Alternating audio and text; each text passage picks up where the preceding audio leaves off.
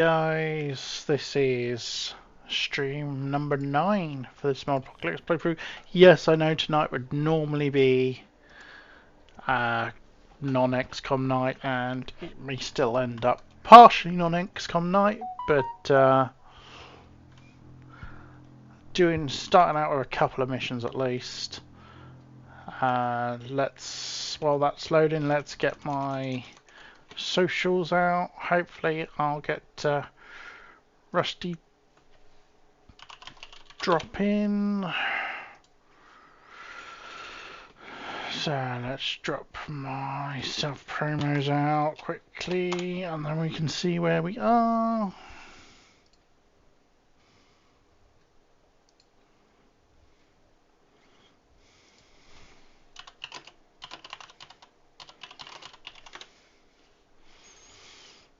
And thank you very much to Neon and Academy for the follows.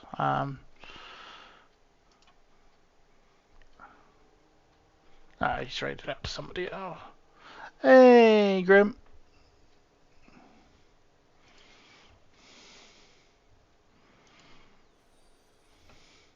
Hey, Grim Realities. Welcome to the stream. Thanks for popping in. Hey, Grim Monitor, how you doing, dude? And yes, multiple Grims is going to get confusing for me, so somebody's going to have to deal with it. Probably me. So yes, this is my very, very, very modded run. Welcome to the mod. Officially, I'd like to welcome you to the Modpocalypse. This is the Requiem run, which is based on proficiency classes, Sonox Ex Machina, covert infiltration, a metric boatload of cosmetic mods. I mean, where else can you see the nice shiny robot legs? Hey Neon, thank you very much for the follow, my dude. Just to give you an idea of what this game could look like cosmetically modded. This is my Templar.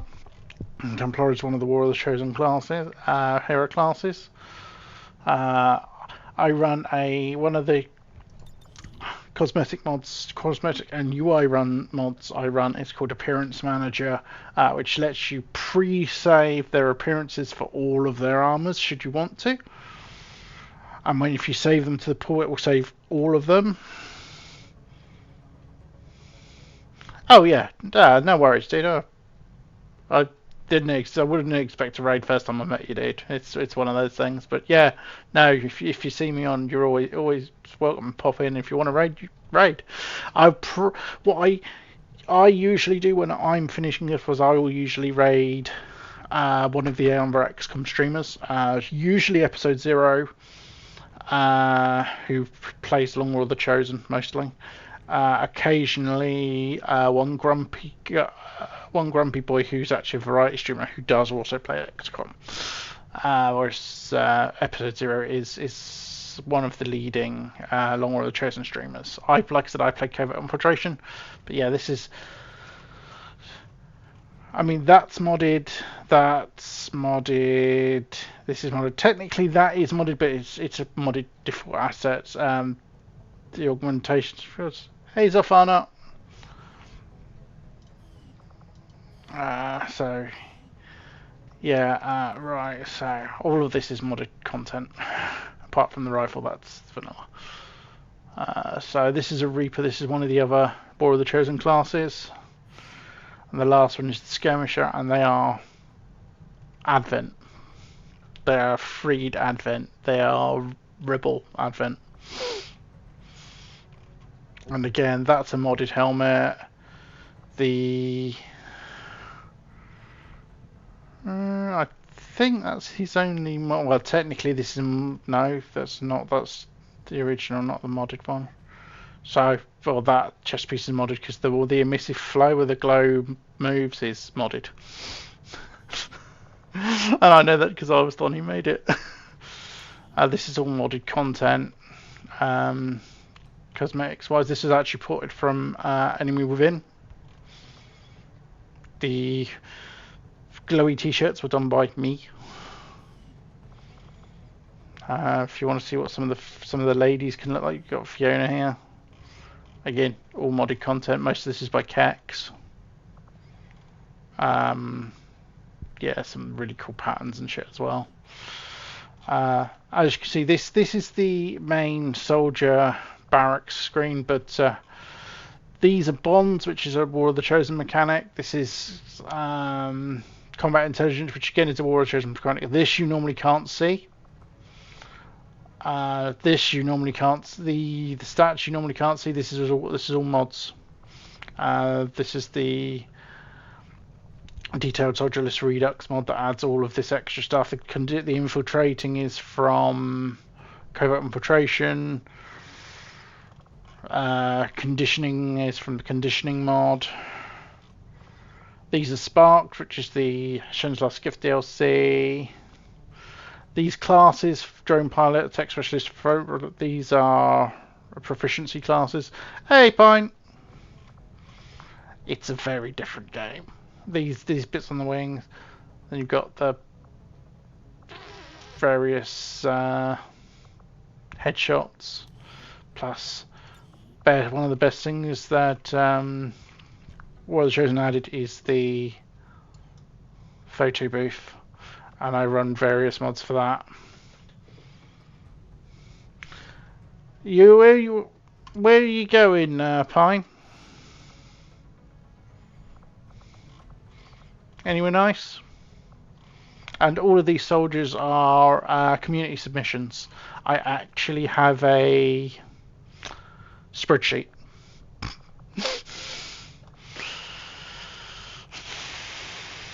And that's the point. I forgot to update the spreadsheet between campaigns. Naughty me. I need to update the spreadsheet quickly before I forget. And when I say I have a spreadsheet, I will show you the spreadsheet. This is my spreadsheet. I have staff tier, which obviously is me. You've got all of the people who are the staff of the meme Discord plus my wife. They get multiple character submissions. Channel VIPs get multiple character submissions. Well, everybody gets 2. VIPs and staff also get access to a VIP, which is your engineers and scientists, and then reserve, which is if your main character, one of your characters dies, you can add them. Oh, Chitcher for a conference. That's very nice. Hope you have a good time, dude. Hopefully it's not all work. You know, work no play. Does tend to make Jack a dull boy. Where's Joe Cat? Where's Joe Cat? Where's Joe Cat? I can change her because she's not captured anymore. There's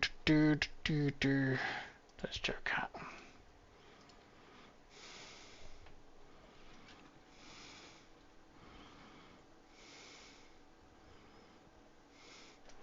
No worries, dude. Go grab something to eat and yeah, happily lurk. And I do like I said, I do community submissions. So if you ever want a character in my campaign, there is a couple of ways to get in.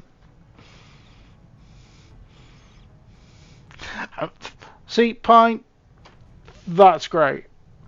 I love that you love your job because that's important. I mean, I enjoy my job. I wouldn't say I love my job, but I'm lucky I work for a company who treats us pretty good. Ooh, a couple of light wounds that are about to come back. That's good. Let's sort by status. Good for you, ready.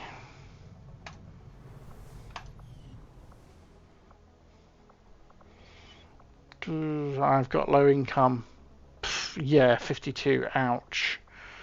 31 hours to new orders.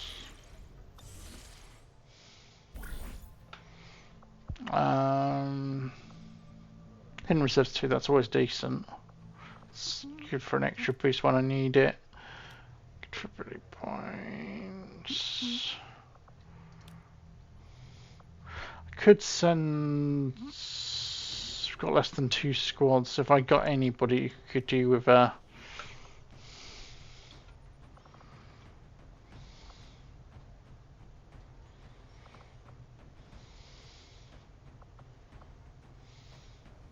I mean, yes, I've got plenty, but not that are actually available.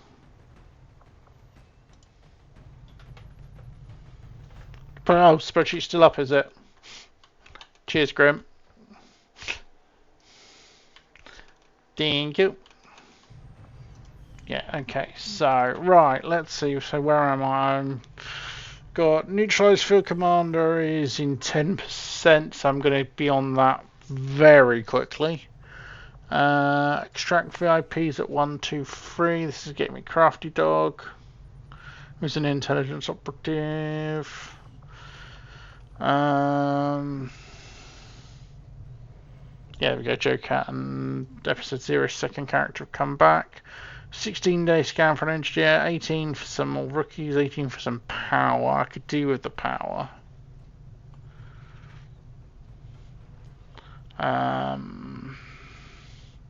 Doesn't matter. I'm gonna be hitting neutralized field commander very quickly anyway. Avenger plotting new course. Not sure what I actually managed to misclick there. Ah, Reaper base. So that's on 2. So on force level 5. We'll go back down to 4 when I do that raid UFO change because of the mod. I may end up changing out delayed force increase to variable because it's starting to feel a tiny bit easy at the minute. So that's scavengers then. That's pretty good in fairness. Depending on what they consider a resource, that'd be supplies and infill and stuff. I don't know if it count stuff like grenades, etc. I can't tell what's there. Can't tell what's there. I would need to do this one first. I do need to get these 2 done so I can hit resistance network. Not sure what's there yet. Okay. Avenger plotting new course. May as well scan a little bit more for the engineer. Crew's at 42 out of 50. There we go. Delay facility construction and then move on for this chain. I've got advantage, just cover, mental readiness, opportune moment 2, and liberated advent.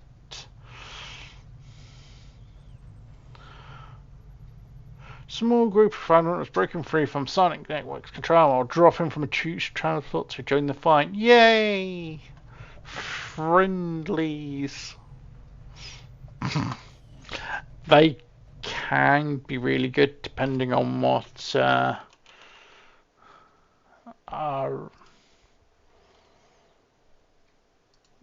has been set up.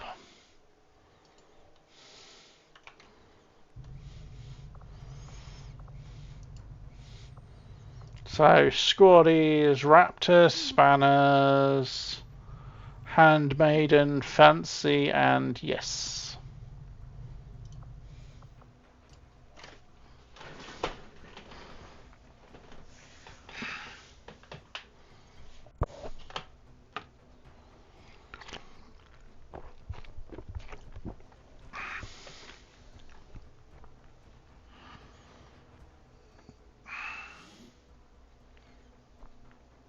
Got a tip from a resistance contact in the field. A high-ranking Advent officer was spotted moving through the area with limited escorts. This could be a chance for us to disrupt their current operations and throw off their command structure. Your orders are to eliminate that officer with extreme prejudice. But yeah, for Neon and Grim Reality's benefit, and for anybody who doesn't currently have currently have a soldier in the campaign, if you would like a soldier in the campaign, If you do the make me a rookie redeem, I will drop you straight in, literally straight in. If it's a character you already have in the pool, I'll pull it in from the pool. Otherwise, it'll just be a brand new character. You can have up to 2. You can only pull in 1 if you don't already have an active one, though the second one has to show up. You can also do show up naturally. You can also do join the pool, which I would then create them off stream, and they would join the pool and then just show up naturally. That's how you normally get your second one in.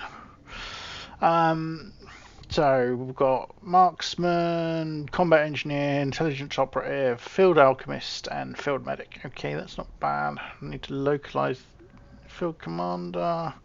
Let's see, sergeant, Yangin is sergeant, and another sergeant. Okay. D'accord.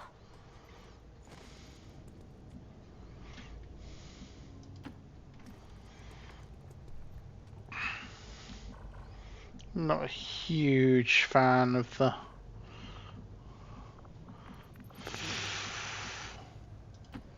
Stepping off.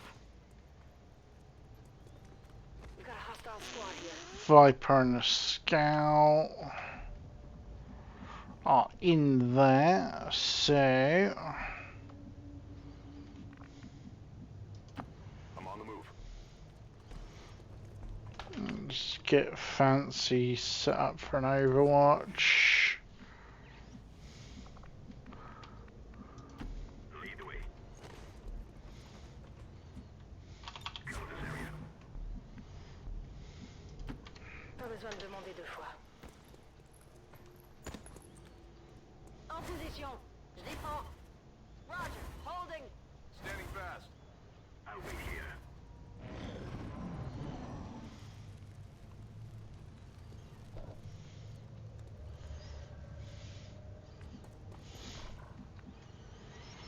Okay.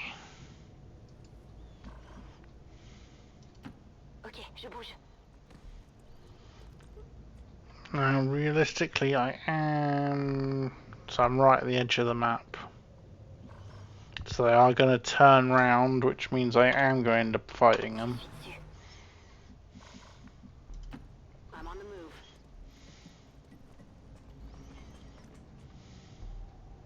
On Overwatch. Headed there now.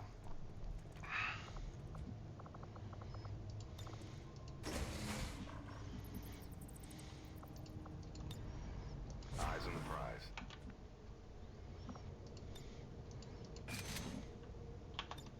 Je passe en vigilance.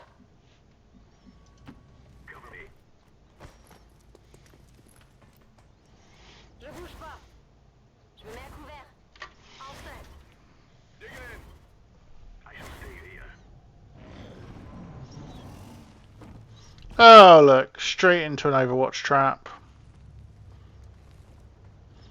No, didn't trigger the. Yes, they did. On the last move.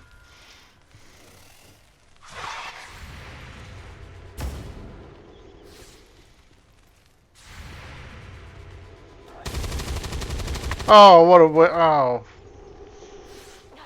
La cible est toujours debout. Ils m'ont vu.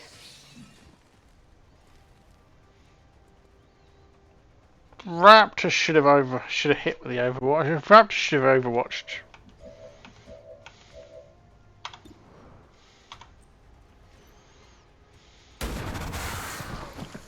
Yeah. Ils vous impressionnent.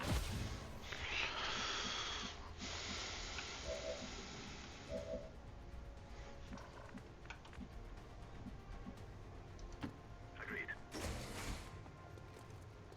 I see our enemy. Trooper, Scout. Oh, great. Viper King. They have gotten away. I should be able to kill the Viper King here, though. Ouais, j'y vais.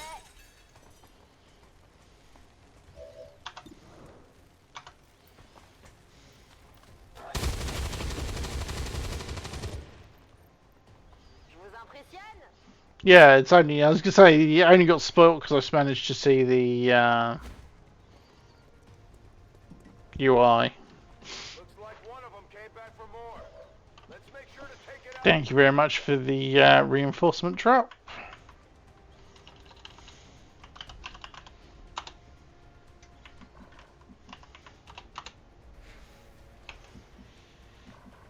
Ils ont fait venir du renfort. I guess that'll be okay. Scanning.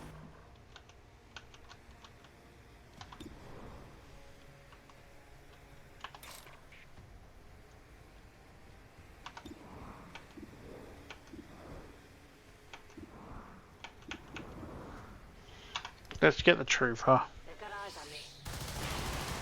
Oh, cover damage reduction just screwed me over spectacularly. Hey, Mr. Viper King. The shot we've been waiting for. It's at 17 HP. Chance to run.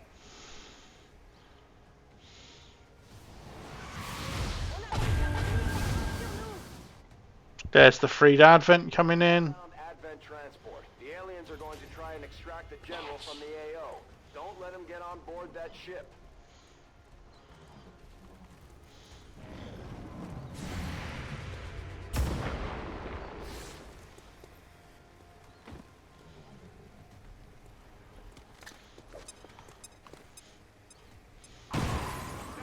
Ouch.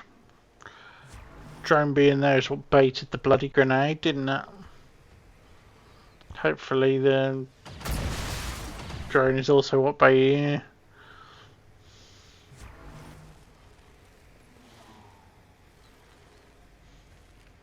So that's where the skirmishers are dropping in.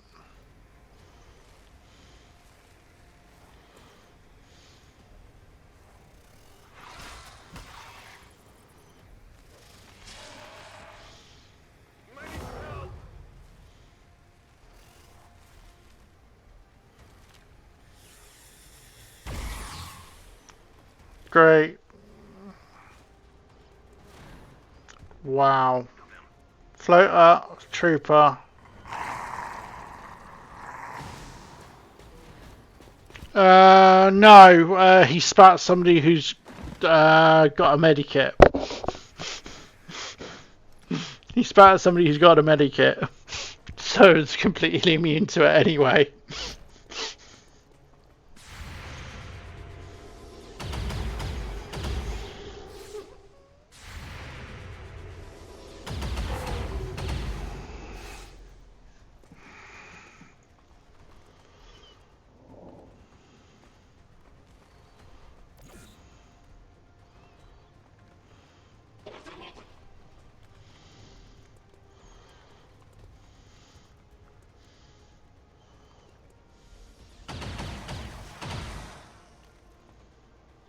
Yeah, should have done, but I didn't see it. It might. I mean, it might have missed, but I didn't think they could. But I know the person who spat at should have been immune anyway.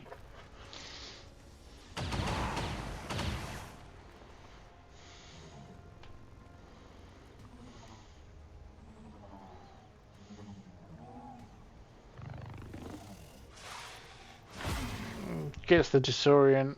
Awesome. Perfect.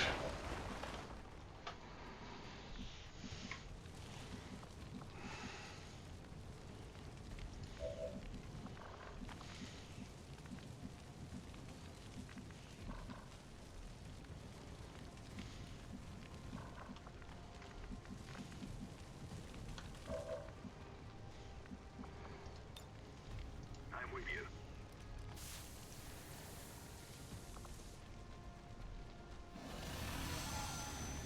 Wow, you saw that? Damn you. This looks a little ugly.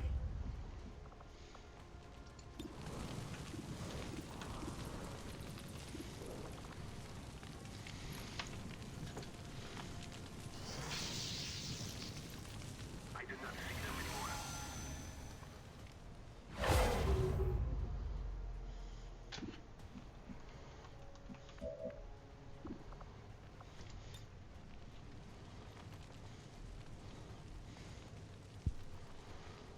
so rare I get to hit so many things at once.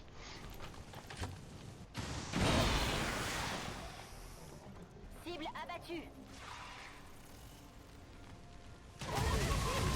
Oh! Ouch.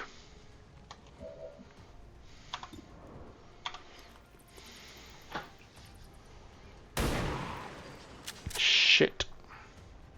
J'ai raté la cible. Yeah, that was thing is, I thought he'd been hit. I thought he'd been hit by the, and so he were disoriented, but obviously he wasn't. Oh well, rip.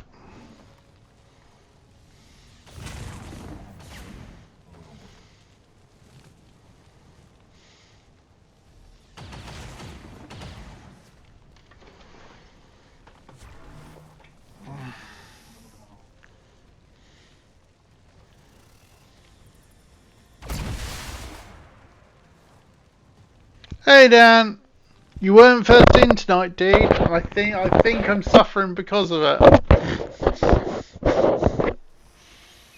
located. Fuck. Target identity confirmed. Oh, he's the general, I know. Take them out before they can escape. We won't get another shot at this. Yep, higher tier Taipan.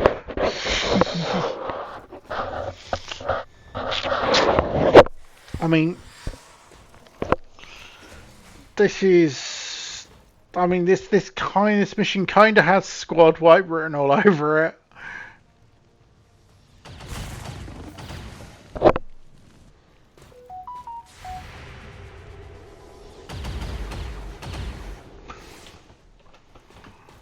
Ils veulent nous prendre des flancs.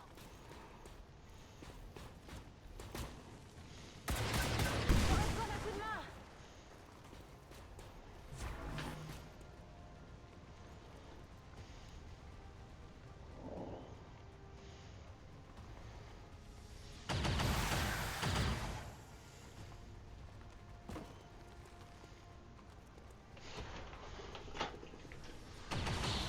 No, cuirassas are an M4, I think.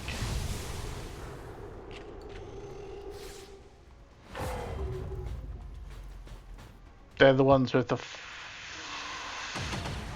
more fire shit.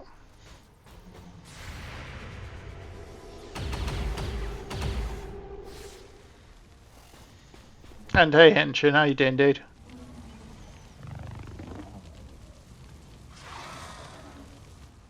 Had to stun the one with no health.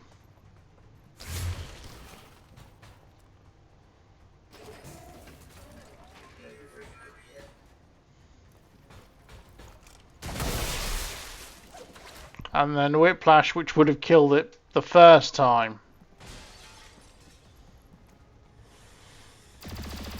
And then probably die to the Taipan, because the Taipan...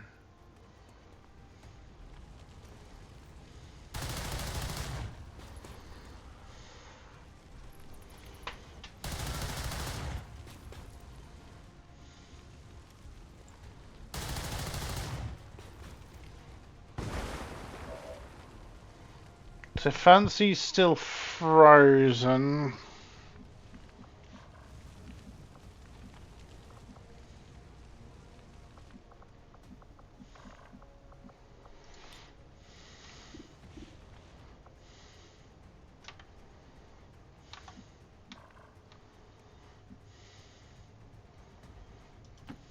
C'est comme vous voudrez.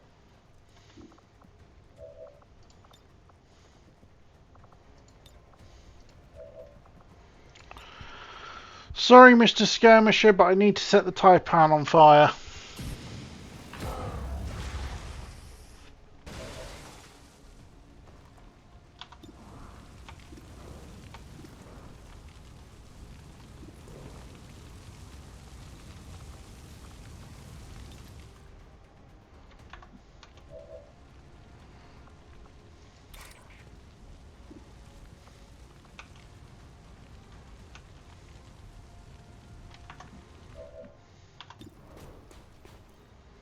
Right, let's deal with that mech.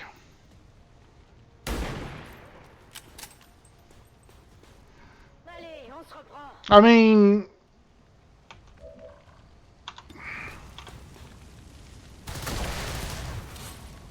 That's it. if in doubt, Firepower over here. do the 100% action. Je dois pouvoir faire ça.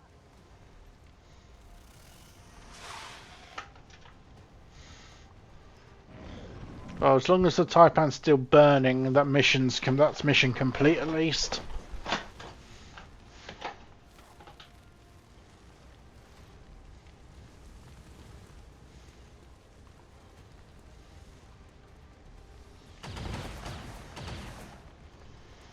Taking fire over here.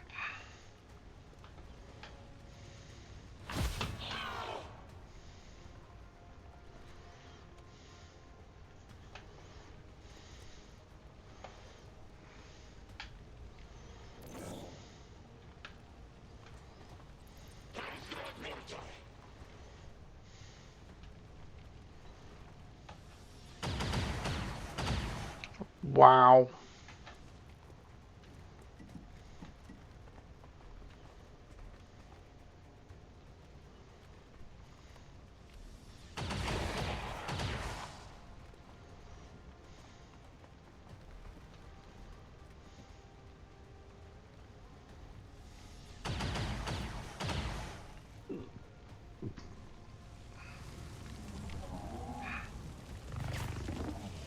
Okay, it stunned and it missed.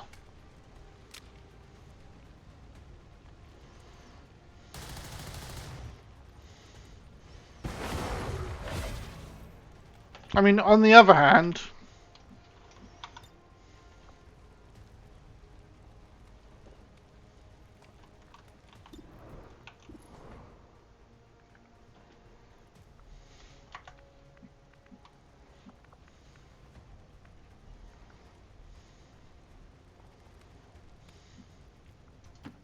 Okay, I'll go.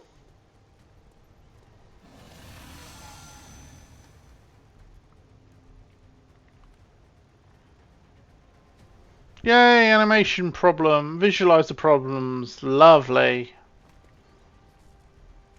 They're all over me.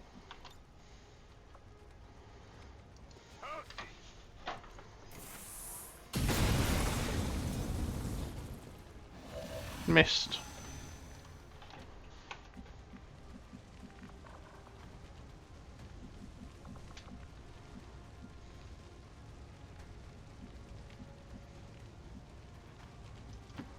Pas de soucis, chef. Get spanners over here.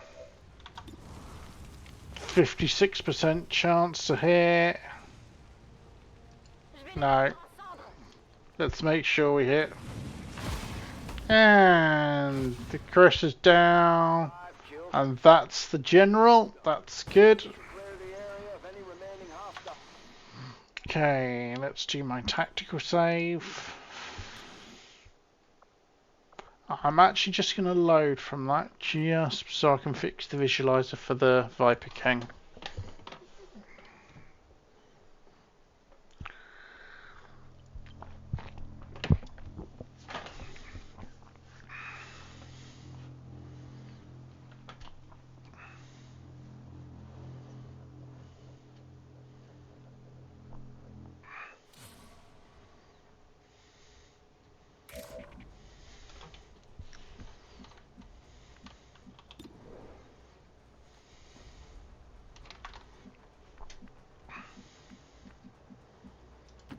Je dois pouvoir faire ça.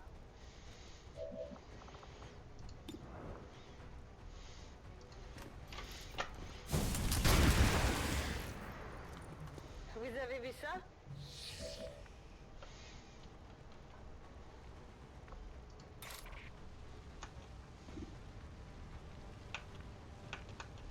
Okay, so the Viper King's there. It's killing time.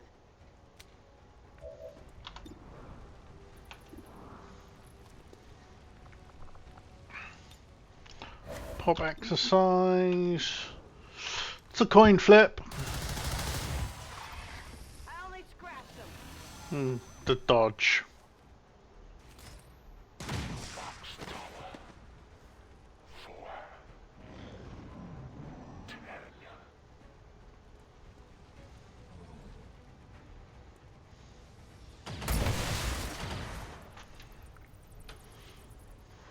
Bye bye, Droney.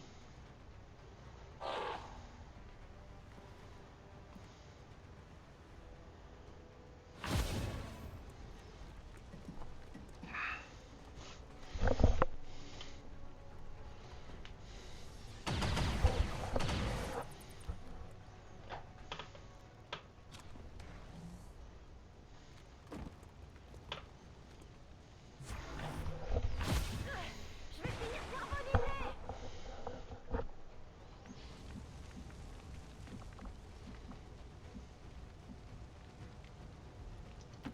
C'est faisable.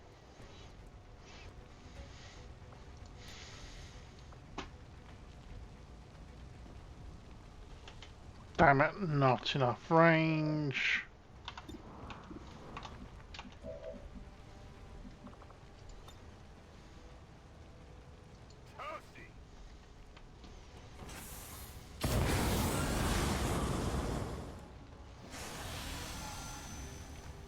Oh, what a critical for one.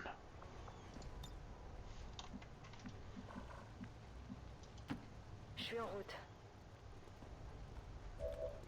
Je suis prête à y aller.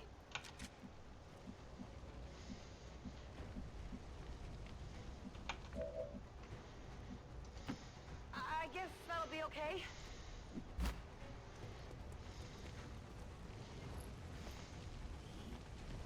Ooh, hair trigger. I think this is the package.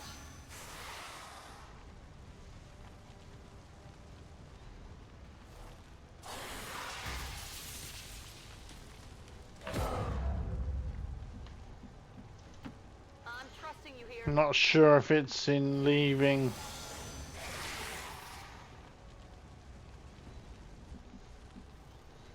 Range or not, but the next reaction it's going, it should die anyway. Je reste sur place. Je bouge pas. In position.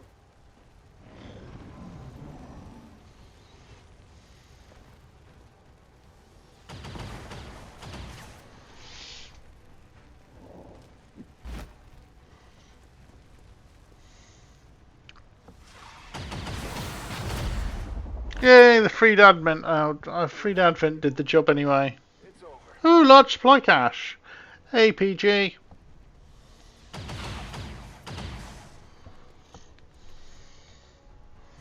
Just killed the Viper King.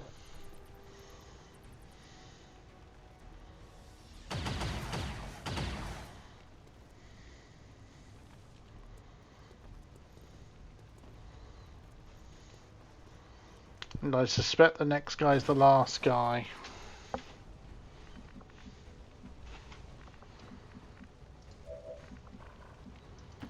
Okay, I'll go. Because of how we just ended up in one big pitch battle.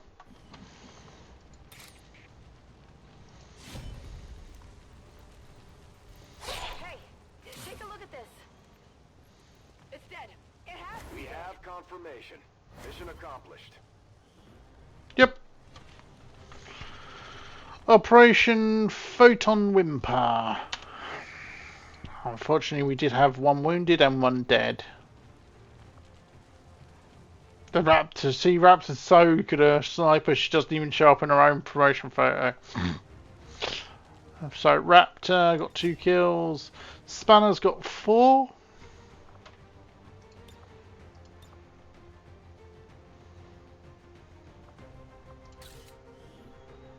And MVP.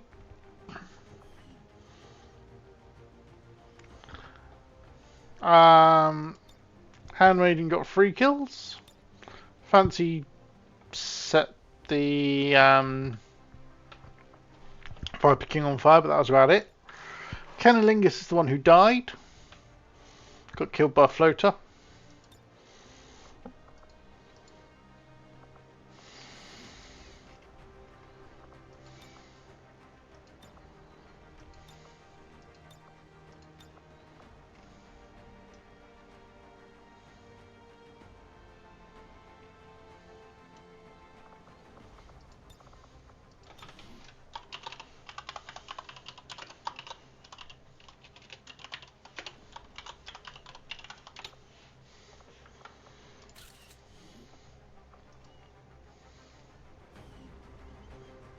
Your nightmare about floaters with magenta health was just pathetic. Yeah, yeah, floater health. But yeah, Viper King dead, always good. Reminds you that the recent assassination of an Advent civilian worker, known as XCOM, is no cause for alarm. Advent peacekeepers have Commander, having successfully recovered So Viper King corpse. Unfortunately, I still have to begin conducting an autopsy as soon get as possible. me a It is that by following her own research notes, I will gain an even greater understanding of just how she managed to accomplish these rapid changes. Requiem essence.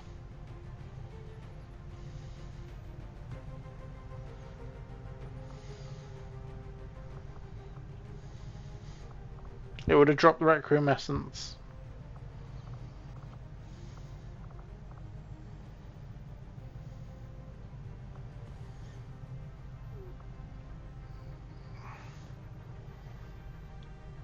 Yeah, I'm a little bit confused why I didn't get a Taipan corpse as well, but at least I got some essence.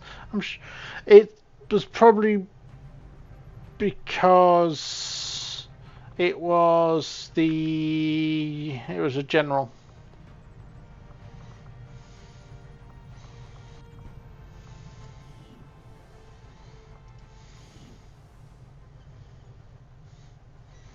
But yes, I've progressed the chain and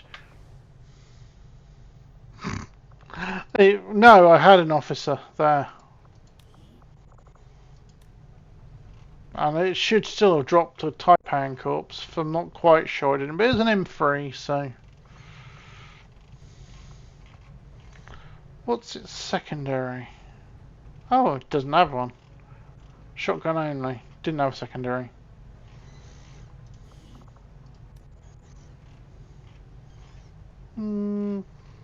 First scout kill as well.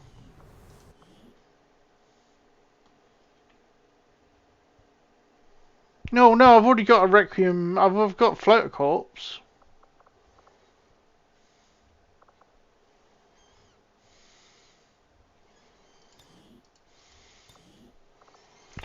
Being honest, I lose track of what Requiem drop what corpses.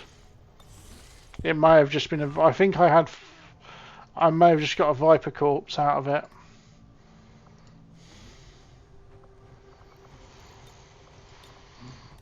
Let's see, who can I send out on this? Who needs some nice cheap easy XP? Let's send Tech and Badger because they need nice easy XP. Minor wounded, minor captured. They'll cope. Our order is clear, and we will obey it. We're getting an emergency. Ooh, ambush. People deployed with the resistance. There was an ambush during the latest action. Firebrand.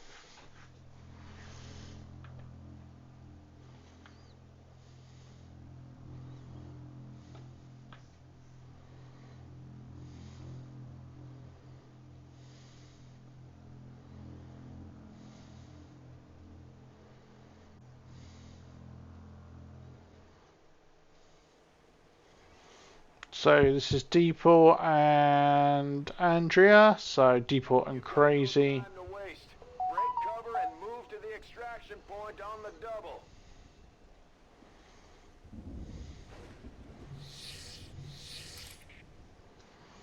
And they're both in crappy gear as well, so I need to try and keep them alive in the traditional way of Leggett.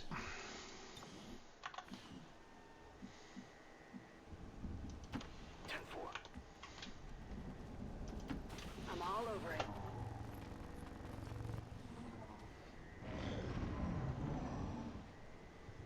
Hey Liam.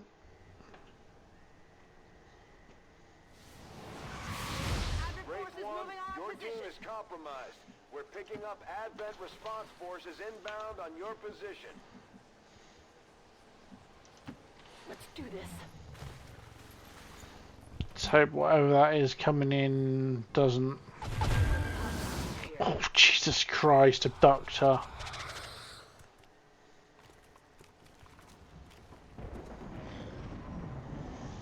I mean, that's a case of ouch.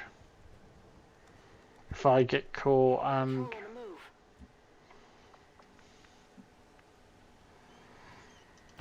Orders confirmed. Moving out. Oh wait, has Depot... That's why I was having issues with the bolt car. They created the bolt caster. Depot's got the original. Oh well, I think I'm probably about to lose it anyway. Position now. Got it. Moving.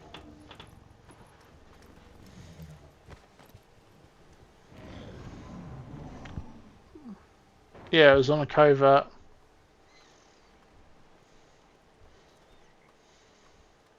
I have eyes on the enemy.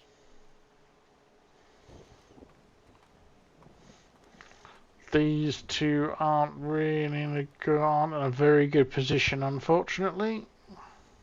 Enemy squad located.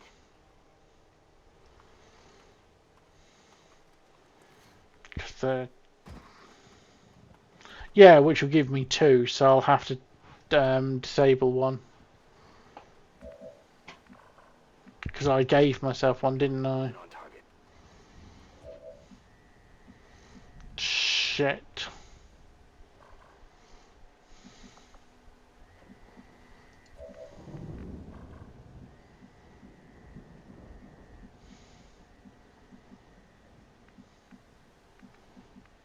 I mean, genuinely shit. 1, 2, 3 troops, 4 troops. No cover, and they're in civvy disguise, so no armor either. Yeah, these two are dead. Moving on target location.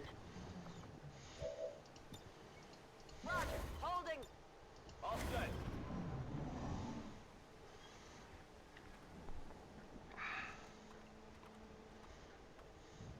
Apparently these two are fucked. Hostiles making the rounds.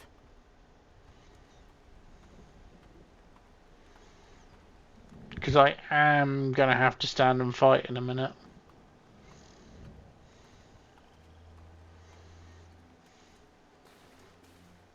I just hope where they move opens up some actual cover to move into. But I... They've seen me. Oh well.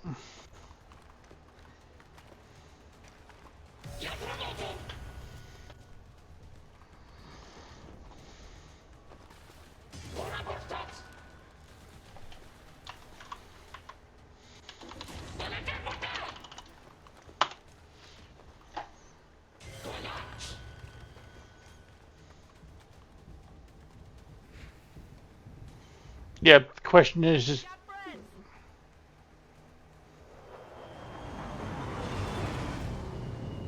no, I do. And I know what you knew what you meant by the resistance mimic beacons, because if I drop the cell in, there's more of them, so there's more of them for them to take shots at.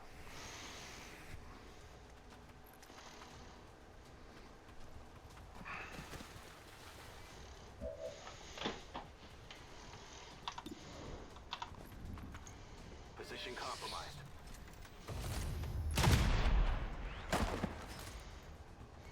You see that one? Absolutely.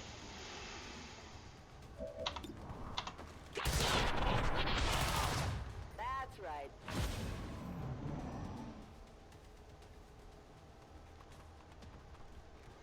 Yeah, lots of troops to deal with. Luckily, this reinforcement drop should help. It should even the odds significantly. At the very least, they'll prove useful mimic beacons.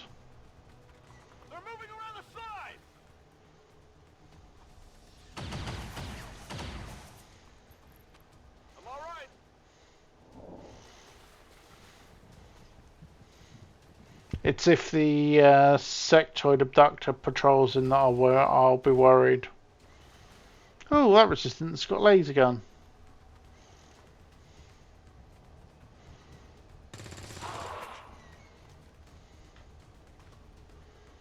Yeah, I didn't. Nevin. I didn't catch your full name either.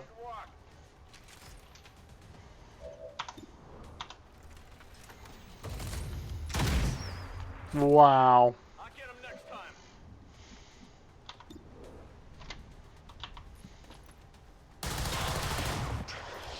By the numbers. Running dry.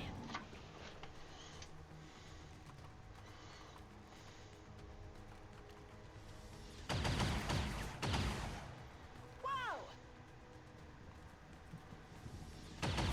That didn't feel good. Yep. New depot was going to take a hit there.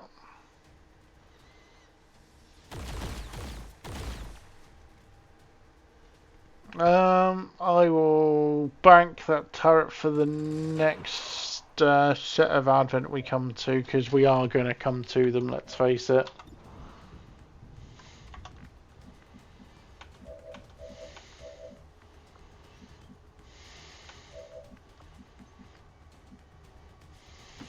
Seems doable.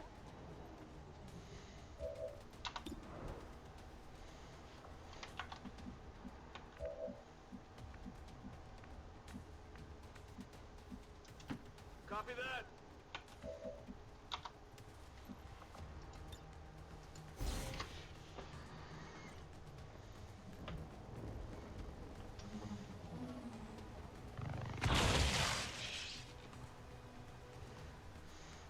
Yeah, it's definite ambush.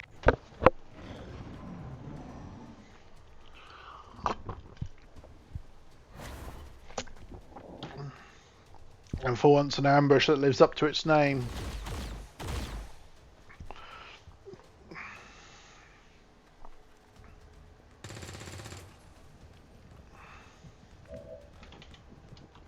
Back in.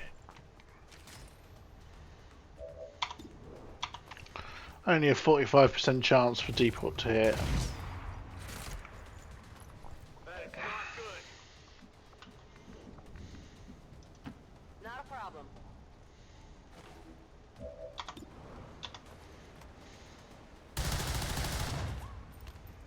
Missed the target.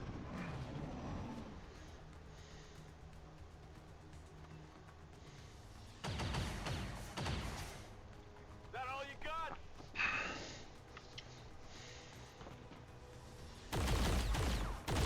I mean, it doesn't help that nobody can hit shit.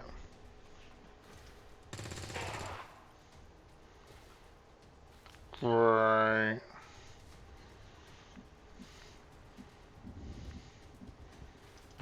Running. Whatever you say. Reloaded. Well, the problem there is I think it was hunkered half cover, not hunkered full cover.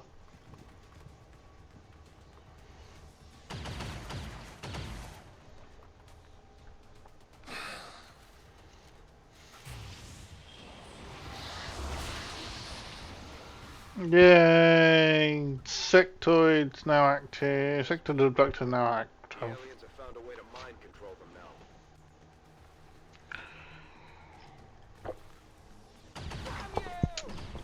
now. Poppy Bender.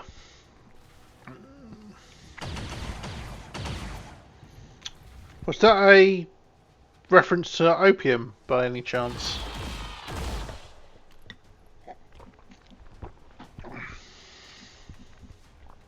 Because, you know, the opium poppy.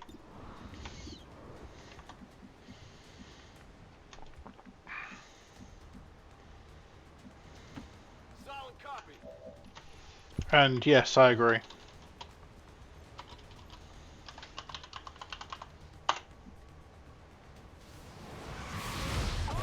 Inbound.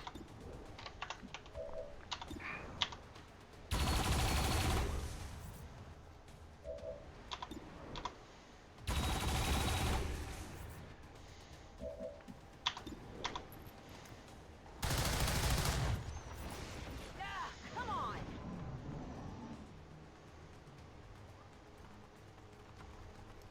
Yep, no hard CC. Has the ability to mind control.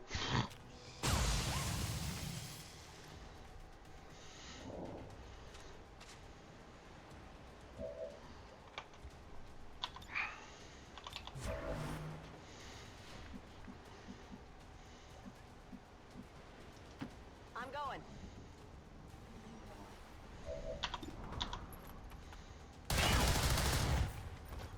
Only the best. Yay! She got a promotion. Scanning.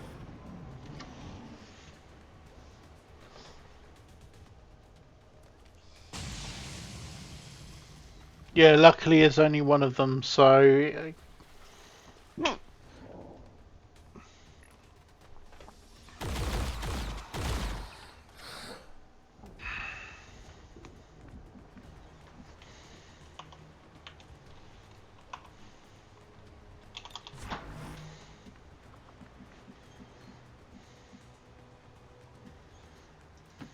Get it done. Got it.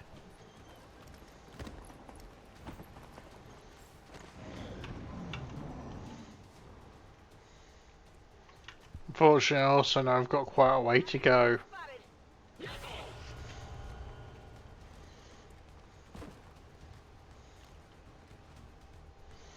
Yeah, there's one resistance person holding the line. She's doing an admirable job covering our ass.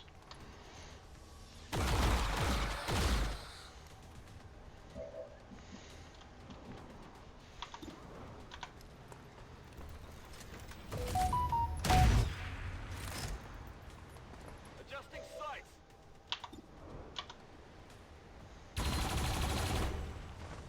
Well, at least the cover's gone.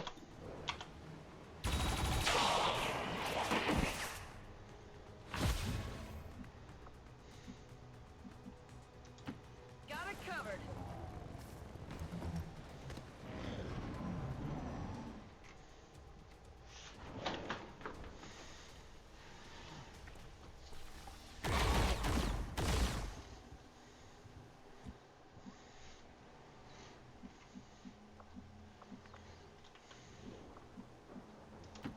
Got it covered. Advent troops here. Still only a trooper on this though. 5% chance to hit. 25% chance to hit. Takes out both sets of cover for it.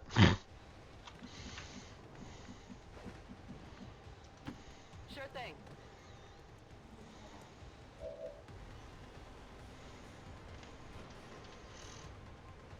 Hey Aaron, how you doing, dude? Landed 48% chance to hit. Out of ammo here. Well, it's quite simple, Cara. They got dumped out the Sky Ranger, which is waiting at the evac, flying around, waiting for them to get to the evac point. Got Advent here.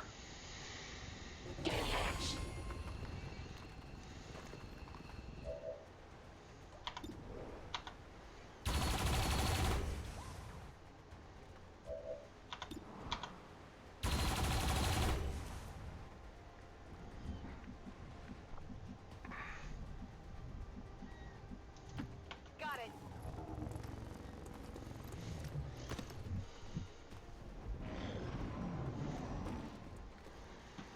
At least we know where they are. Oh, Make it.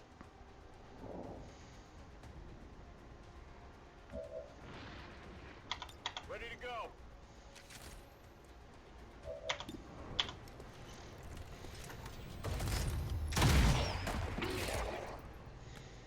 Well, how about that?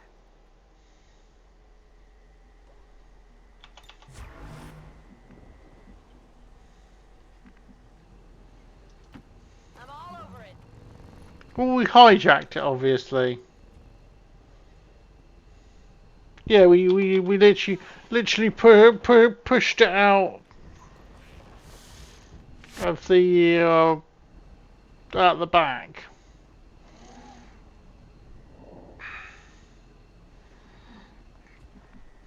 Obviously. Oh, you know, I look at it this way. Sometimes it's better just to not ask questions.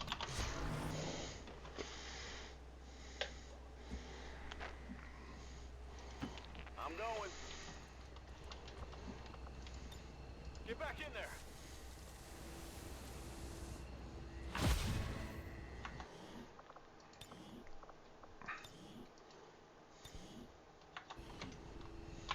Getting out of here.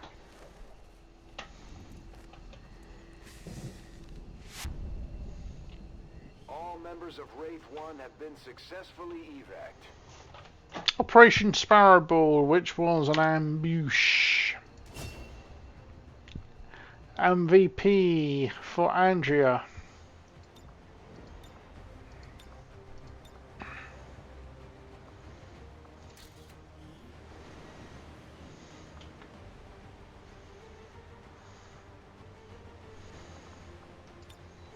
And 2 kills for Depot. Operation Sparrowball.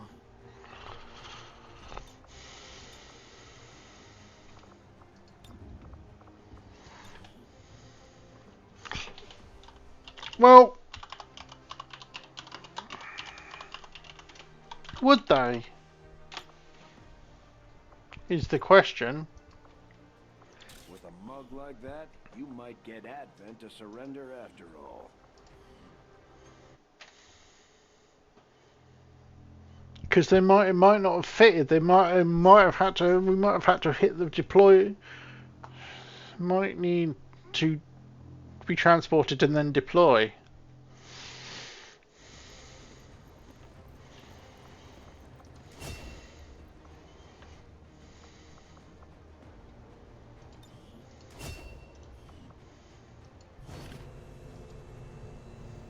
Hey, Fionn. Our cooperation has proven to be a boon. And Depot got promoted as well. Your people continue to grow in skill, and now the Resistance can take on more responsibility should you need it.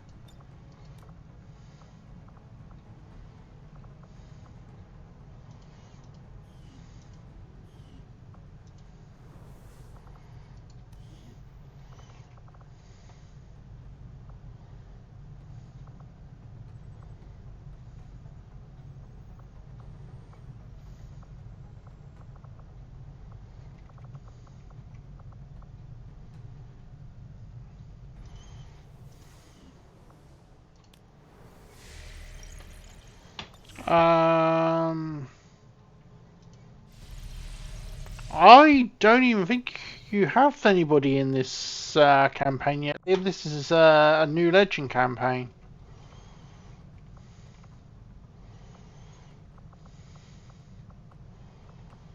Well, newish. This is episode 9.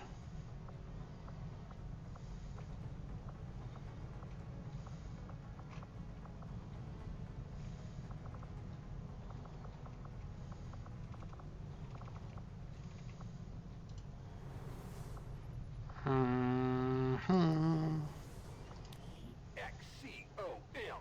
What's that spell? XCOM. That reminds me, just need to go and mark Cannae as dead. Yep.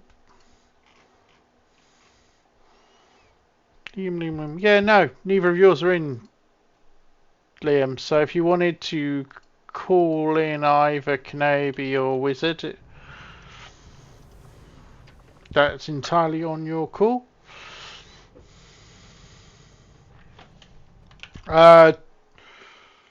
You've got Kenobi and you've got Wizard. Wizard is the one that looks like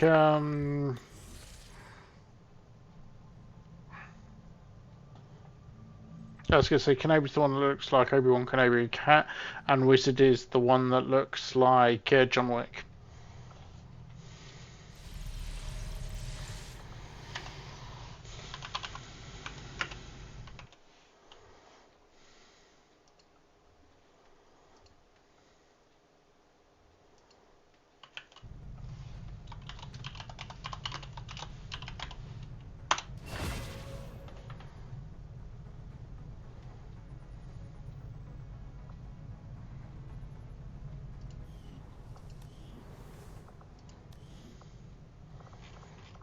Here we go.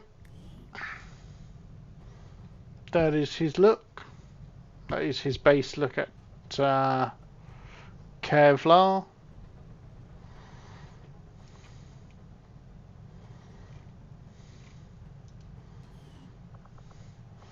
Alright, do you want me to send him out on a covert, or do you want me to send him to just stick him in the GTS?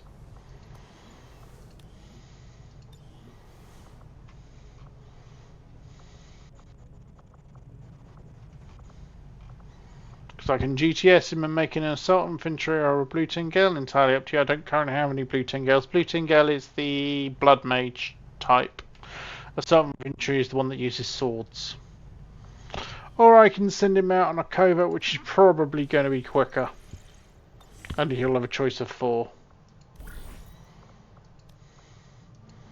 Let's see, 10 days, 16 days, 15 days, 7 days, 15, 9, 8, after 9. I don't know if he can go on that one yet, because I don't think he's high enough. Yeah, you need to not be a... Can he go even though he's a rookie? No, rookies can't go. You want him out on a covert? Well, let's send him on this one to get, so I can get those 2 back.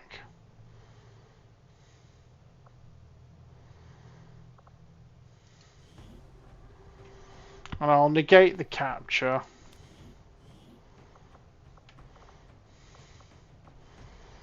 Send Whiskey out. Well, he's only got 3 HP, 69A, which is, you know, nice.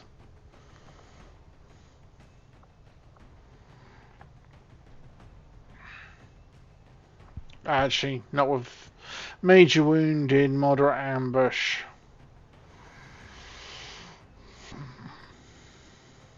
Yeah, Rapunzel's ready for a mission. Not even tired.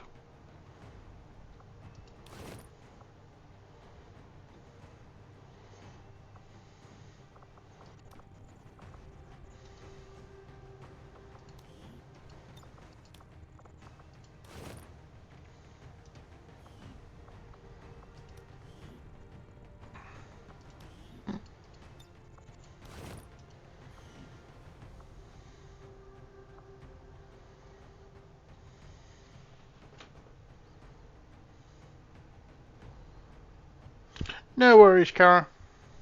If you want to do the volunteer now, I'll stick her on the next one.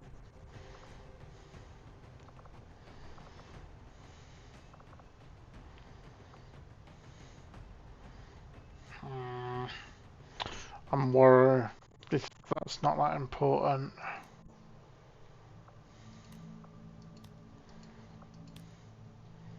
Want to try and avoid those ambushes if I can.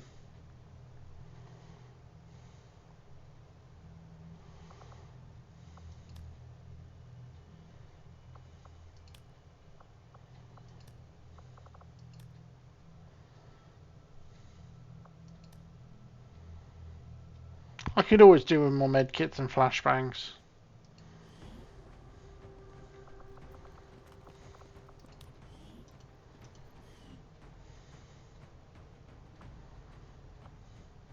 Not so worried about the wounds. I'll order my people to get underway immediately.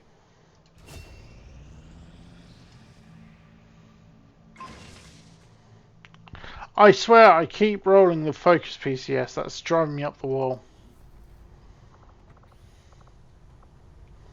Got some upgrades now. I think it's because it's the last one on the list.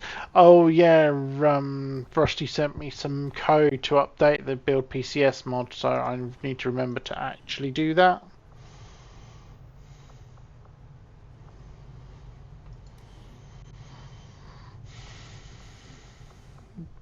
Approved bond, it's got another 4 days there.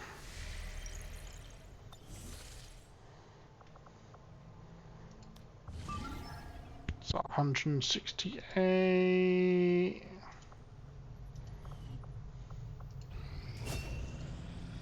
I'm glad to see our joint effort paid off like we hoped. Yay!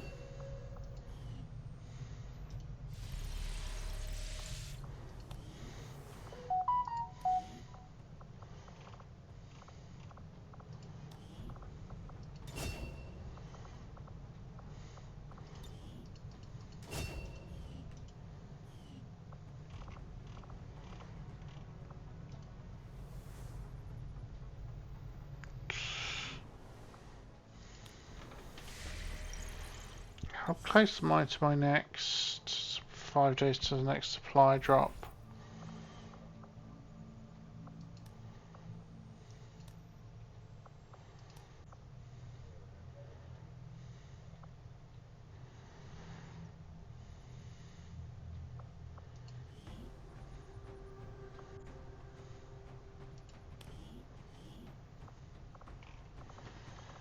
Okay, so let's see with the power.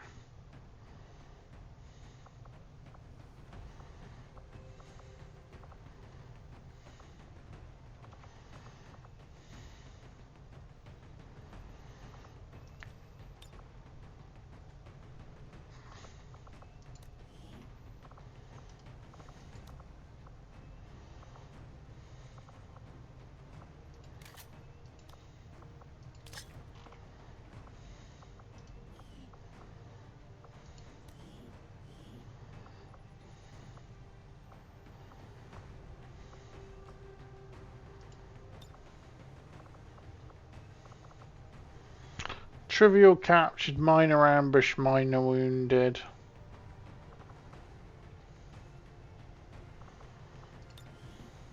My followers will lead this action to victory. Ooh, rescue engineer, Roddy Ruby.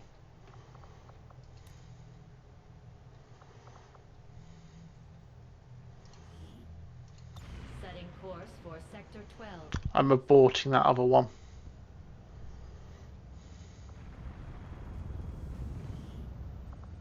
They're all here. We'll be home in a jiffy. Because that way I can send you out on this one, which will go a lot quicker.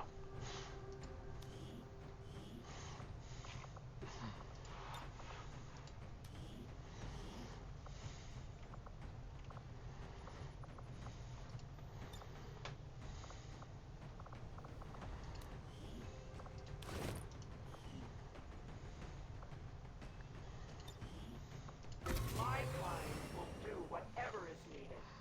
It's just gonna be quicker. Avenger plotting new course.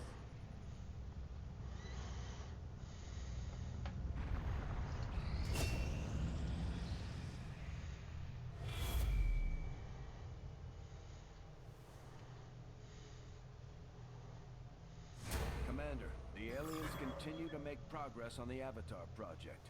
If we're going to slow them down, we'll need to move fast.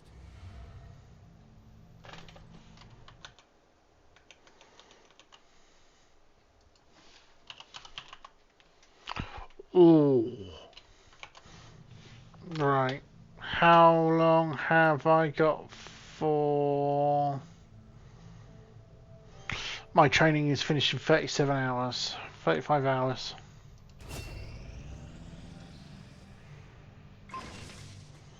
Falcon rounds! +2 damage. Right, let's go get crafty. So this is. I've got Reaper Store, High Explosives, Well Rehearsed, Volunteer Army, Opportune Moment, and Reaper Stalkers. Silk Jamming, Incendiary Rounds, Lightning. Oh fuck, I forgot Advent, I've got Incendiary Rounds. This squad is Dan, Henshin, Alley Cat, Fearless, and Silent.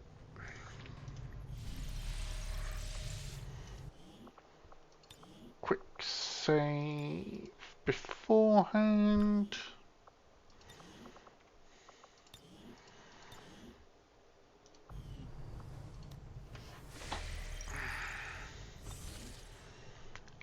And then after I'm back from soldier conditioning, which will be after this mission, I'm going to do the black site because I'm running clock-gated chosen missions, which means I need to hit that black site so I can actually start attacking the chosen.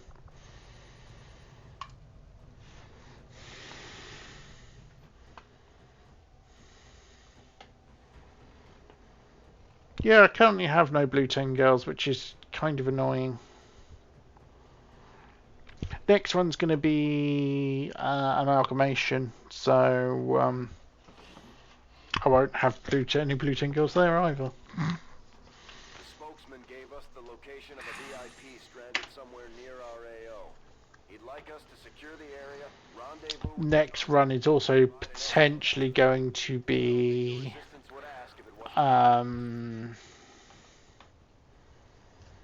hybrid difficulty. Menace 1-5, target coordinates incoming. Secure the Because I do find Legend Tactical to be annoying. knows we're here, so your position isn't concealed. No, I do Legend Strategy, not Legend Tactical. Extremely volatile materials scattered throughout this area. We need to make sure our troops are... See, Legend Tactical is fun. I like Legend Tactical, but Legend Strategy is boring.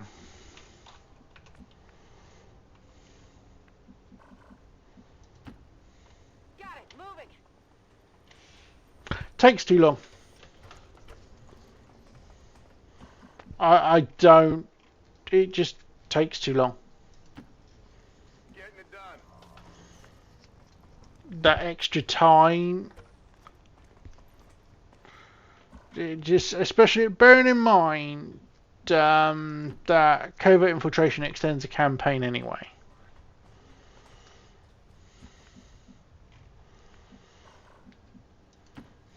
Time's running out. Yeah.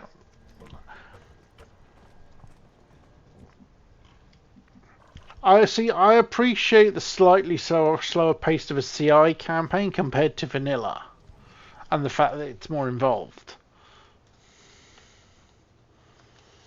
But yeah, it's maybe 20-30% longer, which CI does, compared to doubling the length.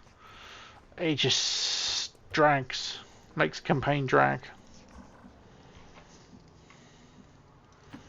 Especially when like now I'm running mods to delay the force level and stuff as well. Ooh, Officer Purifier. The Advent captain would serve our purposes nicely. If it can be disabled. Do I even have somebody wearing... Ooh. There you go. Oh, he would have done if he did get killed by the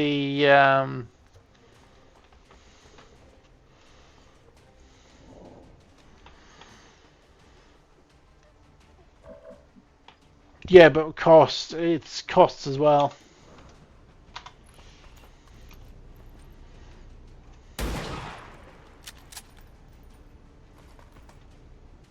Did I just ragdoll the bloody pigeon?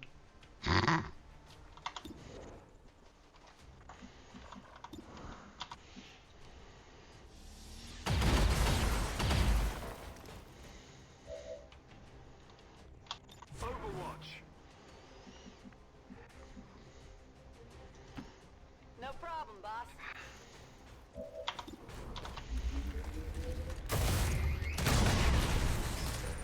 Well, how about that?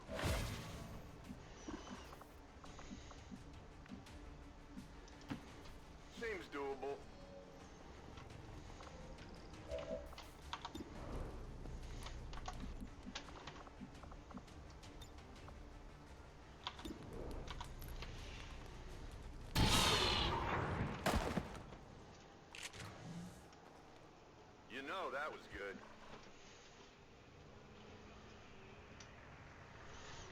I would say it's it's at least 1.5, possibly double, yeah.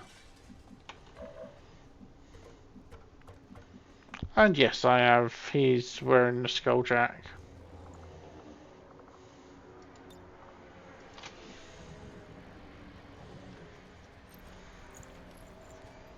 Yeah, it's definitely extends it. Oh, an agility PCS. But yeah, next mission, our next campaign, I'm probably dropping prototype armor again because it's just extra bullshit. It's just extra. See, I don't mind the micromanagement of the infiltrations, but the extra micromanagement of the single build kind of irritates me as well, if I'm honest. After having played a campaign where I didn't have to worry about it so much.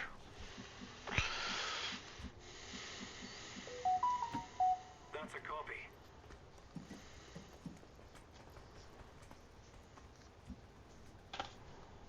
Hold your positions. Route confirmed.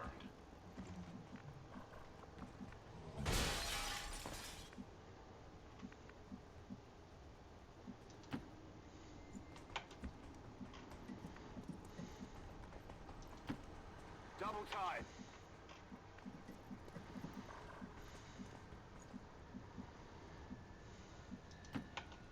Stepping off.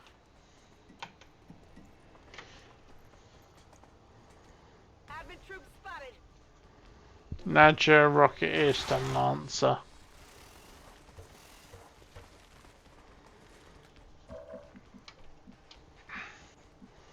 I will say, for those who haven't seen it yet, Deb puts new version of the Advent Hunter mod. Looks, the new models look freaking awesome. It's only 28% chance for him.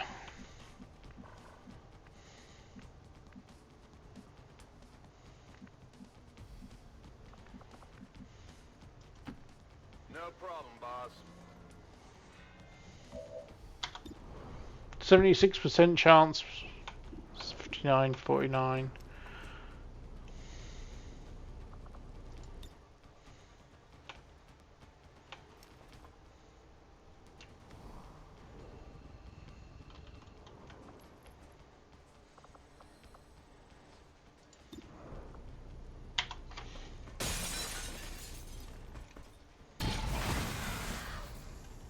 Ooh, crit.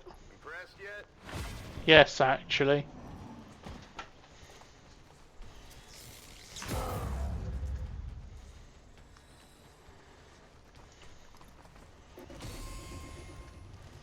Yay, my Reaper friends have finally activated.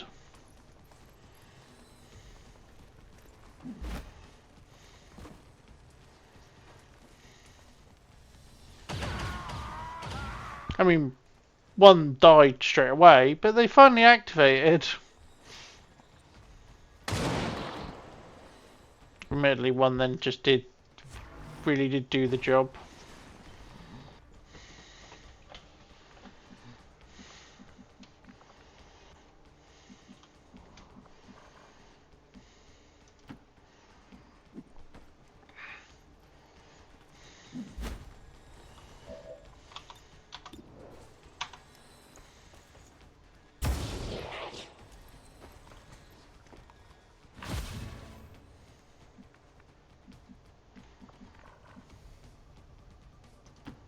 On the move.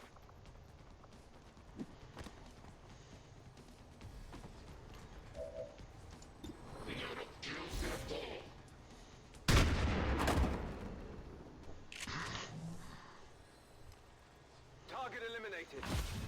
And the barrel shotgun, because well, at this point, why not? Overwatch.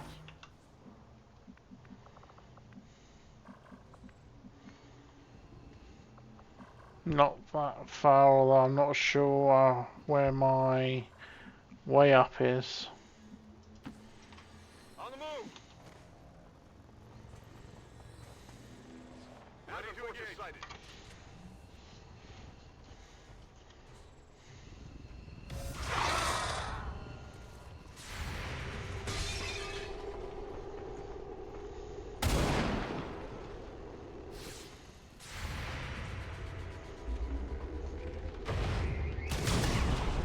Oh, lovely Overwatch shot. No, that was good.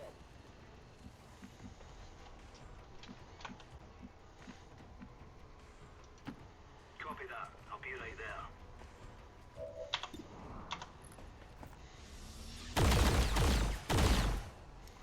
Negative. Ah, there's the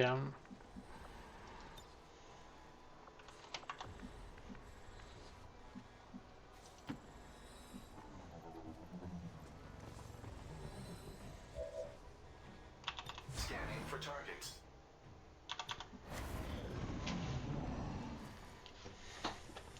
I need some help.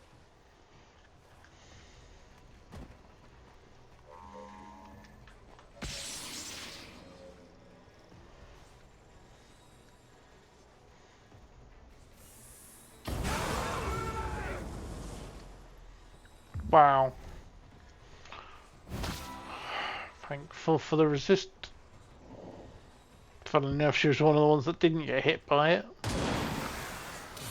Oh, loot. He's gonna explode.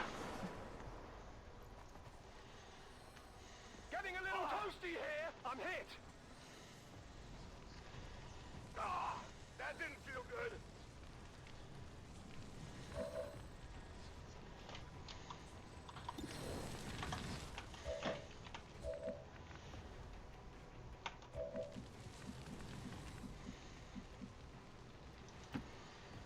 Okay, so let's get Dan out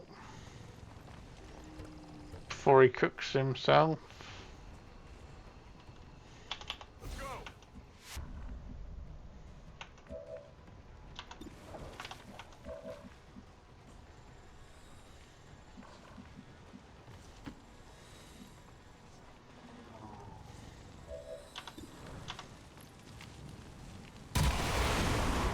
I knew he would blow up. Yay, Sergeant.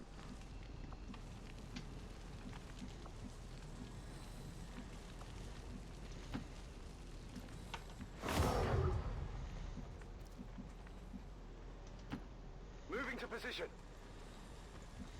Holding.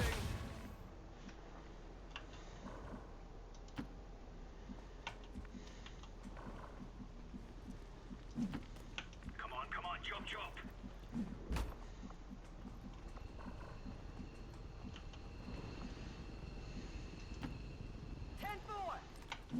Within one tile of the loot. Terrible.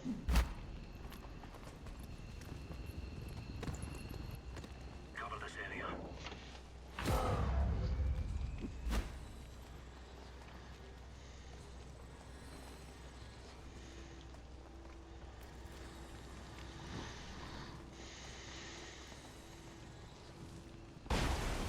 So we have no target stance.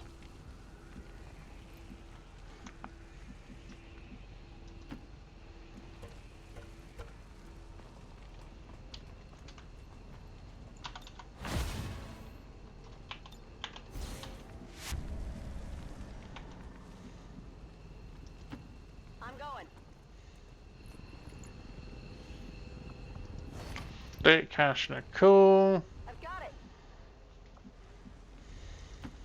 Whatever you say. Let's get crafty out. And I've still had no PEX NPCS, so I definitely need to do something about that loot table as well. This is Firebrand. VIP is secure. I'll lead. Let's get our volunteer out as well, so we can photobomb the... A bit rougher than expected. Maximum range. On it.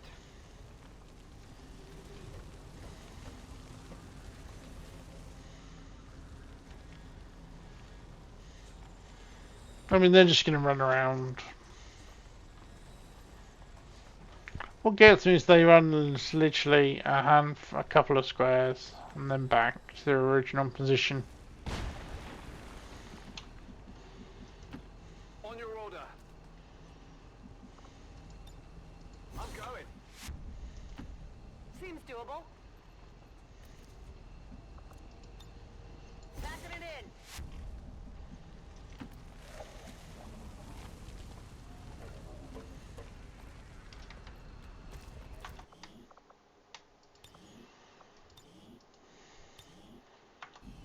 Do my tactical save. Disengage. Status confirmed. Mission accomplished. Operation Energized Skies. 1 kill for Fearless, nothing for Silent, 1 for Henshin, 2 for Alley Cat, 2 an MVP for Dan.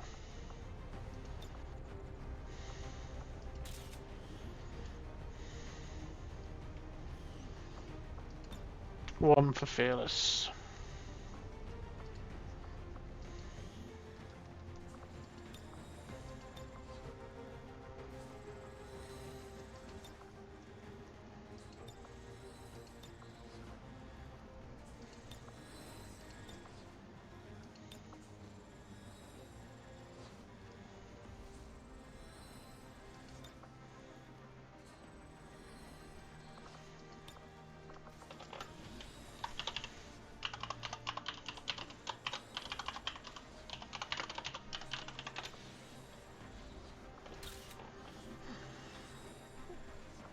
Well, that reminds me, I didn't update MVP list after last session. I think Rusty's caught me because he had 2 last session.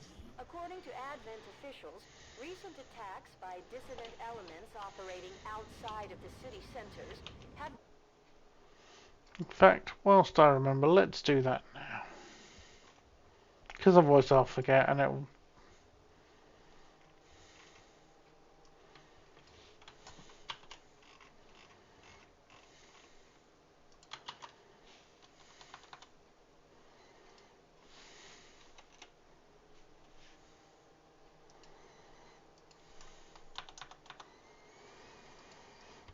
Jesus, shit.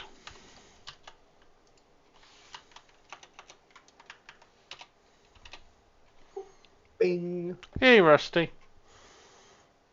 So I've actually been in 3 or 4 times, if you haven't noticed. I haven't. And every single time I thought you was ignoring me until I realised Discord was broken. That was why I didn't notice. And then I realised it wasn't even Discord that was broken. What was broken? Can you remember what we did when we were playing Core Keeper? You changed your push to talk button. Guess who forgot that they changed their push to talk button? You did. Because that is exactly the sort of thing you would do. Yes. So I've just been through all of like Discord settings, being like, why can I not talk? Oh wait, I didn't change my push to talk button. Yeah. Yep, it is. I very rarely say it, but I've got to agree with Dan there. That's a classic ID10T error. As a PEBCAC report. Yeah. On a completely different note, I've just updated the MVP from the last session, not including this one. I just read that, yeah. And you're now top. Would it be any other way? I've got 2 characters going. This is true. You have an advantage over me at the moment. I do also have kids here this weekend. Yay! And so I'm going to say it preface that stay up with know that. Yeah, no, fair enough. I was going to say there was a reason I didn't do Core Keeper when it technically should have been non-XCOM night. Core Keeper would have been cool today. Well, I was going to say if you'd have been about, I would have done Core Keeper. I found a persistent world Core Keeper. Someone's running a persistent server earlier this week. All right. And yeah, their basic rules are well, basically meme rules. Don't be a dickhead. Yeah. You know, basically given a portal told to go and, bring your late game character in, go find a spot in the world that you want to claim as yours, and just go and set up a base. The only rules that they've kind of got is, don't be a dick, no harassment, and don't destroy someone else's stuff. Yep. And that's been quite fun for the last, couple of days. Cool. Hey, my first nudge chat. Oh, killed the Viper King, by the way. Nice. The other kind of important thing that's happening this weekend.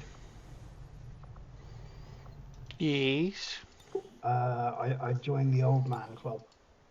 You joined the Old Man Club. So you're what? 30... late? I don't really want to discuss ages on Twitch, but 20 with 20 years experience. Oh, you're part of the proper Old Man Club. Yeah. Yeah, I thought you were... Yeah, you were 2.5 years younger than me, aren't you? Yeah. Yeah, you're properly part of the Old Man Club. Well, you know what they say, dude. That's when life begins. Yeah, and even nicer, this week is half-term week, dude, so I've got the kids all... Yay! Right from now, they're already, asleep next door, but right from now all the way through to next Sunday. Ooh, so I have Fortifying Incense and Templar Shield abilities. Hey, Tech Knight. Hey, Tech, how you doing, dude? Yeah, I'm a couple of years into Old Man Club Tech, so... Templar Shield ability is pretty cool for getting that. Yeah, I don't know, I'm trying to work out what Fortifying Incense is. Yeah, just click carry on and then go and look it up. This is what I'm doing. Oh, interesting. Fortifying Incense is a Mitsuruti pack. My smoke grenades provide Fortress. Yeah, is that just for yourself though, or for everybody? For everybody. Okay, that's kind of cool as a Templar perk that you can, use. Bear in mind, I already have Fortress anyway for me. But yeah. Yeah, but like you can use the smoke to extend the Fortress to other people. That's like psionic bullshit perk. That's, yeah. I'm going to guess the Templar Shield is Iridar's parry. Yeah, Iridar's Templar Shield. But obviously being proficiency, it doesn't overwrite proficiency version of parry. So it's basically there for when I don't have the focus to spend on parry. Yeah, I was actually looking at something earlier today that you might be interested in. Mm. And you remember way back we were trying to come up with that like spark only slot? Yeah. I think I figured out a way to do it. Ooh.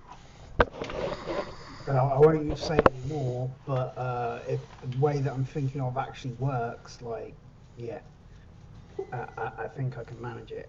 The problem is integration with both base game and Robo Jumper Squad Select at the same time, which I basically decided, fuck it, I'm not going to make it for base game. It's going to require RJSS.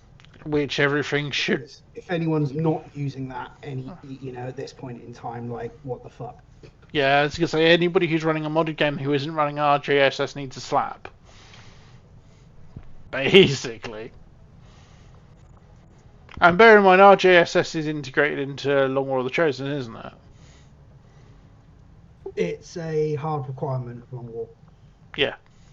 Although I'm not really sure if the way that I'm planning would work with Long War. Or if it would actually... RJSS is Robo Jumper's Squad Select. Or if it would actually work with CI. In particular for, infiltrations and infiltrations. It may be a case of it'll only work for the assaults. Yeah. So I'll run the idea through you anyway, and you can tell me what you think. So the slots on Squad Select are kind of like half UI and half staff slots. Commander Tygan and Shen aren't going to be happy. These ones, yeah. Skulljack to good Yeah, use. if you go open We squad should have select, one of yeah. our soldiers Those equipped select before they soldier leave. things, they're like half UI and half soldier staff slots. Yeah. When you click on them, they open up a particular UI personnel drop-down squad select, which is what lets you select the soldiers. Yep. That UI personnel drop-down is also the thing that does the already on mission, low profile, less than rank check, disabled stuff. Now, You're thinking of programming it like low profile, but requiring spark rather than requiring a specific rank. well, here's the thing. You can extend that, UI staff slot and add a few extra parameters in. And then you can also tell it that on click, it doesn't go to this particular personnel screen, but goes to one with the filtering set for whatever it happens to be set for. Interesting. So rather than attempt to adjust the standard list, you just create a Robotics only list. a robotics only list. In a very similar way to how all the other no drop down mods work, like for soldier conditioning or something. Yeah, makes perfect sense. Like if you go to Soldier conditioning. Speaking of which, does anybody wish to request to be the next one in for soldier conditioning? I think I've been conditioned, haven't I? No, I'm the first person who's been conditioned. Well, if no one else in chat grabs it, then it's not fun. UI embedded logic is that's been the thing that's been stopping me from managing to slot. Let me check. I have actually enabled it. Yeah, conditioning is open. So there you go. Cooldown claimed it. So you give me that. Anyways. Yeah. So dan. Can't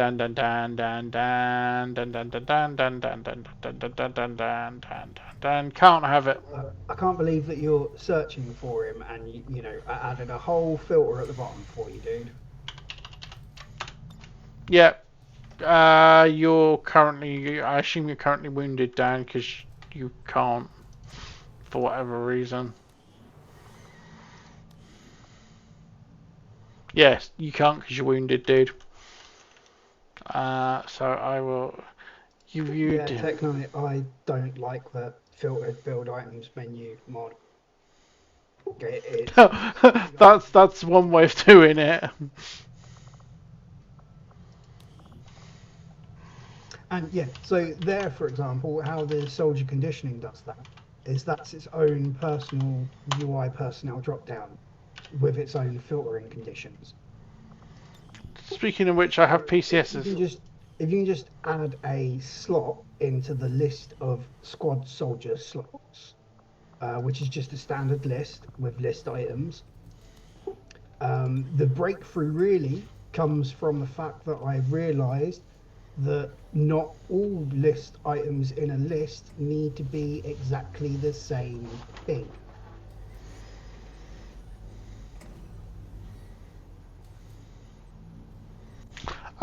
Right.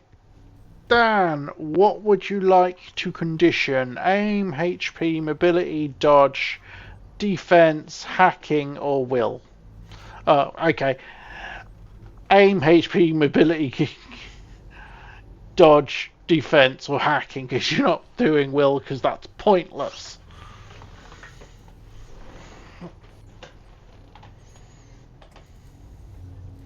Yeah, Technight, I had massive amounts of problems with the filtered build items menu. Yeah, it doesn't work. Can't broaden. Occasionally just completely forgets items that it should be showing. Yeah, okay, Dan, you're... Yeah. I'm not 100% keen on how the guy actually implemented the mod through screen listeners as opposed to a correct override. I can see why it's done that way for compatibility issues, But what he actually does is when you open up engineering, there's a screen listener that then closes engineering automatically and opens up his new screen, which is basically a soft MCO. So anyone that actually has stuff that runs on engineering won't work at all on the build field items menu.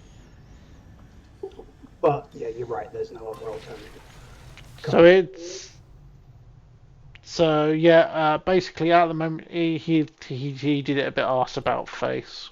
Yeah, it's just slightly jank, and it has had some improvements though since the last time I tried it, and it's also had a peer review and recode right by Iridar since the last time I tried it. So it's very possible that it is actually working a lot better than what my experience with it was. Resistance under your leadership, Commander. Especially considering Iridar got touch on it. I really hope I can do that one. I really, really, really need to be able to counter sealed armor because that thing is painful. I think my problem with that mod is one of those things of, first impressions did not strike me as very good. And unfortunately, that's difficult to shake. Very much the case, unfortunately. Why, oh why have you got under the table instead of weak points? Because have you seen my income? Yeah, and I'd still go for weak points.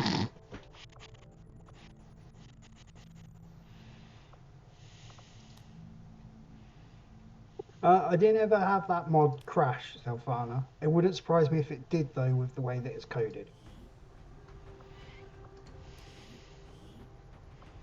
It's one of those mods where the idea and the concept is very cool, but the current execution isn't perfect.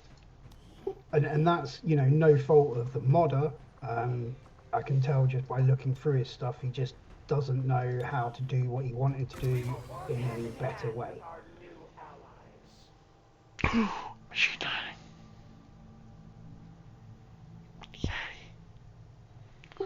The item information from Iridar, with that mod, there's a compatibility patch in the configs of one or the other that you can set. You basically need to shift the item stats to the left, to the right, to make up for where the new position of the entire new background UI is. Yeah, stupid.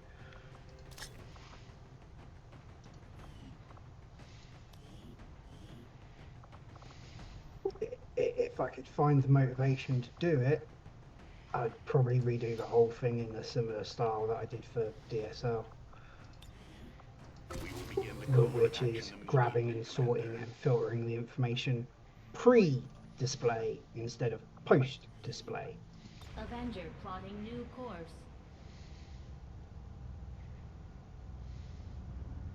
Market is open. Buy some supplies, yes please.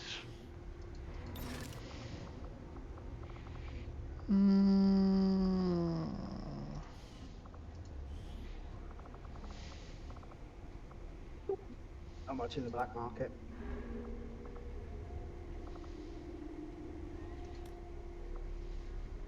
See, you complain that you've got really bad supplies, and you're sitting on 53 flipping trooper corpses, dude.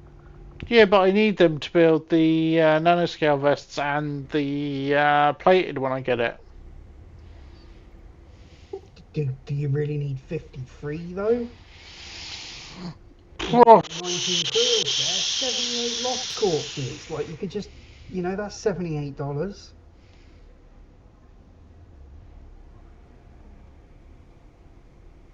Just sell off one of those side gems. Look, it's 75 right there. Look, boom.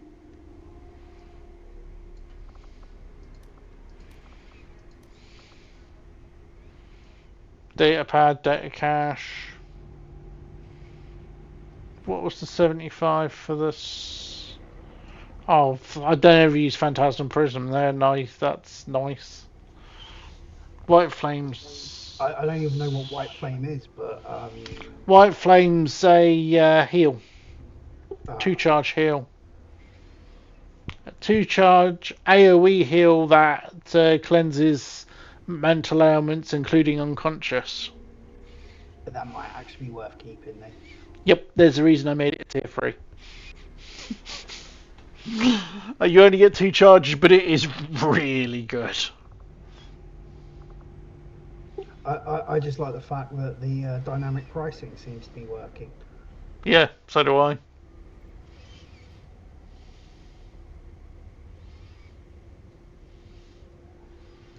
Fire Whip, however, seems to be a bit jank, so that can fuck off as well.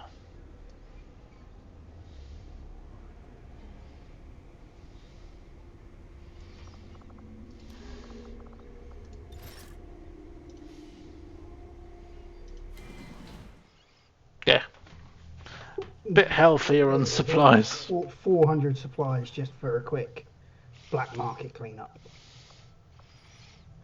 Yeah, right. So I am going to keep scanning that engineer. I've got bloody... yeah, Kara, everyone on that last mission died. It ended up being a complete squad wipe. No, Kara, she never go. The last one was a... And you could call me Rusty Troll. infill. Yeah. The last one was an infill. She hasn't gone out on a mission yet. Facilities as soon as possible.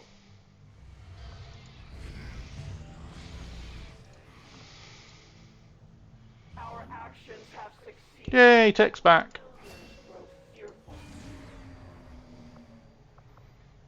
41 hours to disable the UFO. But that's not what I'm scanning for. Too much about our operations. New assault mission popped, by the way. If you need. Yeah, it's... Yeah, the UFO. We're going to end up on the defensive.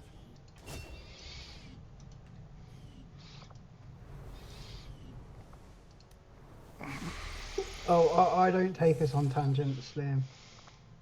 That's Kex when Kex comes in that takes us on tangents. I just keep up with him. Barely.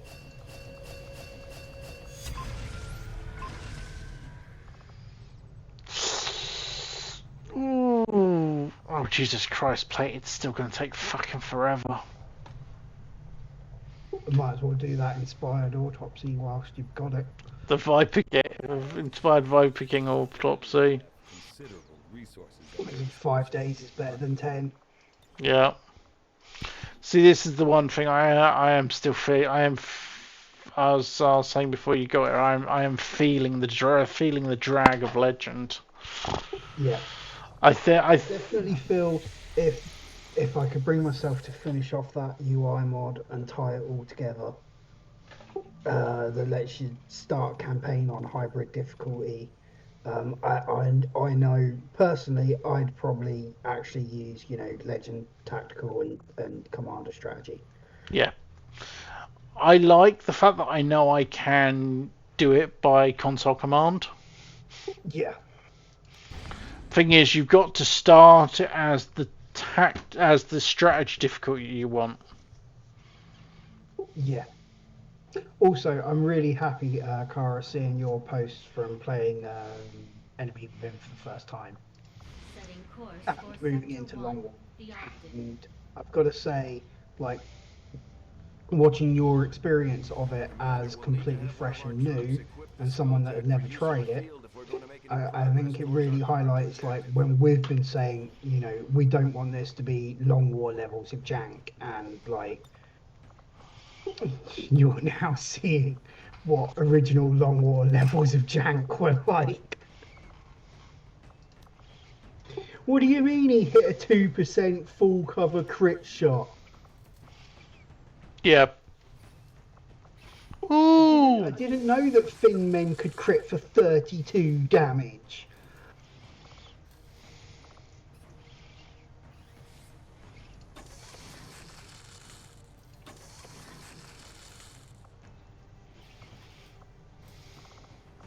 So there was this drone and it done this double repair on a sector pod. killed the sectopod and it flew up, which took down a wall which revealed 2 more sectopods.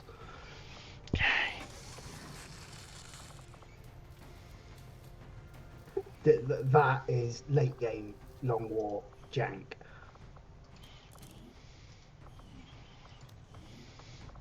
There is a reason why the original EU Long War, earned its title of, the hardest way to play the game. It's a bit of a shame that they didn't manage to fully bring that experience over to X2.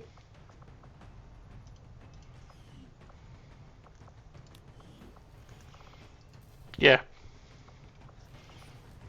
And yeah, I think I recall seeing that massive crit that Tech got. Or if not, I think someone clipped it and I watched the clip. Because even before that, it's insane. He might have it on his highlights reel thing as well, I don't know. But yes, I've seen that.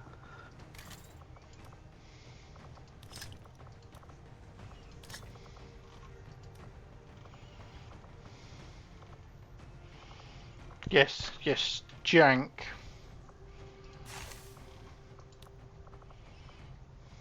I will admit, after, it's easy to see how people came from impossible EU Long War into Legend XCOM2 and claimed XCOM2 was way too fucking easy.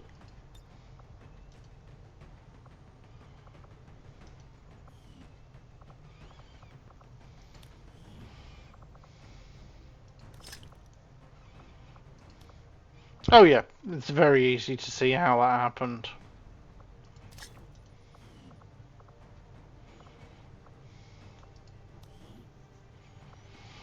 Which was also, my experience of the game. I came from impossible EU Long War to XCOM2 and was honestly disappointed. And then got into mods and was like, hang on a minute. Yeah, I breezed through my first Legend XCOM2 campaign, to the point where the end game missions was just boring. And then, about 3 years after actually getting the game, which I got late anyway, I got War of the Chosen, which was a massive improvement, and I modded the hell out of it. Yep. And the rest, as they say, is history. Yeah.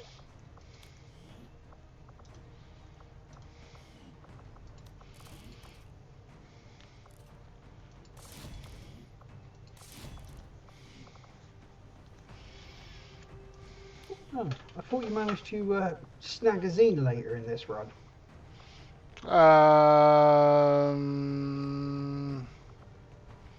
May have been a different one.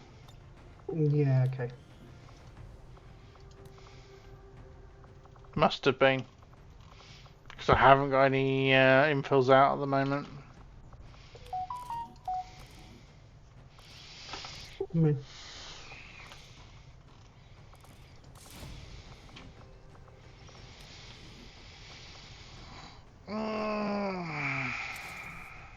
How many up? Modular mag cannon. Yes, please.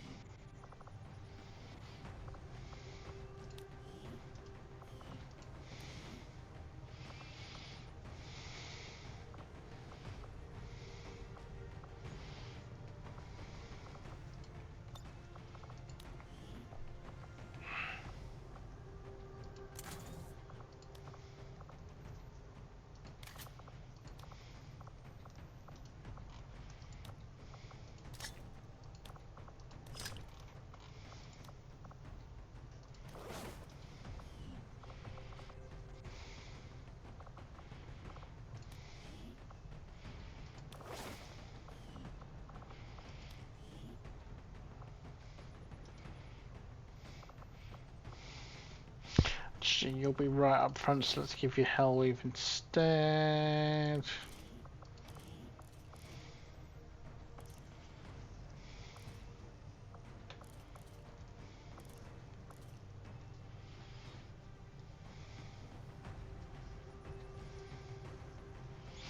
I wonder if that'll add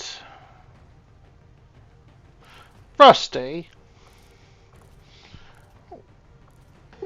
Cloister. Does the status effect apply before or after the damage? I have no idea. Because I'm wondering if that'll work to give +1 damage to things he acid burns with the acid grenades. To be fair, it would depend. I think ammo and weapon upgrade effects happen before applied weapon damage. So if they do, then yeah, it'll do extra. The grenades do extra It damage. sounds really weird, but it actually means the order that it's written in the code. Yeah. Well, there you go. Zelfana and Tech Knight both, damage first and damage over time. Yeah. But yeah, it's literally the order that it is on the ability in the code is the order that it goes in. Are you sure, Zelfana? Because I was pretty sure every test that I ran, changing the code order changed the order that it affected it. Oh, you're agreeing with me. Sorry, could read that one. Yeah, the order of the code does matter for the abilities and effects. An example, if the code has apply weapon damage and then afterwards apply burn damage, when it's actually running game, it will apply the weapon damage and then apply the burn. Let's give apply burn damage and then apply weapon damage, it will run in that order instead. Right, is there anybody in this list who would like a PCS? The options are mobility, dodge, HP, aim, and dodge. Bear in mind the ones in this list who don't currently have a PCS are Zelfana and Rusty. And me, who's waiting for a PEX-M PCS. Can I grab that aim one? On Tiger. Yeah, aim does matter for the chem thrower. This is a little low. This is true, yes. Oh, I can't find the thing. 1,000 meld. Yeah, do you want to personalize? Do you want to claim that as a personalized one, Kara? There we go. Craft primary weapon.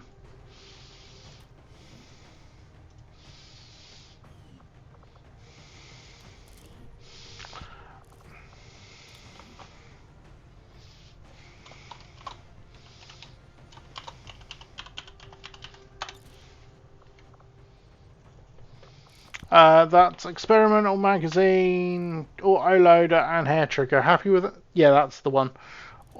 Experimental mag, auto loader, and hair trigger. Happy?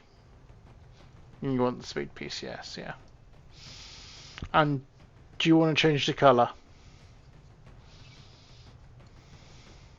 Because at the moment it's just black.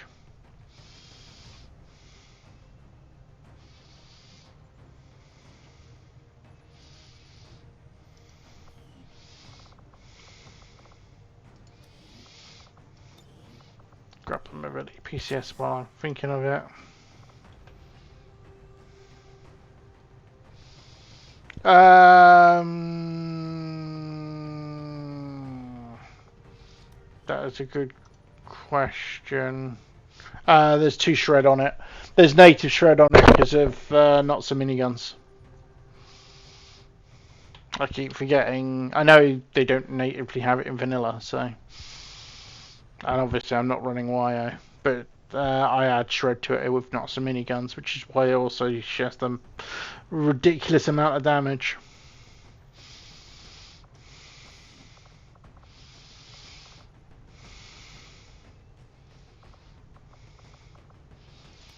Yeah, I don't have a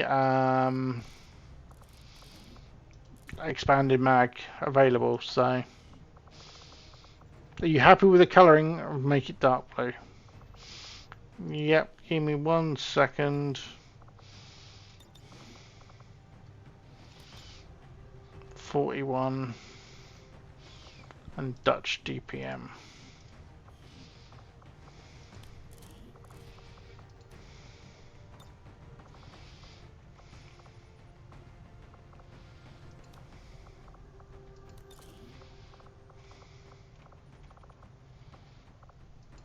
How about that to match her uniform?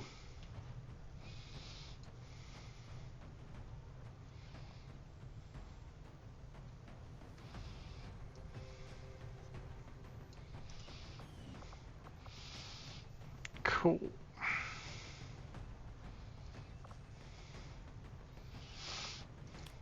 And actually, swap the ammo out. Let's give her the riot rounds.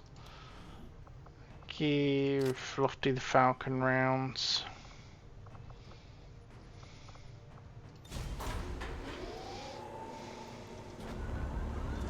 Sky Ranger deployed. In position for deployment. Operation Energized Pyre. So this is the black site. I'm doing the black site for a very specific reason. Because I'm running Plot Gated Chosen. Not running the chain, because that would just irritate the crap out of me. But I'm running Plot Gated Chosen.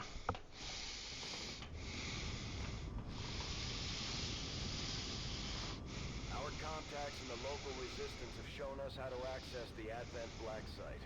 The aliens worked hard to keep this place under the radar, and we don't know what we're gonna find in there. Keep your heads up. Expect heavy opposition. And bear in mind, I'm also running Confirm the Black Site is in your immediate vicinity. Infiltrate. the black site and Forge Requiem plugin. Neutralize all hostile contacts. And I can't remember what I put on the black site. Yeah, I might need that. Because I suspect I may have screwed myself over slightly.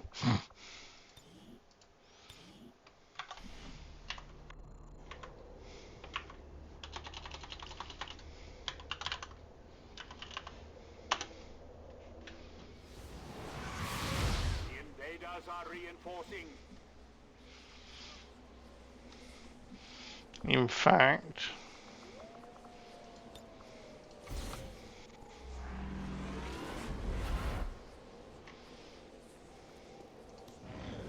I may just wait the turn and actually get me a mean bot, see what I get. Oh, Tesla bot. So punchy bot.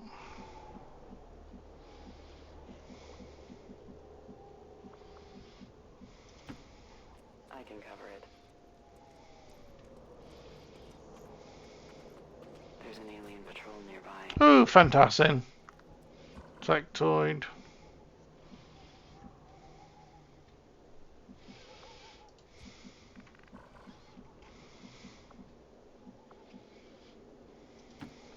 Got it. Moving.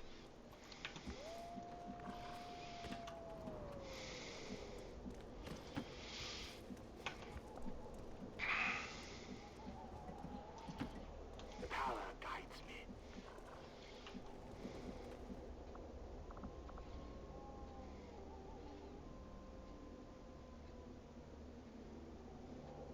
I did not give you a smoke canister, I gave you the medi canister. Already there. You sure? Well, unless I screwed something up. I meant to give you the medi canister. Stepping off. Affirmative. Yeah, there's 5. 5-minute cooldown, 5-minute loadable cooldown on it. I'll wait here, if that is your wish.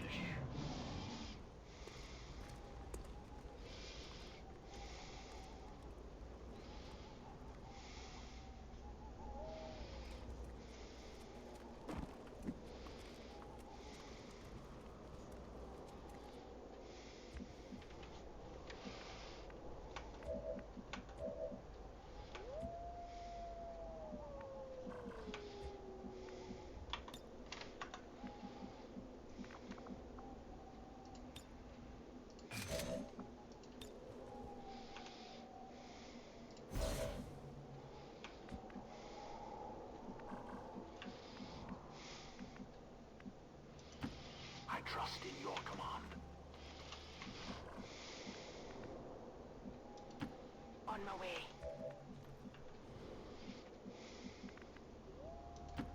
Moving out.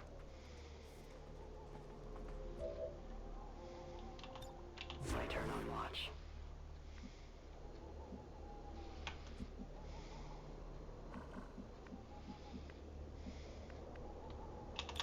Roger, I've got my eyes on it.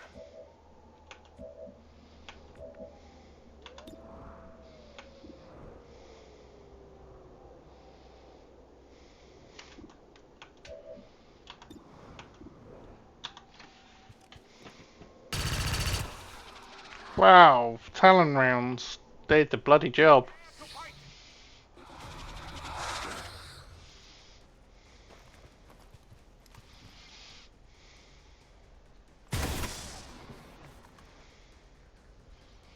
Did you see that one? They've got eyes on me.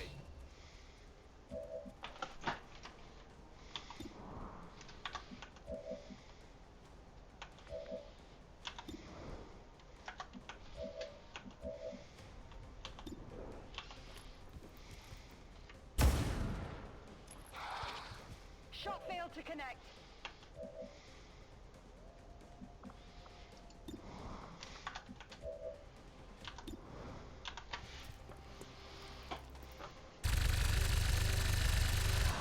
Wow. Enemy is still up. No one gets by me.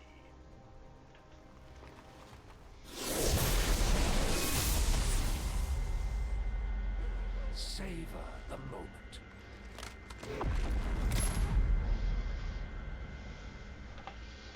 Immune to explosives still annoys me. It's looking like your last.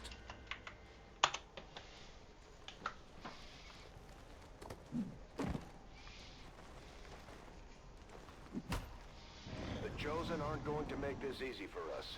Keep your heads down and press forward. We need to get to Thank you, Dan. them out.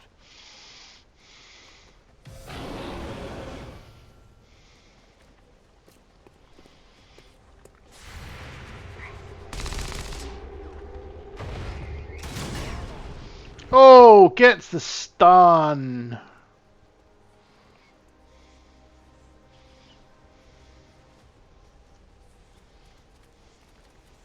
Hostiles coming in from the sides.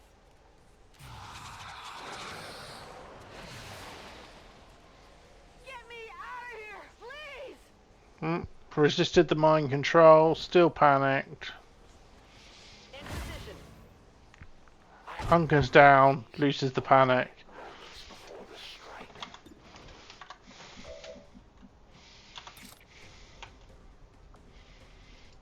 A focused strike of power.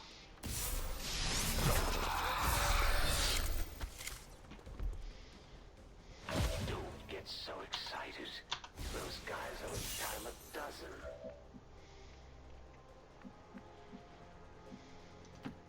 No problem, boss. Prepping flamethrower.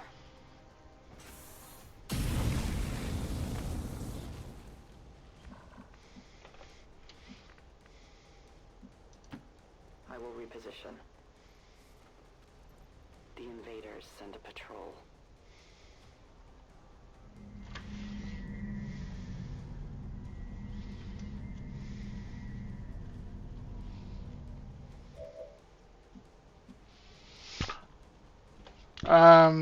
No, I don't think I sent that many. I don't think I set that many up.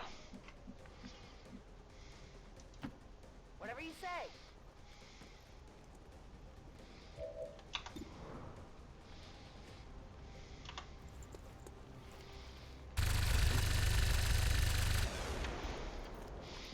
Impressed yet? Trading ammo fast. He did. Ready to go.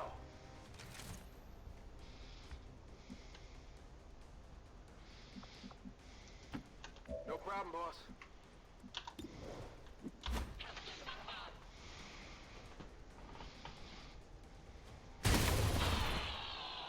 Well, how about that? Let's see what it can do. Yep, love you pulling in there. 69. Nice. Kex pulling out the stops. I'm fairly sure what it was is I'm fairly sure it was the boss pod I screwed out. I screwed. You screw it up completely or just mess around? As in, I put something that's particularly difficult in as the boss pod. As the boss pod. Seems doable. I'm fairly sure it may even have been a Praetorian. Well, that was dumb.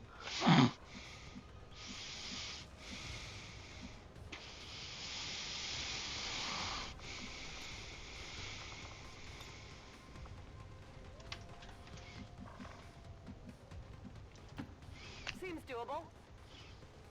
Ah, the benefit of high cover doesn't trigger the pod. Yeah, peek from concealment really helping you out there. Yeah. Letting some of the rejects slip through production. Making use of the old Exploding. exploding cart.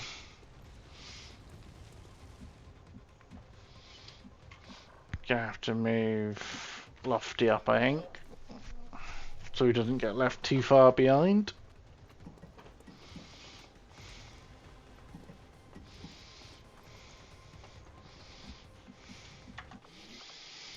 Did you just... Okay, I'm glad you're safe there.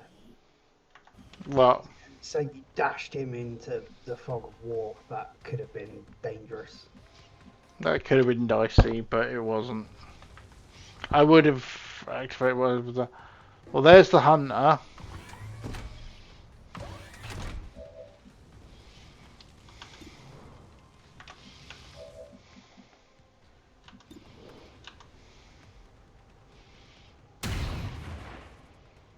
An uncharacteristic mistake.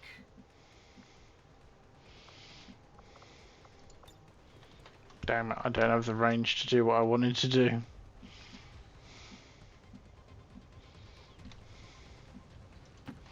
I'll lead the way. I hate Soulstorm's UI targeting. To learn the hard way, Templar. Your cult is built on a foundation of lies. I'm at your service.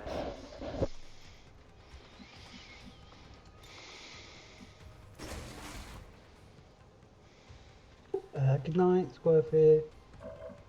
Not enough. How you doing, dude? Oh yeah, no, yeah. There's the boss pod. Sorry if I mispronounced your name. There's the boss pod. Oh, yeah. That's, Praetorian Guard, a mech type, and a photo. Yeah, that is not going to be easy for you, dude. I knew I screwed people over on one of the two missions. I completely forgot I did it on both. I don't think, well, yeah, they're not on autopsy required. I have no idea what their weakness is. Mechtoids are allergic to grenades.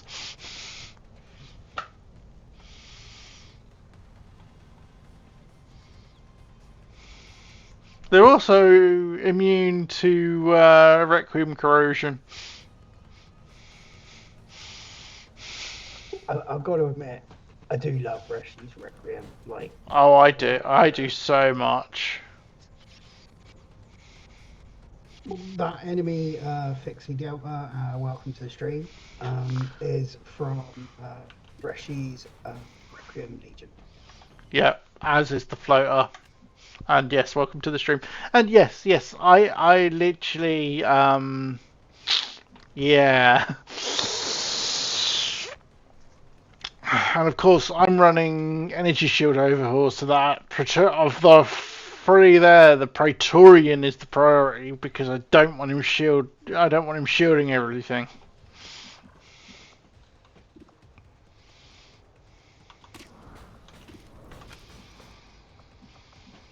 So just hunker for now. At least it's not. At least the pod's not active yet.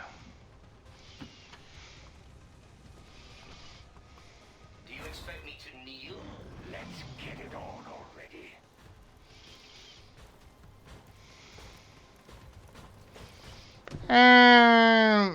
Bugger. Advent built these guys to be tough, and it looks like they're getting tougher. Fuck.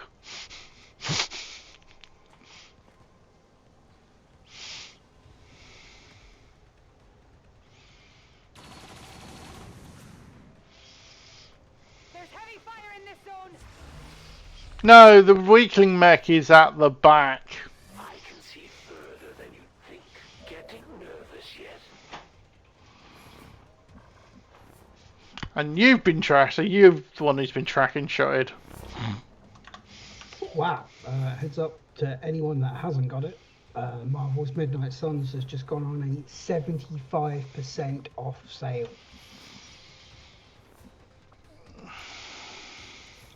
Meaning the game's currently being sold for £12.50.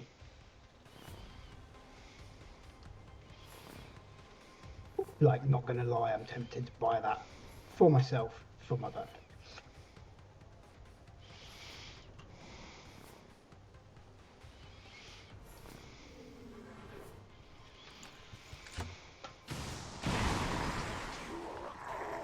Blooded killer, Commander. It takes one to know one.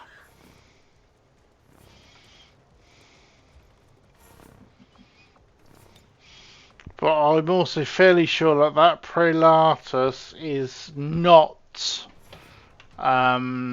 It's immune. It's weak to grenades, but grenades do not stop its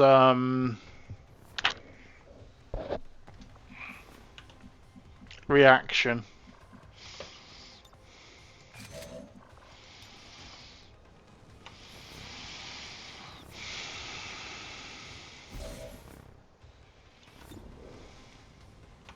Yeah, so I now have Midnight Suns. Hey! That was what you call an impulse decision. Yep. Proper impulse buy. Let's face it, I've wanted it since I've played through it. I just never expect, £50 points. Yeah. No, 5% off whilst it's on offer for the weekend. Fuck yes. Oh yeah, can't say no to that. We'll know for sure.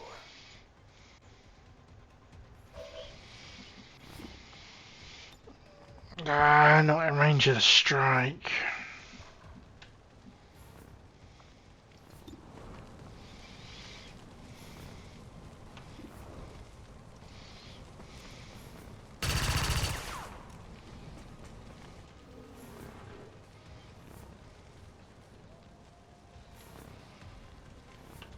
Floater's gonna react now. Floater didn't react.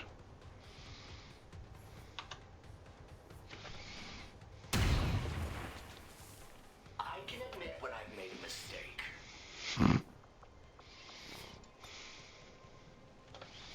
Oh, I'm not in range, just hold storm everybody.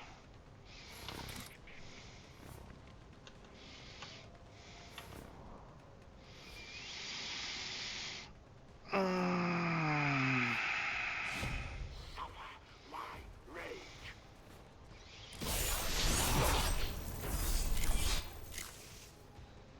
elders have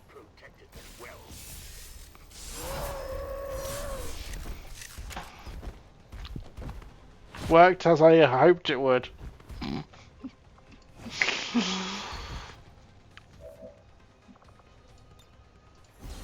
Literally just did that to trigger.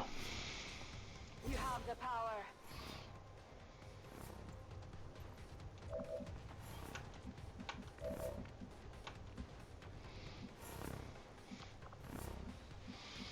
To trigger the Blade Storm. Purely to trigger Blade Storm.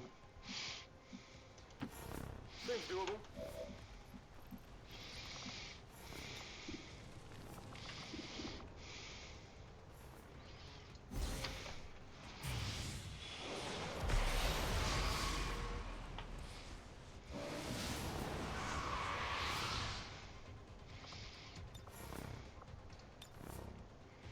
Toasty!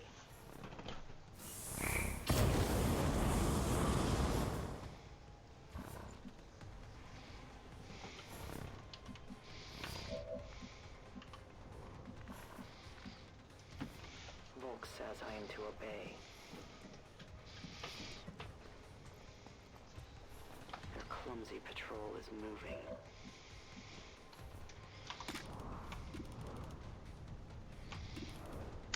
Great Hunter's been shielded as well. I am on the move. No, I should be alright. Because I managed to disable their where. Okay, note to self. Yay, parry. Coming fire! My cover will only hold so long. Great.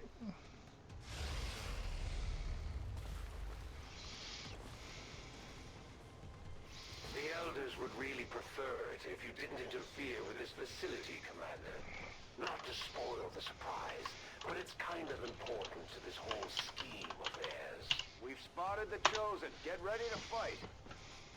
Crude, but effective. Back in a moment, dude. Okay. Have I just been dazed? No, of course I haven't. I've got Solus. The allies of our enemy.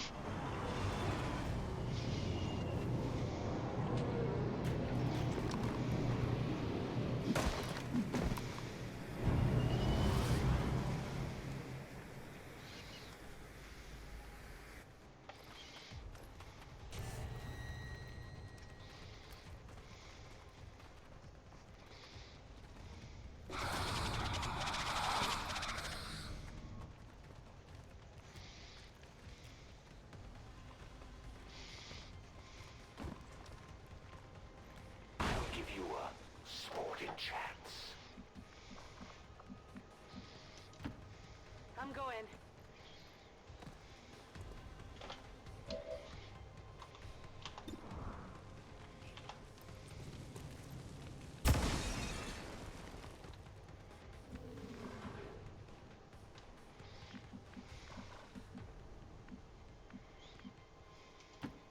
I go where I am needed.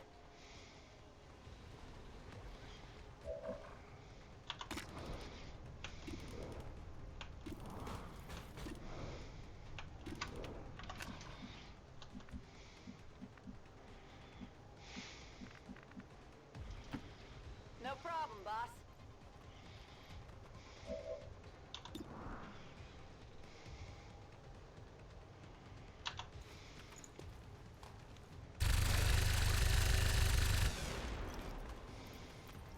I got nothing.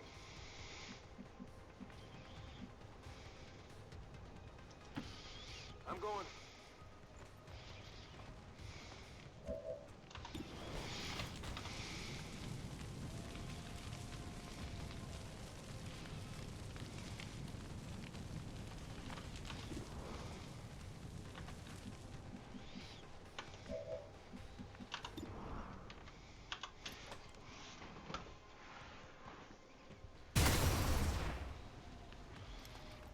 Hard target, minimal damage.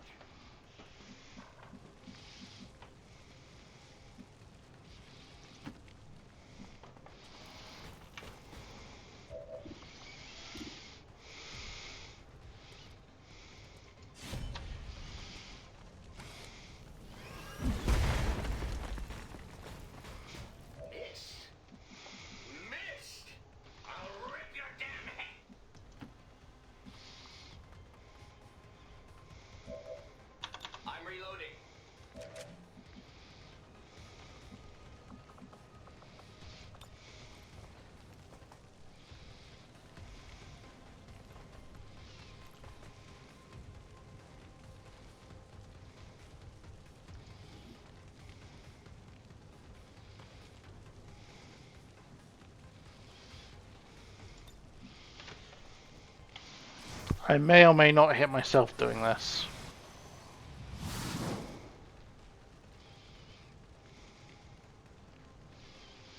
Technically, I should be immune because of Fortress.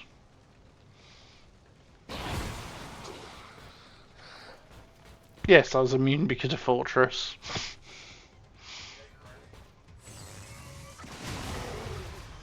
It's real.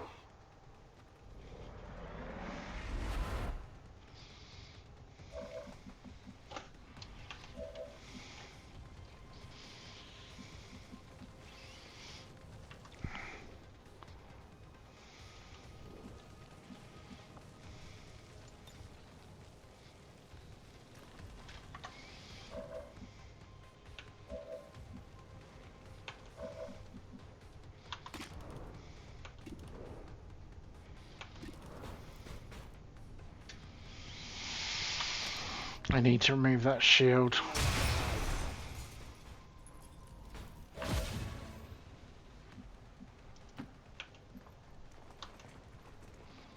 Maybe I should take over for Volk. Show you how a real hunter operates. What do you say? Can I run away as this campaign? And I'm still not even slightly worried, dude.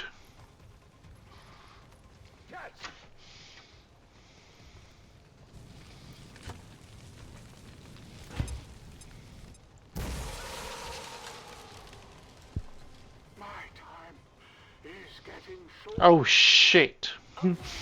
Yes, I'm slightly more worried now. I didn't realise I was almost dead. They come for me.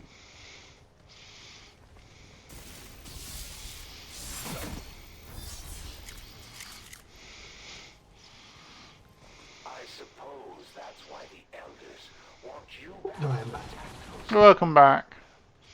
No, you got this, dude. Like, Hey, Kinsa. I've only got 3 hit points left. Like you rolled the dice and lost this time. you need a rusty box for healing. No, I need to get Tiger in range for healing.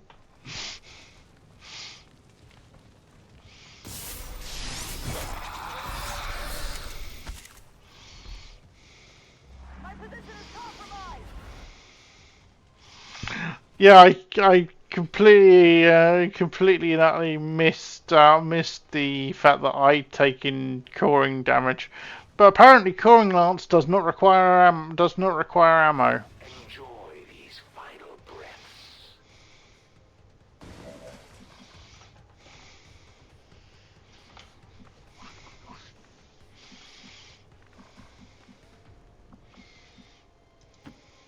I can handle that.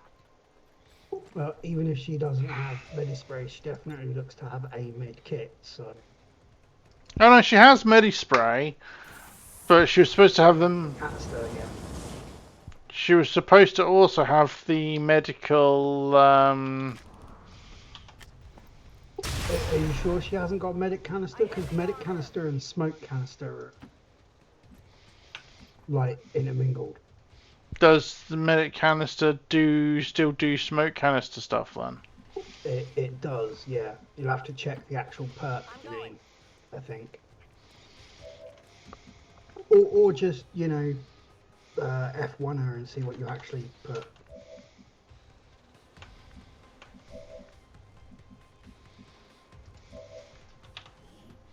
Oh, it is medic canister. So it is still the medical smoke, does it? Yeah. So Am I it's still in the smoke field? So Oh, I'm not corroding anymore. Yay. either way, med kit, and you're all healed up. Let's go. I'm full healed up already. They're on And if that, as soon as that Prolatus unfreezes, I'm Good to go. just gonna end up bladestorming it anyway.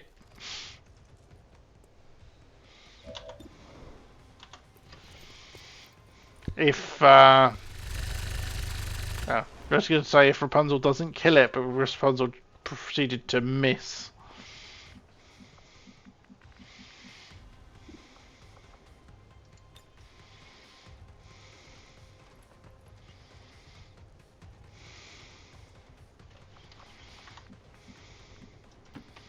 I can handle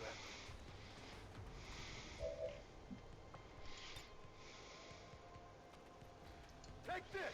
Oh, if I can deal with this turret.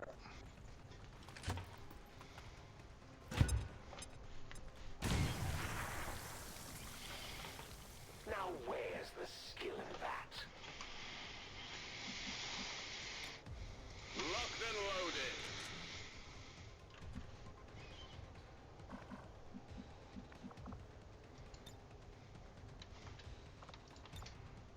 On Overwatch.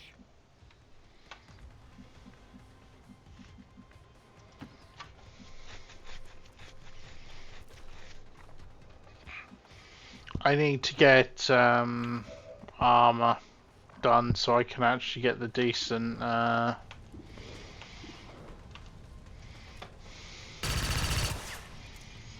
hey, crit. Yeah, as soon as it unfreeze. Yay! Now it's time to prove your worth. If Advent were any good, they wouldn't There you go. It's frozen in range of Bladestorm. As soon as it acted, it was dead. Hey! Free loot!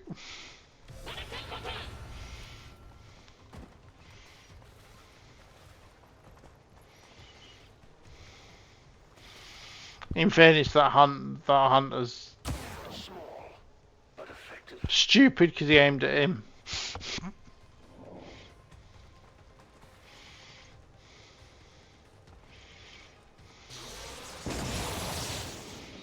Ooh.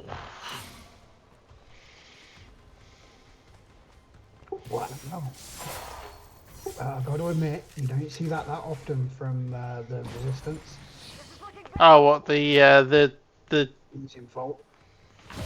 jumping varl? Yeah, no, that was rather impressive. Whatever you say.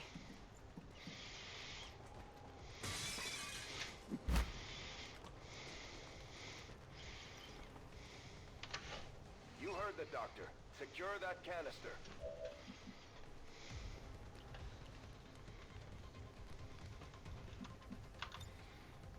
They won't last long.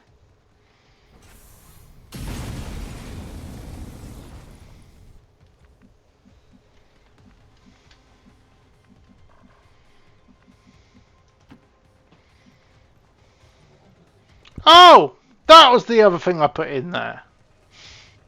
We are known to them. Advent is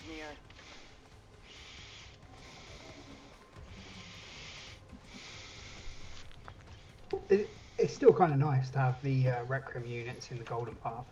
Yeah, I think I did a pretty good job with balancing what I put in there to make it a bit more of a challenge than the normal janky units you end up fighting in that boss pod.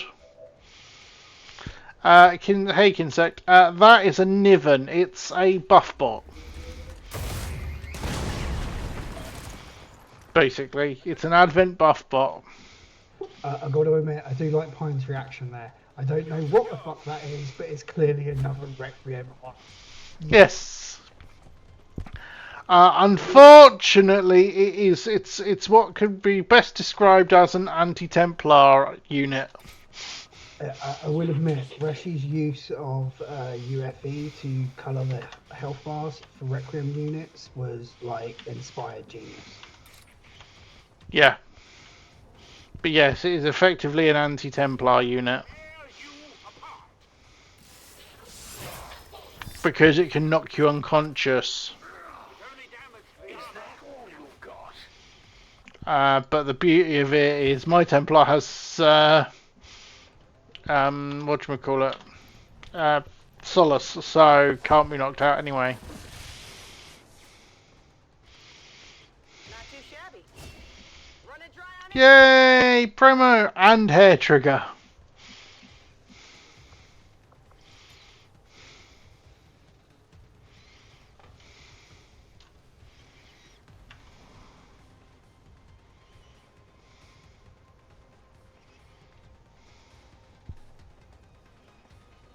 Coming your way.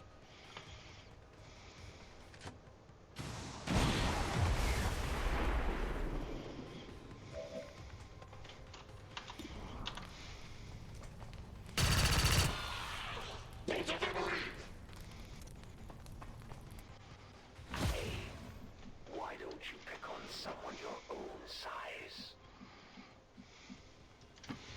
Unlike the rest of you, this unit doesn't get wind. Yeah, it should. Waiting for my next turn. A transparent flanking attempt.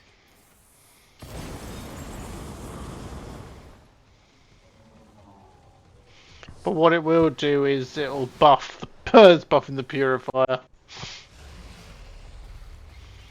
Hang on, he didn't treat Bladestorm. Enough for you. I'm just testing the waters. Well, should have in theory. No, it's not quite a Holy War, it's slightly different.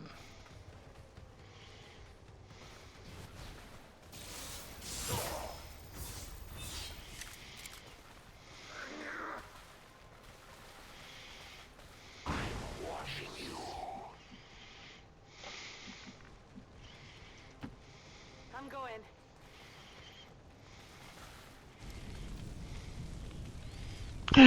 First PEX MPCS! First PEX MPCS!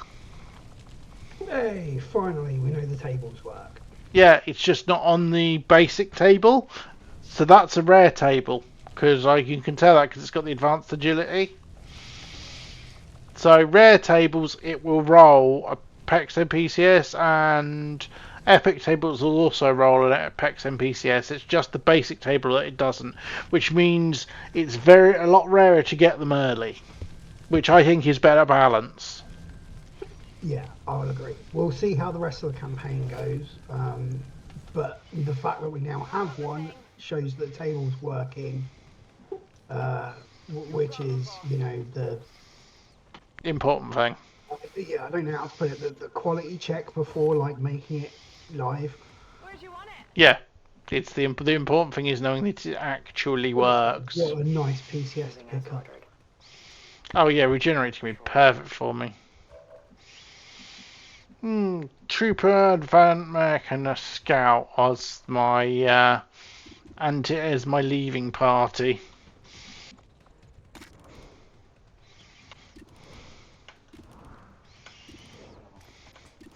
Might as well. Shit, I haven't got the shadow stacks.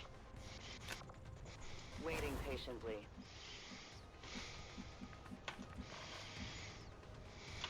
Ready to rock.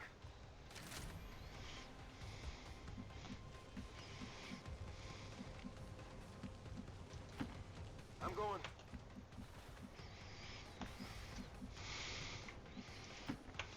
Location confirmed.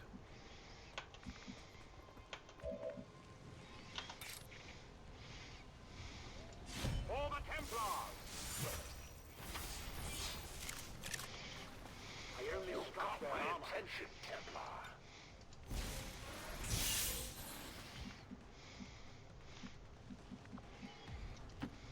Seems doable.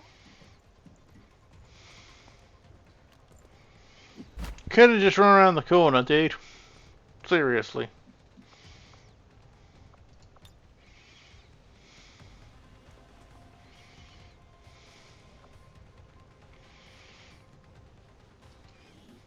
Friendly fire doesn't matter. He's immune.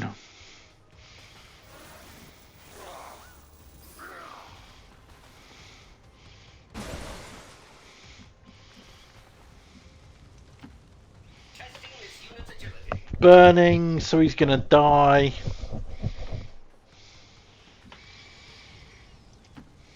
I don't see you running anywhere. You were born for this. Now get out there and fight. That's such a cool model, that Niven, I have to say. In other news, XCOM2 just got a massive beta update. Oh? He's added space gas nebula. Oh, he didn't. Fly through. He didn't. He didn't burn. Beta launch. Interesting. What's that for campaign? Yeah.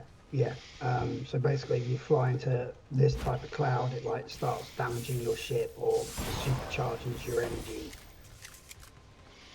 or negates all your laser weapons. Go down that easy. Yeah, seems like a cool little update. Cool. Just means fixing all the bloody mods. Yeah. That's the only problem with modding a game that's in active development, is you have to keep updating the mods. We showed the chosen that the Yeah, resistance is or here to think stay. like 15 steps Now we ahead. just have to find that thing and put it down for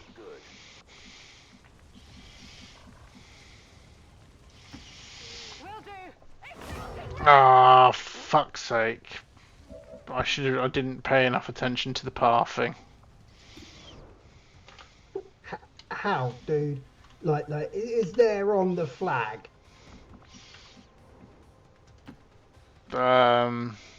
Just not paying enough attention to the pathing. I think that you just wanted Tiger to get like acid and damage. It was biased damage spread, that's what it is.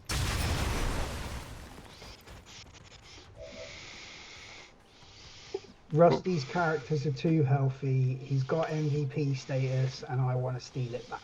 So, it's taking damage and not getting any kills.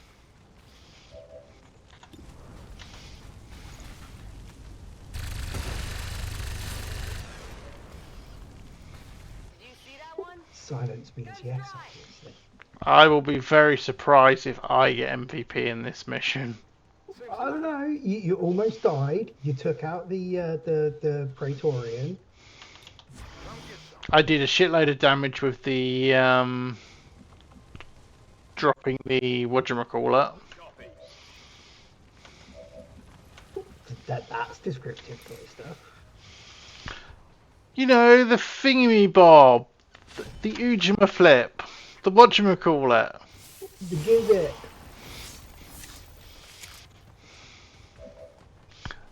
The what's its name?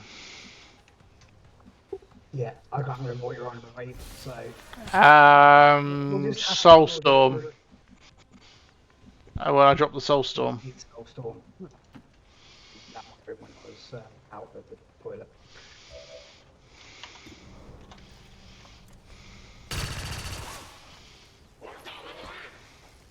Okay, look at... Real MVP is going to be Ragebot, you know. What, for shooting that guy's arms off?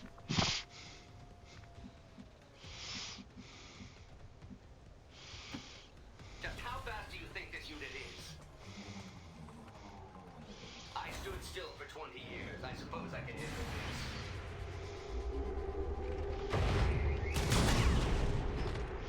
this. Missed. Literally shot through the middle of it.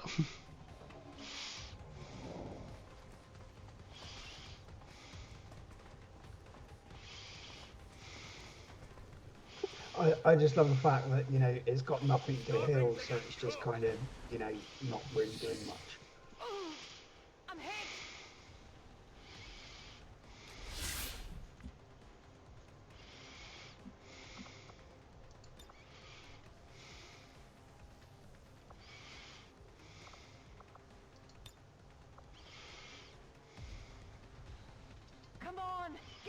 the fight.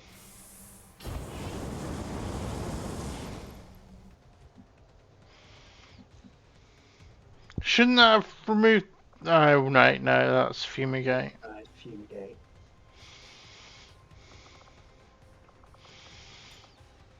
I will admit, it's a weird balancing for Fumigate and Med Spray. Got your stuff here. Like, splitting them up into two different things to compensate for the AoE. Like, Any readings?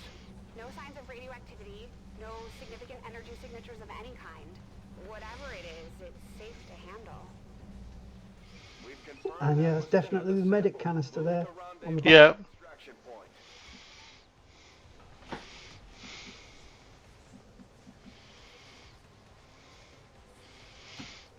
Seems doable. Wait, I know how to remove her.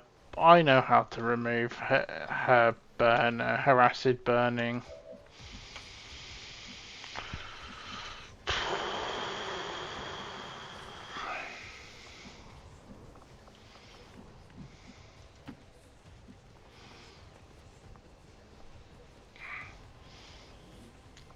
Ooh, a couple of PCSs. Ooh, hacking, agility, chosen information, a scope, an autoloader. No PEX and PCS.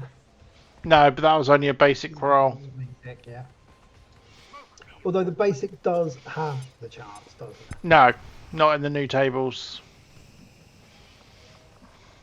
I deliberately did it so it didn't in the new tables. Okay. Yeah, your smoke grenade there made her immune, but it didn't remove. Hey guys. Hey, Kex. Hey, Tangent, how you doing? Kex is like, what? I'll keep an eye on it. Dude. Sorry, dude. Someone said earlier today in the chat, they were like, oh, Rusty's here. What tangent are you going to completely devolve chat into today? And he pointed out that you tend to be the one who does that. Yeah, that's usually me, isn't it? I was like, it's not me. It's Kex does that. I just follow along. Jesus Christ, what? That's Game Breaker. Hey, Breaker. Wonderful Discord sign-in Soundwave thing. Somebody will get the reference of what that is. I can't express how much shit like that me the fuck off. I'm too old. Sorry for language. Oh come on, it's the Lego nothing. noise. No. I don't care what it is. It's loud and it's annoying and it hurts people's ears. That's what it is. Also, sorry, Breaker. Apparently I turned 85. I don't know. I was in a good mood. Immediately, that sound really hurt my ears, and now I'm like very. To be fair, Kex, you also have a speaker that you hear everything out of. Well, yeah. Let me drop your volume to like 12%. It probably doesn't bother me as much, Kex, because I already have Game Breaker set down at 60% volume because it's always loud. Yeah, I had him at like 68. That would. I think it's just quality of his microphone and stuff. It always comes through like double full volume of everybody else. Yeah. It's just like the intro song. Like, I don't know. Because this is just me being old and not understanding what the kids today found fun. But it's just okay, let's hurt someone's ears. That's always fun. Okay. To be fair, it's from an early 2000s game that I do enjoy. So I enjoy it really. I think it's great that you enjoy other stuff and that other stuff you bring here. That's not the problem. The problem was. It's not like a nice, quiet, build-up chime. It's like literally, it's. I'm going to blast at the loudest possible volume at second one. That's what it could be from something I love too. It doesn't even matter. It's just like it seems like the purpose of it is not, hey, let me share this thing I love with you. It's let me see how many people I can scare and hurt. That's what it seems. It is a wee bit painful on the ears. Volume adjusted and lowered a bit. That would make it better. That is fair. Normally when I hear it, it might not be as loud on my end, so maybe. Yeah, you do come out. I come out pretty loud usually. Breaker, I will admit. I don't know how well the stream would pick it up, but try watching the VOD back later, and you'll see like possibly how loud it is for everybody else. Yeah, Bear in mind, I have. voices generally are in a perfect, good, like for me, like having you around the 6%, like great volume. It's I just mean, like, bear in mind, I have breaker set at 120%. like if I would have been wearing headphones, I that would have really fucking damaged. Yeah, let me see. I think the only other thing probably for us here, especially in this chat, is you're the only person that has an intro thing. I said it just in general because it's. I like. I know. I also know, Breaker. I'm sorry. I know your intention wasn't to ha ha ha. Let's hurt somebody's eardrum. No, that's for some people I quite it like, is. And again, in fairness, I hear it lower on my end, but that might just be the way that the sound is. Yeah. I'm just looking into chat. Zelfana's response there is, "Oh yeah, we can hear it." Like, okay, that's fair. Yeah, I don't. It's weird because it's like shouldn't be. No, it's especially you since. can tone down the volume level of it, dude. Kexport with. Different note. Kex, look what's on the mission. Yay! Kexbot. Wait, who? What? It's the Kex bot. Yes, I did say that I'm one. the yellow one, right? Yeah, I'm the yellow. You're the you're the yellow one. And it has done some amazing cracking sniper shots this mission. Like, wait, yeah, and then Niven. What was that? Is that Reggie? One of Rashi's. That's one of Rashi's, yeah. God.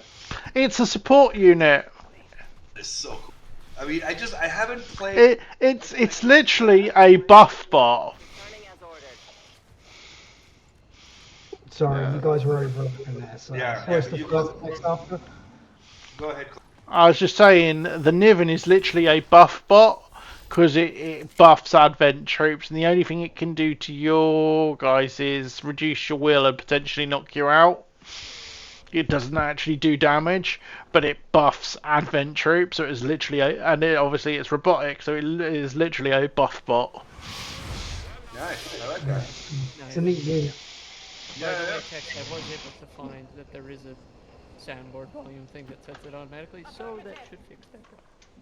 Awesome, dude. Awesome, thank you. Yeah, because it is appreciated. Because on my end it's not as loud. I don't know why, but on your end, yeah, it's. And as I mentioned, like, you're the only person that has it, dude. Like, nobody. Yeah, again, apologies. Again, I didn't know it was as loud as because I didn't realize that for some reason the soundboard volume doesn't go based on the volume stuff I have set for my video in general in Discord. So yeah, that's annoying, but it should be. Yeah. Oh, another pod. And hey, maybe for this server I'll set it to something that isn't as Ear splitting. Differently, Kex. I have my kids for a whole week, dude. Oh. Yeah, obviously I kind of forget sometimes that we're on public stream. Officially in the old man's club now as well, Kex. I was gonna say, I was about to say, Rusty's officially an old man now. Yeah, like my sister-in-law is going away on a trip for like 10 days or something like that. So me and my brother have like all these plans because like my oldest niece is starting to get into that like age range where like she's starting to enjoy live action movies, not cartoons. Yeah. And I love that because like my brother was telling me like dude, we just watched like throughout 3 weeks we watched Back to the Future. And she's like she's like 9 right now, and it just blew her mind, and she was like, oh my god, this is so cool. So it's like really exciting for me as well because it's like great, I don't have to watch freaking Frozen for the 80th time. Like I can watch classics now. you don't have to sit there and watch Dora the Explorer for the 15th time. You can actually watch something with some decent, semi-decent. Exactly. So it's like I really, remember it's when exciting time. my mother introduced me to Back to the Future. That was really fun. I mean, to be fair, it's a great trilogy. I mean, even if I think the people have worst- like different thoughts on the second and third one, but Yeah, the funniest overall, thing it's is- just great. The funniest thing with the Back to the Future trilogy is, timescale wise, it now happens a decade ago. Yeah, and also small. I was gonna say, and we still don't have hoverboards. Today, the conversation today shall be derailed into classic 80s and 90s movies that are apt for young children to watch. I was gonna say, and we still don't have hoverboards. Yes. I have 9 days left, so I'll probably watch Back to I don't want the hoverboards. I want the fucking self-drying shoes. Give me those fucking things. Same. Yeah. I'm in Pittsburgh where it rains like hell sometimes, so I just want self-drying shit at this point. Yeah. Well, I'm not going to argue with you there, but we're in the UK, so it says enough about the situation. I was in the UK for about 4 years. I know, and it's like any rain, I'm like self-drying. Yeah. Yeah, definitely something that's needed. But there's so many things from that would be cool if they ever, actually. Did you notice that they actually they had weird cybernetic stuff on them too, or at least the Yeah, bullet? I mean, the best thing about Back to the Future is There we go. Operation Energized Pyre. And I was wrong. I got MVP. Yeah. See. This was Black Side, right? Yeah. Oh, Tiger. See.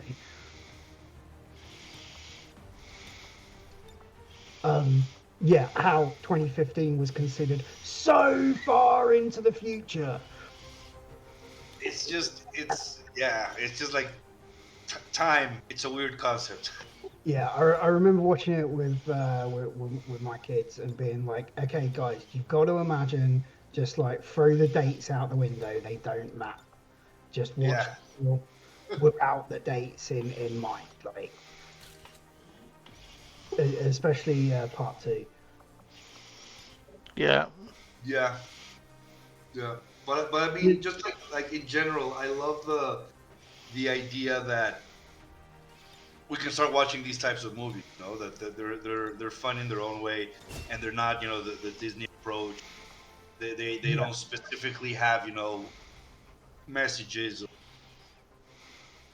I mean, like not in such a in your face type of way that Disney. Next, you'll be getting them to watch, Bill and Ted. Bill and Ted is. That's the next step. I still haven't seen the third one yet, and I need to. Do you know what you should get her to watch next after Back to the Future? Which one? The original Stargate feature film. Nah. No, like for example, they've watched. No. They've watched, like a lot of Robin Williams comedies, like Flubber and. I'm out for 18 days. Like that, which they're fun and it's like a great. What's the word? Like gateway, I guess, into like regular quote unquote normal movies. Yeah, exactly. So it's like, for example, this weekend, probably tomorrow, we're gonna get together and we're gonna watch the Into the Spider-Verse with her. I still haven't seen that yet. I keep hearing how fantastic it's supposed to be. Oh, 53 sci-fence isn't bad. Oh yeah, okay. On modding note, we have our first sci PCS, so Callista's loot tables actually work. What's the sorry? I mean, it's such a difficult topic for me to address because I understand that I come from a very standpoint of I generally dislike psionics in XCOM2, but more it's weird for me because for me it goes beyond game, right? It's like there's and especially since we've been watching enemy within, Yeah. which just felt like a much more focused project, right? Which it probably was, you know. I mean, they probably had more years to do that. It and was, based as far as we know. you know, and based on the success of that, 2K wanted to rush out the second, which I mean, everybody loves XCOM2 because of its modability, but base experience, it's fun, but it kind of like it just felt a little bit less focused. And we know all about the noodle code and the cut content and yada yada yada. It was a lot of technological leap over having Yeah, a condensed there's a lot of improvements, but also there's a lot of jack, and Yay, my first in terms of Praetorian. gameplay, but also like in terms of lore and story and where they decided to take the franchise, which you know also makes sense. I mean, you don't want to. I mean, I guess the vast majority of people would have not appreciated yet another invasion era game. I would have, but just so I get it. But it's like it's weird because it's so vaguely touched upon, Commander? like within in-game, like it's not really explained, standard. People have it since birth, or is it something that is brought? Is what can you do? So you got the psionic class, but you got the Templars. Is it tech based? Is it not tech based? It's like it's just so. I will admit that's one of the reasons why I do actually enjoy it. Fuck, man, I've forgotten who wrote PEXM lore. Oh, that's gonna kill me. Flash Striker wrote a load of it. Flash, yeah. His name completely escaped me there for a second.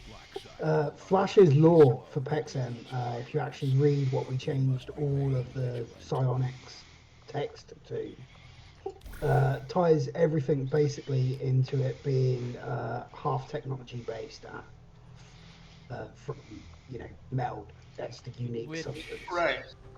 But that's the thing. It's like and again, let me preface by saying I don't think that the following I'm going to say is not a bad general, but having the need for somebody else to come in to kind of focus something that seems unfocused, like having external sources to build upon a foundation is great, but having an external source come in to focus something that seems unfocused, that's like in order for it to be the bare minimum, you know, palatable, digestible thing, then that to me tells me that the source thing was really poorly done.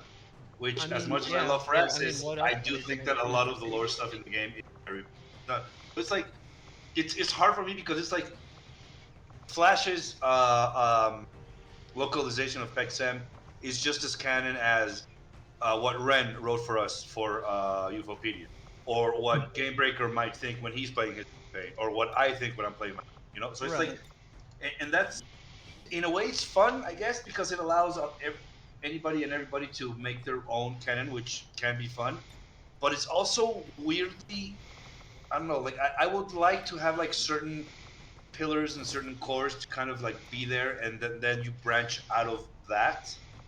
And just like psionics in general, it just feels so afterthought, unfocused. Yeah, we just need to have psionics because it's a staple in our games, but we don't really know what to do with it, so let's just do a class and do stuff in the tank. But then no, wait, you'll see pack. You have a class. It's like it's just so weird. EU with, you know, the entire DLC and base round and edge round and those missions and the furries and You just killed the Furious Fairies. I always do because I forever read it wrong when I was younger. I mean, in fairness, they are. Okay, it's just not wrong. Yeah. Exactly. And completely derailed my train of thought. Yeah. You know, the story that they had set up for it in XCOM EU and everything that you have to do, like building up towards the end game for the Garlock Chamber, actually follows a story. Like it does. And that's what I enjoyed in particular. XCOM2 Psionics is just like, oh fuck, we forgot Psionics, let's throw something in. Right. Exactly, I mean, not to go on a tangent, but I just kind of feel the exact same way about Ethereum. Um, like even like going all the way back to 1990s XCOM. That XCOM, Terror from the Deep, well, its equivalent. Then Enemy Unknown slash Enemy Within.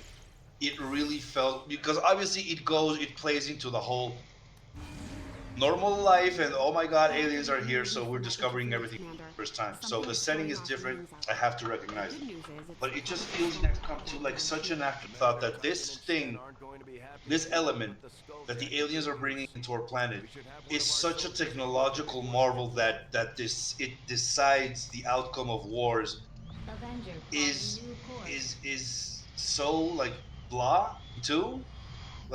Yeah. For example, gameplay wise, Illyrium cores are kind of cool. It allows you to create and have nice stuff.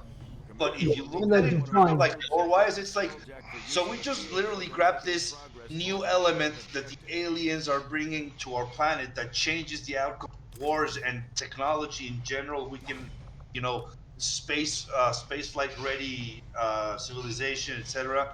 And yeah, let's just make batteries out of it. And now you have like okay, like literally like my Illyrium powered iPod. You know, it's like it feels like that. It's just like, what did you do to my Illyrium, guys? Like, jeez. To be fair, when it comes to like just taking a thing and having the Ariston resources that XCOM really has in all sense of the word, making it into a battery is probably the simplest thing they could possibly. But it isn't fun, I guess you could say. There's no. I mean, oh my god, you issue can do so much cool shit with this. Wait a minute, it's a battery. The issue with making it into a battery, though, is it doesn't allow it to then change anything else. It's like what? It's an Illyrium powered. Okay, so what? Exactly. Twice the Yeah, strength there's of no electricity. cool You know, shit. it's what? You know, militarized nuclear fusion. You know, what is it that? Exactly. It reduces And its importance. and then it's like, okay, wow, you've strapped a battery onto this gun. How does that fucking change the physics of the gun? You know. Yeah, exactly. So it's exactly. So there's like a lot of hand waving. XCOM EU, where you were researching Illyrium so that you could build, you know, the Firestorm jet, a completely brand new, revolutionized technology from, you know, the ground up to incorporate it. It was super cool in Enemy Unknown because you had like these guns that the way it was explained was. And you felt it, like you literally felt it through gameplay, and it was great. It's like at the beginning of the campaign, you start throwing your interceptors, and you're like, okay, so I can take down small scouts, and I might be able to take out medium scouts, but there's no way I can take out large scouts. But wait, now we have laser cannons and maybe even plasma cannons, and you're like, okay, so maybe now I can take a large scout. But it's like there's absolutely no way in hell that like it's going to require like 5 or 6 interceptors to take down an abductor or a supply barge, or let alone a battleship. So it's like it even in gameplay, it enhances that otherworldly feeling of Jesus Christ. This element allowed us to construct a firestorm which just obliterates anything Earth has known. And now one firestorm, if you play right, can take down a battleship. So it's like it levels the field. So it's like you feel that change in technology, and you feel the importance of what Illyrium means for this war. In XCOM 2, it's like great, I have an Illyrium powered toothbrush. It's like what are we talking about? You know, it just feels so Especially when coupled up with especially when coupled up with XCOM EU's you know, exploration into the alien materials and the alien fabrics and alien fabrication, and also, you know, like just getting the aliens plasma guns when you know stun them. Yeah, you get them. You still need to then research them to be able to use them. Like, yeah. The 2's answer to that, if they had the mechanic, would be, yeah, you got the guns now. Yeah. Right. You know, go ahead and use them. Yep, they're perfectly shaped to human hands. We don't need to do any extra training. Don't need any extra research. They're just yours. Does anybody in this squad want a PCS? It's literally type in? The one you want is And thanks for the follow, Deadfoot. But what I will It's claim PCS. Do you want agility? Let's see what. Do you want dodge or HP? Let's see, we got. I'll take the 1 HP, please. You want the 1 HP? Yes, sir. This will be where Keck survives this mission with 1 HP, and he's like, "That's the PCS, baby." Do you want one rusty? Do you want another one rusty for bleed out? I've got a lot. I've got a lot of dodge. Yeah, you do. Very dodgy. My build, dodge. What is the recommended build? Dodge. Payday 2 moment. It's like what my options? Dodge. All right, you're Rapunzel, right? Yeah. Yeah. PG's the Rapunzel. Yeah, and Keika is Handmaiden. Yep. But what I will say for Psionics, in Enemy Unknown, is I enjoyed the cutscene that they had for when you first put a dude through the process. Oh, the volunteer. Yeah, brilliant. Really well done. I like how they made it. What would be the word? Not eldritch. Harrowing be the good word. When that first person comes out, it's like. I mean, actually, I would use ethereal. But yeah, it's like it's ethereal. Yeah. It feels like it's not an explanation of science as much. It's an explanation of we just unlocked the human mind. We have no damn clue what's about that. And here's the thing that blows my mind, which is the way that Enemy Within is constructed.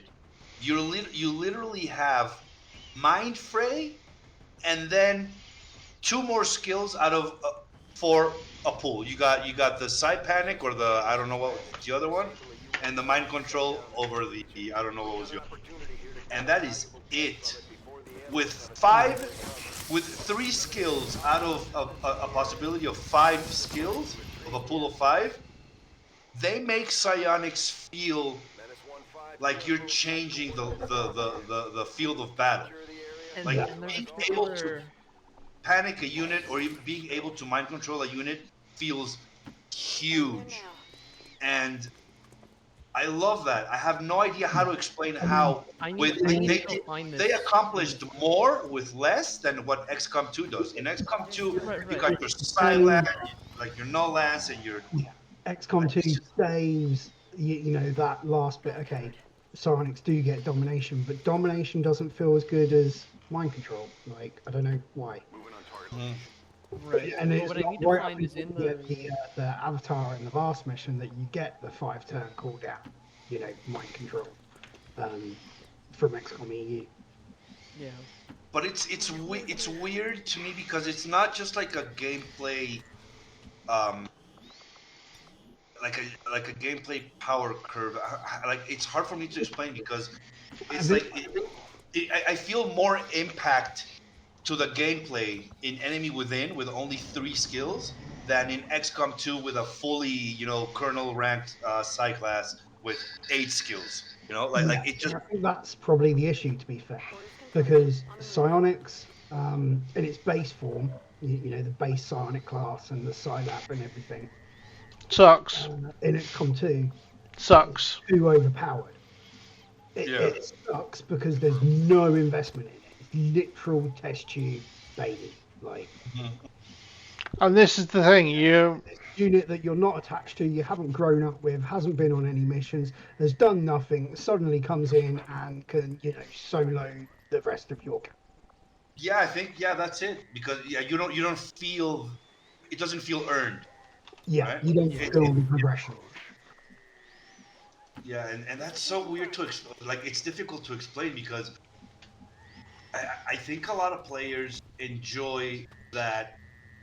You know, like one of the you know the core game video game design tenets is, you know, risk reward, and you want the player to take those risks because they want those rewards because they feel earned, right? It's like an entire gameplay loop that a lot of different game genres apply, and it's kind of like, for example, when and this is something that I do. It's kind of like a house rule for me, and I even went into the game's code configs and I tweaked them out because seeing in the black market that for like, I don't know, 200 intel or 100 intel, I can just buy a kernel.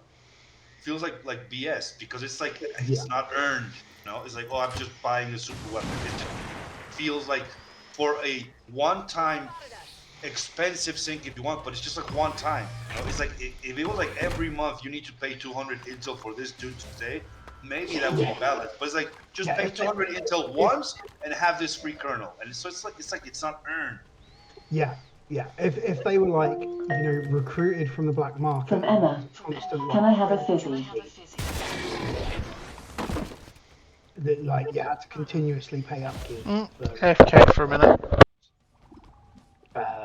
Because they're rented and not recruits. Yeah. That would see, be see, Cooldown says, yeah, that's why I don't like XCOM2 Psionics, because there's zero we pull out a Psionic soldier until they are out, because they don't get any fighting. Exactly. It's like you don't, as dumb as it sounds or as corny as it sounds, but it's like you're not growing up with the character, so there's no personal investment either. It's like it's just like oh, I got a superpower. It's like getting the fusion rocket launcher kind of. It's like, oh, it's I great. would admit, having changing the psionic class from test tube to either like similar to what my psionic class does, or even long war does, where you need to take them out, and they get normal experience, is a much better fit for the class.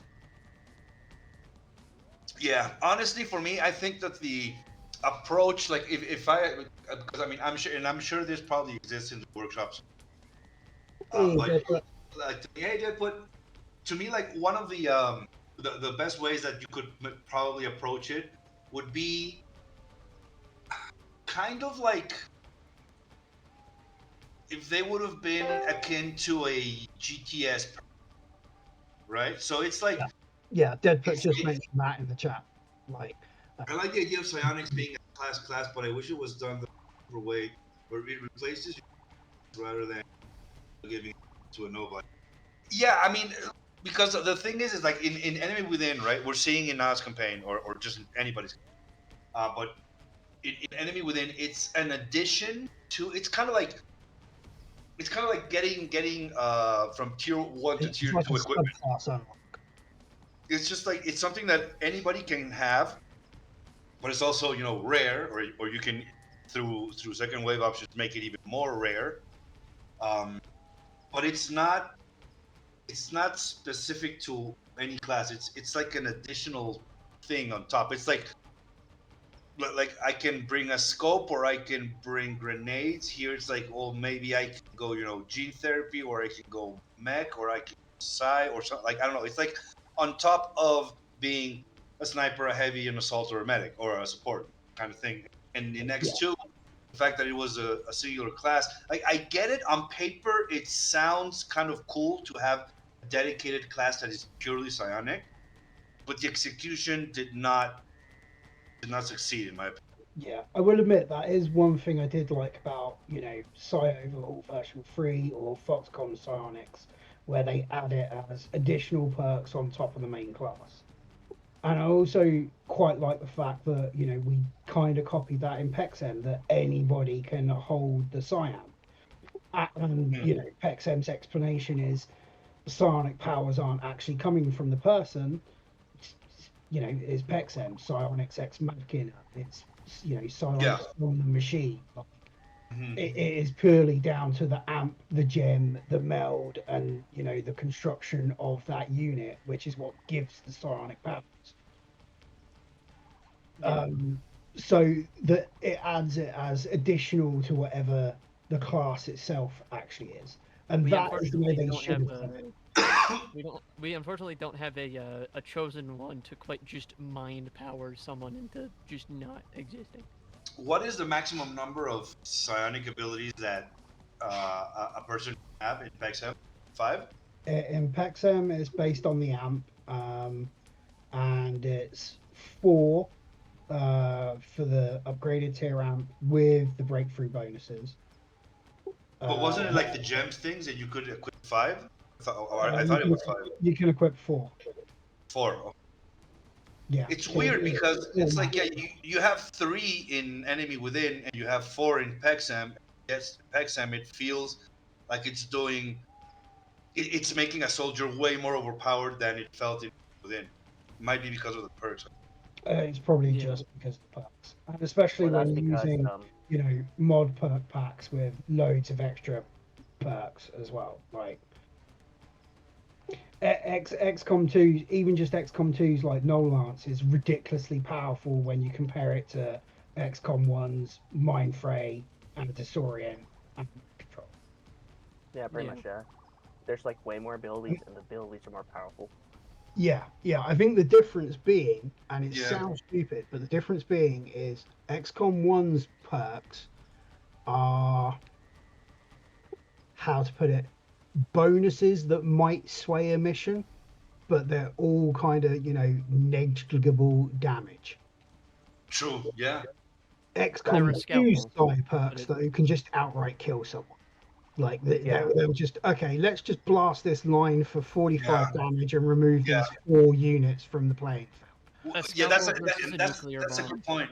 That's a good point because it also overlaps / competes with other technology that you can bring. Because you could be like, okay, I can bring this dude that has the Psyblast gem, or I can bring this dude with a grenade launcher tier 3. And it's kind of competing. So it's not like, yeah, that's a good point. In Enemy Within, it felt like, outside of Mind Fray, which had the guaranteed 5 damage, but it was like, once you're facing enemies that have, 30, 35, 25 HP, that 5 doesn't feel like a big thing. But what it felt it was like, it's support abilities. Yeah, it's like, yeah, it's 100% support abilities. I think the thing with Mind Fray for me is the fact that by the time you're normally getting around Psionics and XCOM 1, you've also normally managed to unlock, advanced alien grenades. So your basic minimal hit damage from a grenade is a 4x4 AoE that does 5 damage guaranteed. The fact that Mind Fray does 5 damage guaranteed, but only to a singular target, is its balancing point. True. Because it's multiple use. It's just on a cooldown and you can use it. The psionic abilities in Enemy Within were I back. Psionics are balanced around the fact that those are your main class abilities. That's the difference. Yeah, exactly. And also the fact that, I mean, and correct me if I'm wrong, because it's been since launch that I've used actually any psionic ability. Aren't all of them or most of them guaranteed hits? Yeah. Yeah, a good percentage of side packs are guaranteed hit. So it's also kind of like, yeah, you're removing that gamble. And thanks for the Prime Dead perks, appreciated, dude. Yeah, I got nothing to do with that. Ever since I started streaming. Awesome. Yeah, and that's probably the other thing. It's one of the reasons why I actually like a lot of Mitsruti's side perks, because he custom coded, a Psi-Aim, it's a psionic offense versus enemy will, check. In other words, they're not all guaranteed damage. And thanks for the Prime Breaker. It's very weird because, like, you play Enemy Within, and sometimes you're in a position where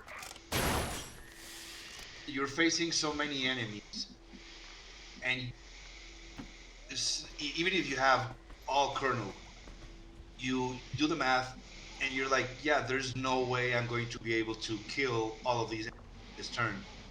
And then something like Psi-Panic becomes huge, right? Because you're effectively eliminating threat for another. Whereas in XCOM 2, you're eliminating the threat, but just delaying it, and that's the difference. Or delay, yeah, exactly. And because in XCOM 2, XCOM 1 is a Psi-Panic, and it delays needing to deal with that enemy until next turn. But in XCOM 2's version of Psionics, it's just, Psi-Kill, Soulfire, boom, dead. Like, don't have to worry about that unit next turn or ever again.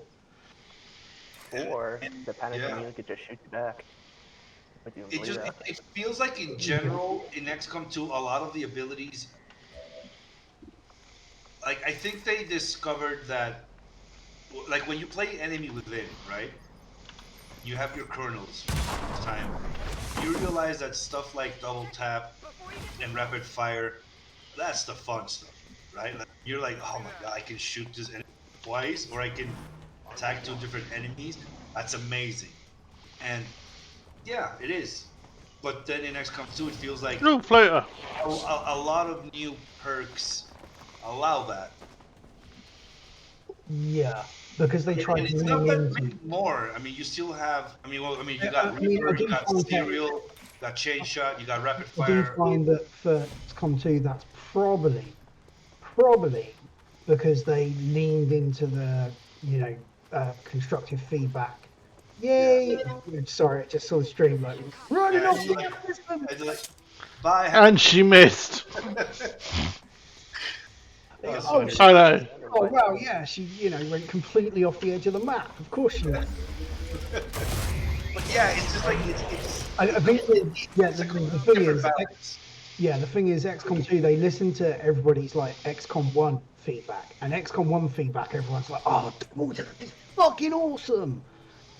Yeah. So for XCOM2, they were like, look, people love double tap. We've got to give them more double tap. Let's have double tap on everybody. Let's have double tap snipers, rapid fire assaults, and chain shot, grenadiers. Let's make sure everybody has a double tap, so everyone's favorite class is covered. Yeah. And overdid it. Exactly. It makes a special ability less special. It has it. Yeah, it's that whole incredible syndrome. Exactly. Yeah. Like if every class gets double tap, then no class gets double tap. Yeah, exactly. Yeah, if everybody's special, nobody's special. That's the line. Yeah, and that's the thing, because you also have skirmishers can attack multiple times. Yeah, Marauder. Then you got. But at least skirmishers attacking multiple times. At least that wasn't into War of the Chosen. It wasn't in the initial release. That's fair. Yeah, and I mean, it's still obviously an incredibly fun game, but it's just like there were some decisions that perhaps need a little bit more time or testing or balance, because Orders confirmed. Yeah, like the whole I don't think they had that time. Like that's, for like for Firaxis as a studio, I think especially when you read some of the code comments. Yeah. There's definite points where I've read some of stuff. Oh boy. They intended to work all on this particular feature, but 2K, pushing them for publish. Like, have you seen how much stuff in the materials exists? And they're like, oh, we could do this thing. Time later moment.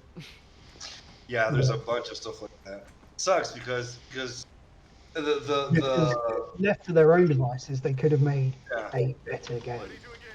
And you can see it with a lot of the mods. Pardon, Breaker, and any of that. They wanted to do material stuff like curvature material stuff, like how we have the normals that are fairly okay but faster. They wanted to use curvature, which is basically the height of the mesh, to enhance the look of the normals. Yeah, you lost me. Basically, they wanted to do. They wanted to do much more advanced things with graphics and visuals. Basically, I think they wanted to do more, and especially in the materials, you can tell them. Did you see the ragdoll? Did you see that ragdoll? Yes, that was brilliant. From an execute. It was literally funny. Blew it off the edge.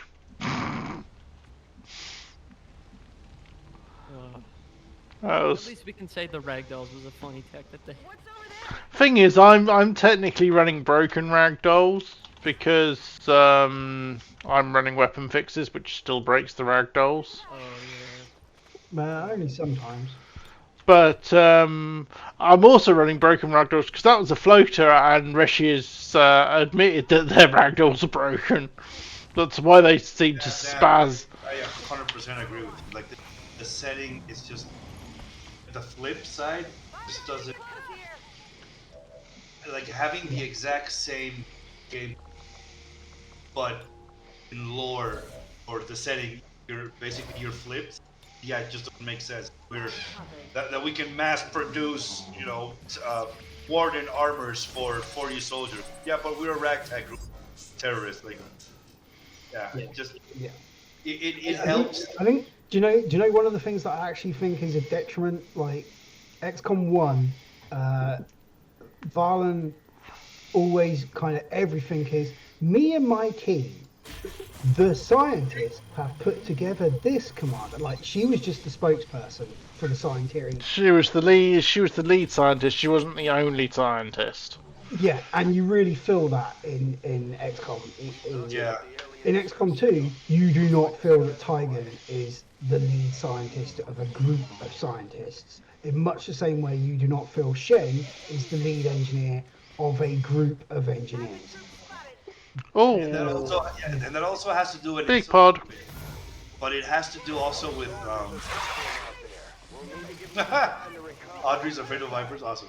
It also has to do with the fact that, for example, in Enemy Unknown / Within, they kind of followed the 1990s version of. By the end of a campaign, you have somewhere like upwards of 70, 80 engineers. Yeah. Whereas in XCOM 2, you have 8. So it's I always headcanoned when you get an engineer in XCOM 2, you actually get a team of engineers. Yeah. And you're just seeing the representative head of that team. that would actually make sense. Thinking like that, and you start thinking that you've got an engineer, and actually that's 10 engineers, and this is his team, and then they're all running through Shen, and it's a larger hierarchy that isn't shown. It actually makes it all feel a bit better. And Long War makes sense with this actually, because you have resistance base. Like the resistance bases probably have a bunch of but I don't think Long War's resistance bases are particularly. Well, yeah, but I guess in general, even in the vanilla game, it makes I have a bunch of these resistance people that are like probably doing stuff, and then it goes to Shen. It's like, okay, we have this now. Cool. I think probably one of the other things that gets me with X2 is, and it's down to that thing. Like XCOM EU, when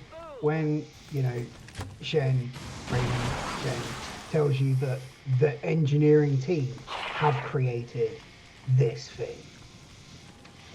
Even just in like the base visuals, you see the engineering team, and you kind of feel attached to the engineering team as a whole. Yeah, the scale feels off.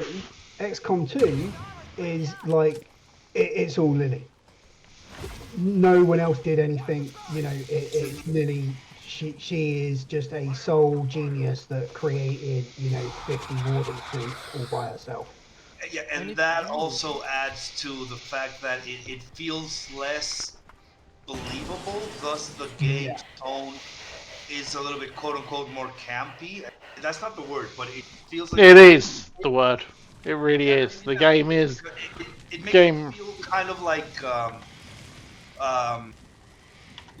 logic is thrown out the window, and the reason you're succeeding is because somehow you managed to get 20 people that are the best of what they can do, instead of being a joint effort of people, which is more realistic. Yeah. Which, if you wanted a camaraderie feeling in XCOM 2 from a bunch of these resistance people, you kind of need to show the resistance people in the Avenger doing stuff. And you have soldiers, and you have. Or you at least needed to fully expand the resistance. Right. When you go to a haven, you should be giving that haven tasks. That haven should be the one that. And that would have been really cool, and that would have extended the. Yeah, and your Africa haven is doing that, and then you need to fly over to your America haven to order 16 new guns, and then fly to your Europe haven to get them. Exactly. Yeah. See, that would have made the strategic layer much more interesting, because you have to manage. Haven has the one making the swords. No, but I mean that's the thing that you're discussing, guys. Like it makes sense to me because it would have also made the strategic layer more interesting. Because right now the strategic layer is kind of not great, And it would have given you a reason to A, have the havens, and B, have a mobile central command base. exactly, yeah. So it's like, okay, I need to. That's the bit of the ball they dropped in XCOM2. Like, the reason for the Avenger being the Avenger, just to avoid the aliens, is bullshit. It's so, again, it's just so bare bones. It's like, hey, how do we make this make sense, lore wise and story wise? Does this work? Sure. Okay. Yeah. Okay. So we'll do that. Like it's just so. Especially when the other thing you consider, when the aliens do pull their fingers out, they send a singular UFO after the Avenger. It finds them. Yeah. Exactly. Yeah. Like, why Yeah. are you not flooded with UFOs and having to pick your flight path and manage like, oh god, they're all over Europe. We need to fly to South Africa first, and then to Australia, and then up to North America. Like, and that would have made Havens even more important because and it would have made the strategic layer even more important, and the havens more important, and route planning and positioning of where you were going and what you were doing. Exactly. Like maybe having control of a haven lets you see air activity in that area. Yeah. Right? So it's like, is it safe for our Avenger to fly over to Australia? No. Okay, so maybe we don't go to Australia just yet. But you're like, shit, I made a mistake and I made Australia, the Australia haven, the Australia region. The havens over there are the ones that have all the alien alloys that I use for manufacturing. Shit, I made a mistake. That gives you then you get replayability. the mission pop up, haven under attack, you need to go and defend Australia, and you're looking at it and you're like, but it's got fucking 5 UFOs flying over it. How the hell are we even going to get in there to defend them? Exactly. And do you know what would have been really nice for design, because they had already started building up Advent as this whole like... Hey, flawless! And you can see a lot of that really cool design stuff they were doing in the concept. It would have been nice if the UFOs turned into this like, kind of like Operation Razorhawk. Flawless victory. Kind of like how the dropships are, but a design... And now look who was MVP, Rusty, taking the lead again. Yeah. And the other thing that kind of gets me, especially with that, is if you look at like the ending cinematic when you do mess up the tower and it's like, Advent are leaving the planet on Mars. How many fucking UFOs are lifting off? It's not like they didn't have them. Yeah. Yeah, exactly. It's unfortunate because you see that they had a lot of ideas. It just absolutely no time to them and rush. It sucks because it's like. Admittedly, I wonder sometimes, like when I look at things like that, and ideas and concepts that I've had, and then I look at what what they allowed Bonus to do in Long War with the entire strategic length. If it improves I kind of wonder sometimes, like, was it contractual? Was there something in the deal that Firaxis and Favonius made that, like, hey, no, we're touching this mod, so you've got to do it like this basic thing that does nothing? Well, yeah, it would have been. Or the other way around, kind of like, hey, Pavonis, don't do this. Like, don't do this, don't do X, Y, Z, because we're going to tackle that later on in DLC. And then they didn't. Now, no. Right, it would have been like that, and 2K would have been involved also, and there would have been... And 2K would have been involved and pushing, Firaxis, like, we want the product, get it out, because that's what... Right, exactly. You say there's also the other obvious thing, to be honest, is... What? Budgeting. XCOM2 is far more mass market than Enemy Unknown was. True. Yeah, that's fair. That's fair. Yeah, that's also another... There is a market waiting for the game, which is a fair thing to say. It's the famous, double-edged sword, right? Of you want more players game. In order to do that, you have to simplify a lot of mechanics. Some were good choices, some were not. Like for example, I remember following the development of the Unknown. Me and a bunch of friends, we were a bunch of 1990s XCOM purists, and we were so pissed off that they were getting rid of time units and doing this to action bullshit. And we were pissed. And then you play the game, you realize It works. it's a different approach, but it works. And it's more simplified than, okay, let me see. If I move one more tile, I won't be able to save enough time units to Overwatch. And it was needlessly complex. It was fun. I still enjoyed it. But the simplification of it was not dumbing it down. It was just, it's now simple. It felt different. Right, and Whereas going into X2, for example, being like, there's no more air game, thus no more UFO missions. Therefore, we're also getting rid of interrogations. It feels like, okay, fine, get rid of those things. What are you replacing them with? Oh, nothing. Exactly. Like, oh, okay. Yeah, Great. in EU, the design, even if it was simplified, other mechanics around it worked with it and like worked to enhance it in some cases. Like the map size, for example, when it came to the actions, you had 2 actions, but the map was small enough that there wasn't ever a problem in that case. It was in chat. What they done with the canon story for the elders requiring the commander. Oh my god, that is the worst decision ever. It's like, but more importantly, the air game idea for the Avenger, it could have had anti-UFO weaponry on it that you needed to upgrade.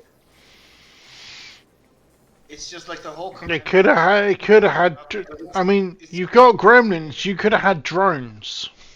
Yes. Yeah, it could have had drones. Yeah, if the Avenger was bigger, it could have had more ships on board than just the Sky Range. And do you know what would have been cool for the air game if there were drones that could, and in our weird idea of like the havens and having to dodge UFOs, if you had drones that could like sort of, what would be the word, not cloak the ship. Oh, for fuck's sake! Oh, like yeah, you wouldn't need to. I hate this mechanic in CI so much. I mean, I'm glad that you can turn it up. But no, it would have been cool if there was a way to use that as like you could get past certain controls and stuff like that if you had the right upgrade and stuff like that, or at least had the chance or the blessing. Yeah, I mean, imagine that the Avenger itself was a unit and you had to outrun it. Okay, my port guns are all fucking still conventional weapons, but hell, starboard side we now fucking rocking magnetic lasers. I know we eventually moving into literal Avenger, like, hey, we just developed fucking holographic, Yeah. You and me had ideas to shield the Avenger. We no longer need to worry about fucking scout UFO classes. They're not going to be able to see us, but the battleships still will. Yeah. They could have done so much with the actual strategy layer. Do you know, it'd been really cool if they used the effect that we see in EU from our side, which is the weird like pulse thing that they had in the one cutscene. If they made a callback to that with the battleships, where it's like, yeah, they're just gonna pulse the Avenger, and no, you are right there, you are not hiding nothing.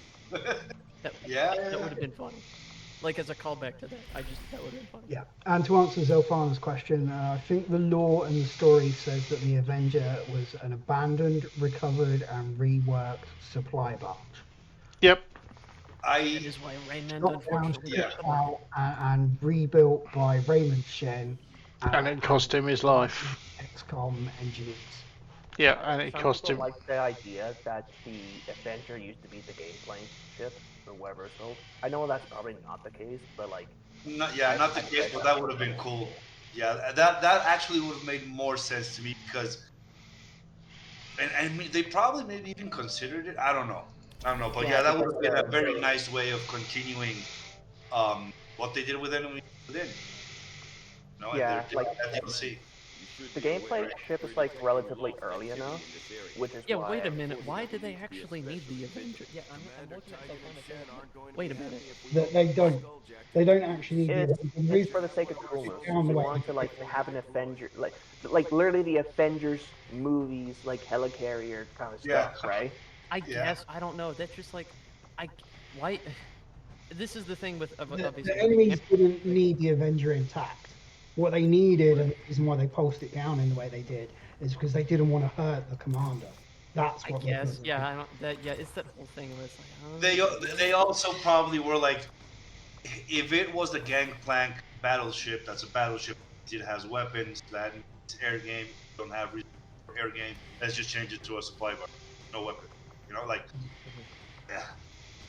Oh, did you guys read like some of Jake Solomon's tweets where some of the early ideas for War of the Chosen were like these 30 feet tall like mechs instead of like factions or whatever? Oh god. Give me a sec. Very pull well. that up. It was like on Twitter. He also talked about the fourth Chosen. Read the tweets. He's basically saying, "Yeah, I would have loved to have made a BattleTech armored core, but unfortunately, I made XCOM instead." I would not want to mod with that in mind because that would murder my brain trying to figure out how that works. Or sometimes like some ideas just don't fit.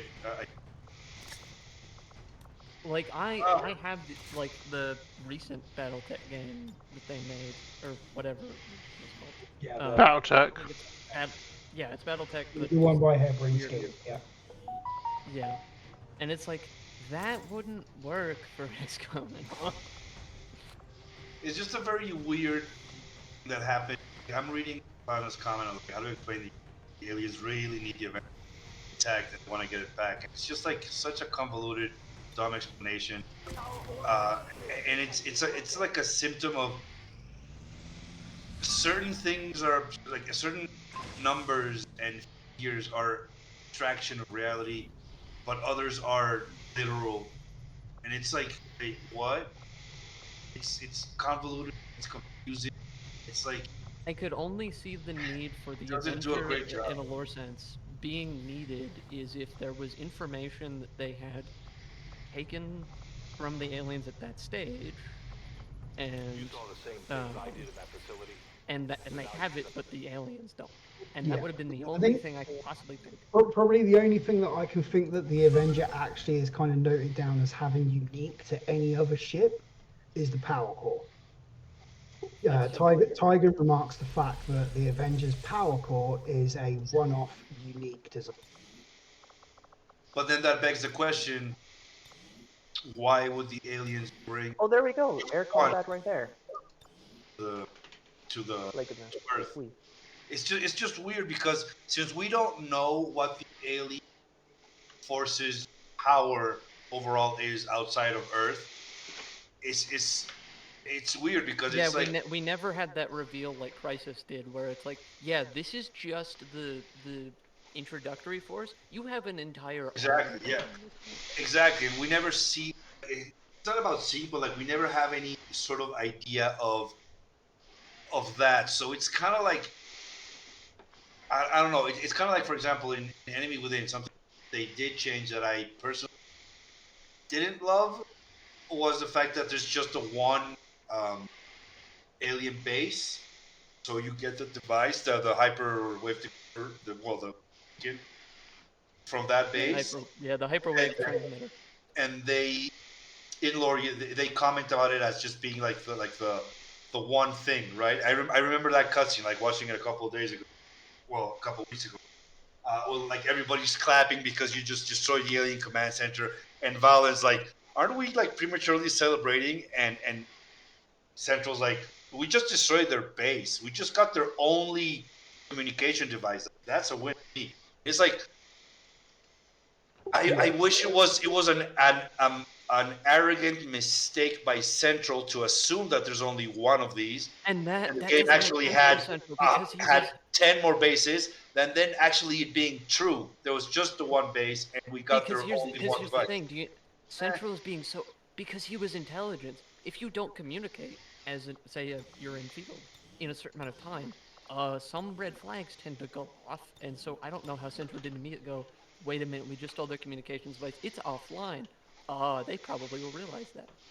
Yeah, because it's implied that XCOM starts feeding them false information. Oh, That's right, I how guess, it yeah. is. But they don't do that immediately, so it's like, oh no, that's bad. Well, it's plausible to say that XCOM got it in, a maintenance cycle. I guess.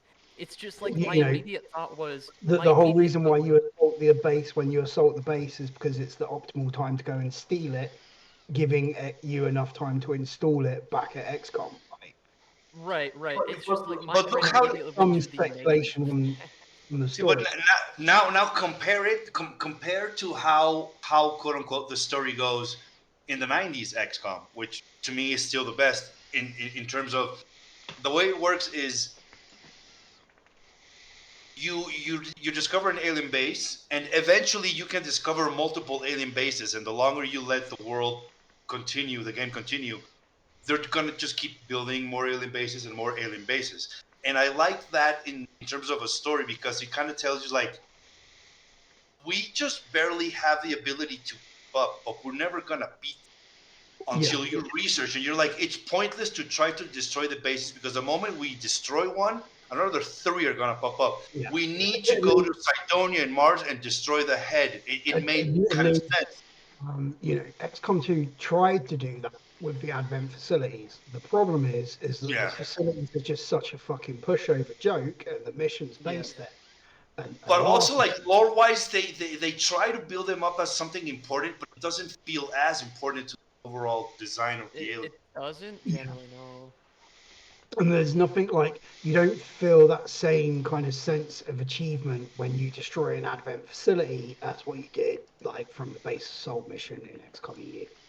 Yeah, they're not. And I think it's tight because you don't really get this sense of you do an action, and based on that action, there's a retaliatory reaction by the alien. It doesn't feel that way. It feels more like, yes, I don't know. It's weird to explain because if I'm not mistaken, vanilla, once you take down the black site, that's when they launch the UFOs to possibly hunt down the Avenger. But it just feels like scripted. I don't know. It feels weird. It feels like it doesn't feel emergent is the word you're looking for. Exactly. That doesn't feel emergent.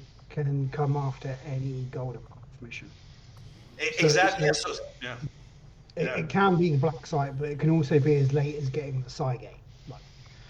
Exactly. Yeah. So it's like if you make the decision to not do the black site until 2037, you're never gonna get those aliens. Like exactly. It's I don't know. It's weird, and it doesn't like Breaker said. I think that's a good word. It doesn't feel emergent. It doesn't feel like the actions that you're doing matter. It just feels like, yeah, well, I can do this or I can do that. This is gonna happen anyway, or it's gonna happen this way, no matter how it plays. It's like there's not much explanation actually given in the game about like the importance of striking the forge. Like you strike down the Advent forge so that they can no longer produce troopers, captains, stun masters. Like, but that's not.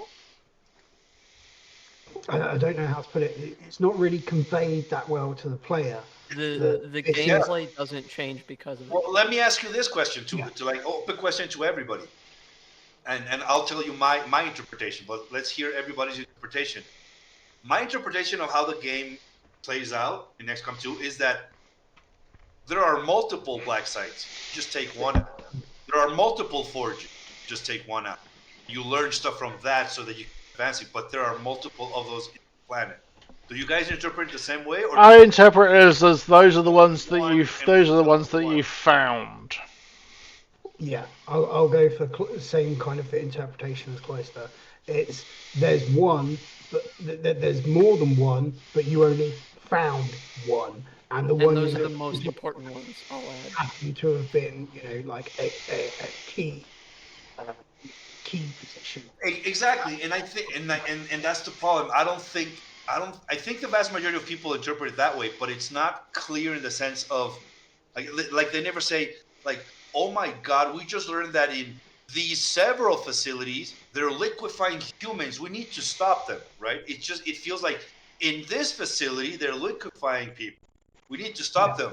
Well, we already destroyed the factory, and obviously, I mean, the facility. So obviously, we need to keep working. But it seems like we have stopped the liquefying of humans problem momentarily, and it's like, are we winning? Are we not winning? Are we making progress? Are we not making progress? I don't Yeah, know. there It's just wasn't a definitive, like, you have destroyed the core of this operation, because they right, could yeah. just rebuild it in another facility again.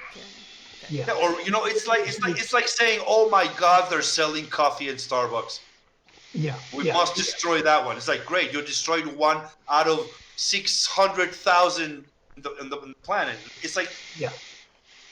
that can help you feel like narrative wise, that can help player feel either holy shit, we're not even making a dent, or holy shit, we just made a huge progress because we just stopped their a big important component in their entire machinations. But since it's not focused neither here nor there, it doesn't feel like one or the other. You're just kind of like in limbo, like just, oh yeah, I I guess I'm think just the continue difference doing is missions. the See, difference is the distinction in the fact that, like, when you take down Forge, you take down the prototype that they're basing all Advent Troopers on. Yeah, Whereas makes it sense. should be that you took out a prototype that they're basing all Advent Troopers on. The factory. Like, what I would like, I tell you what I would like to see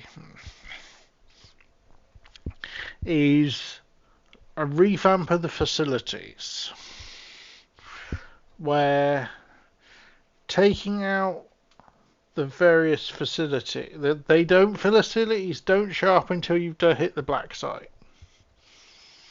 They still gain their points, they still gain their pips, but they don't show up until you've hit the black site.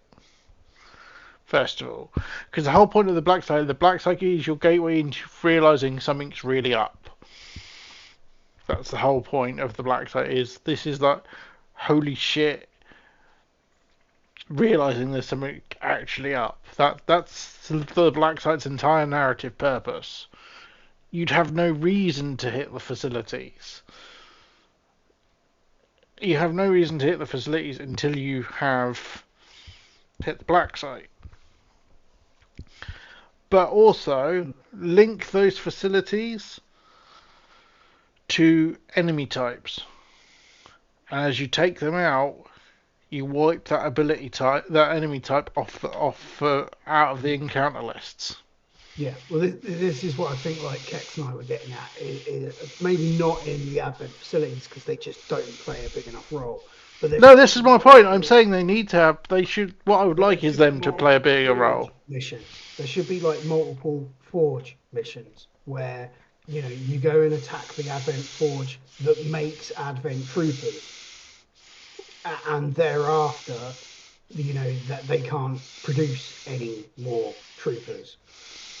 Maybe you go and attack a facility to get the current count of troopers. And XCOM learns there's 50 of them on the planet.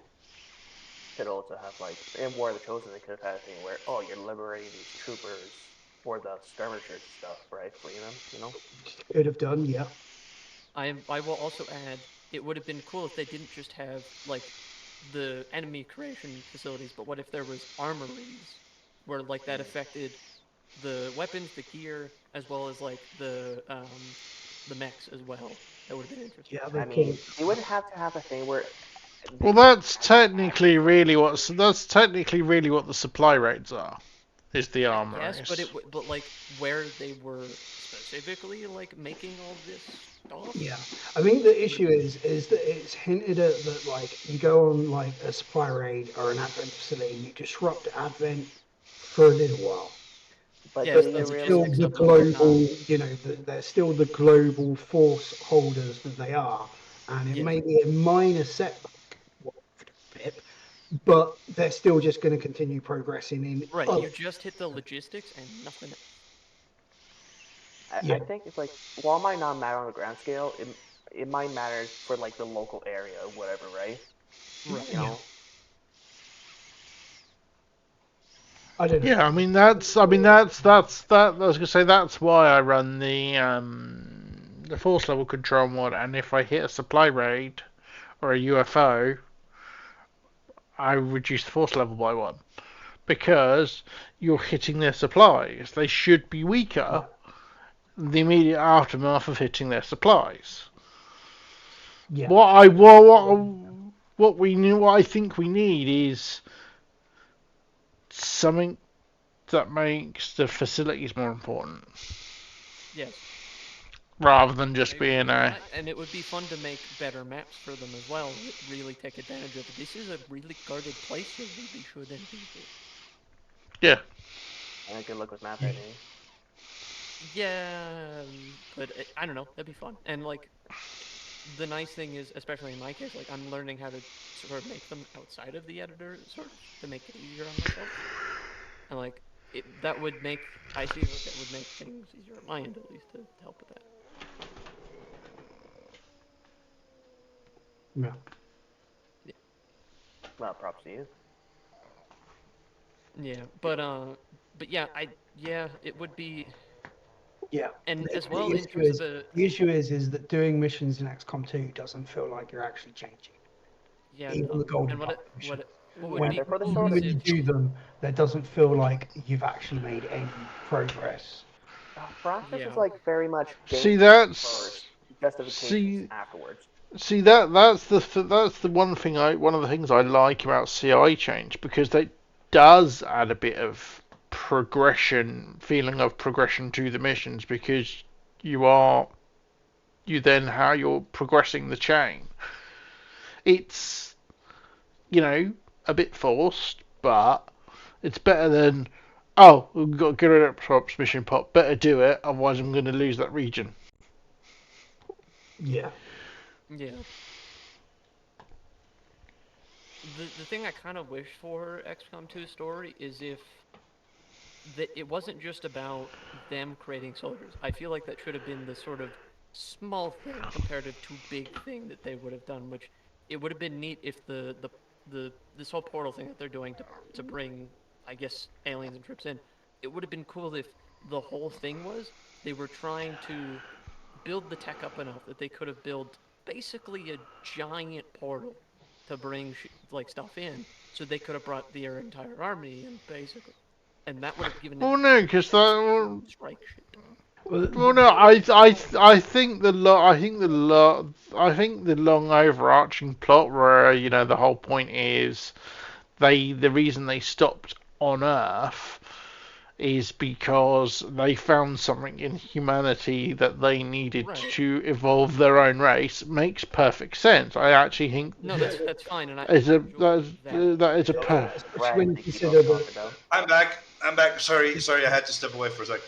The elders, presented in XCOM2 as, psionic masters for their, brain power more than their physical power, but also master genetic manipulators.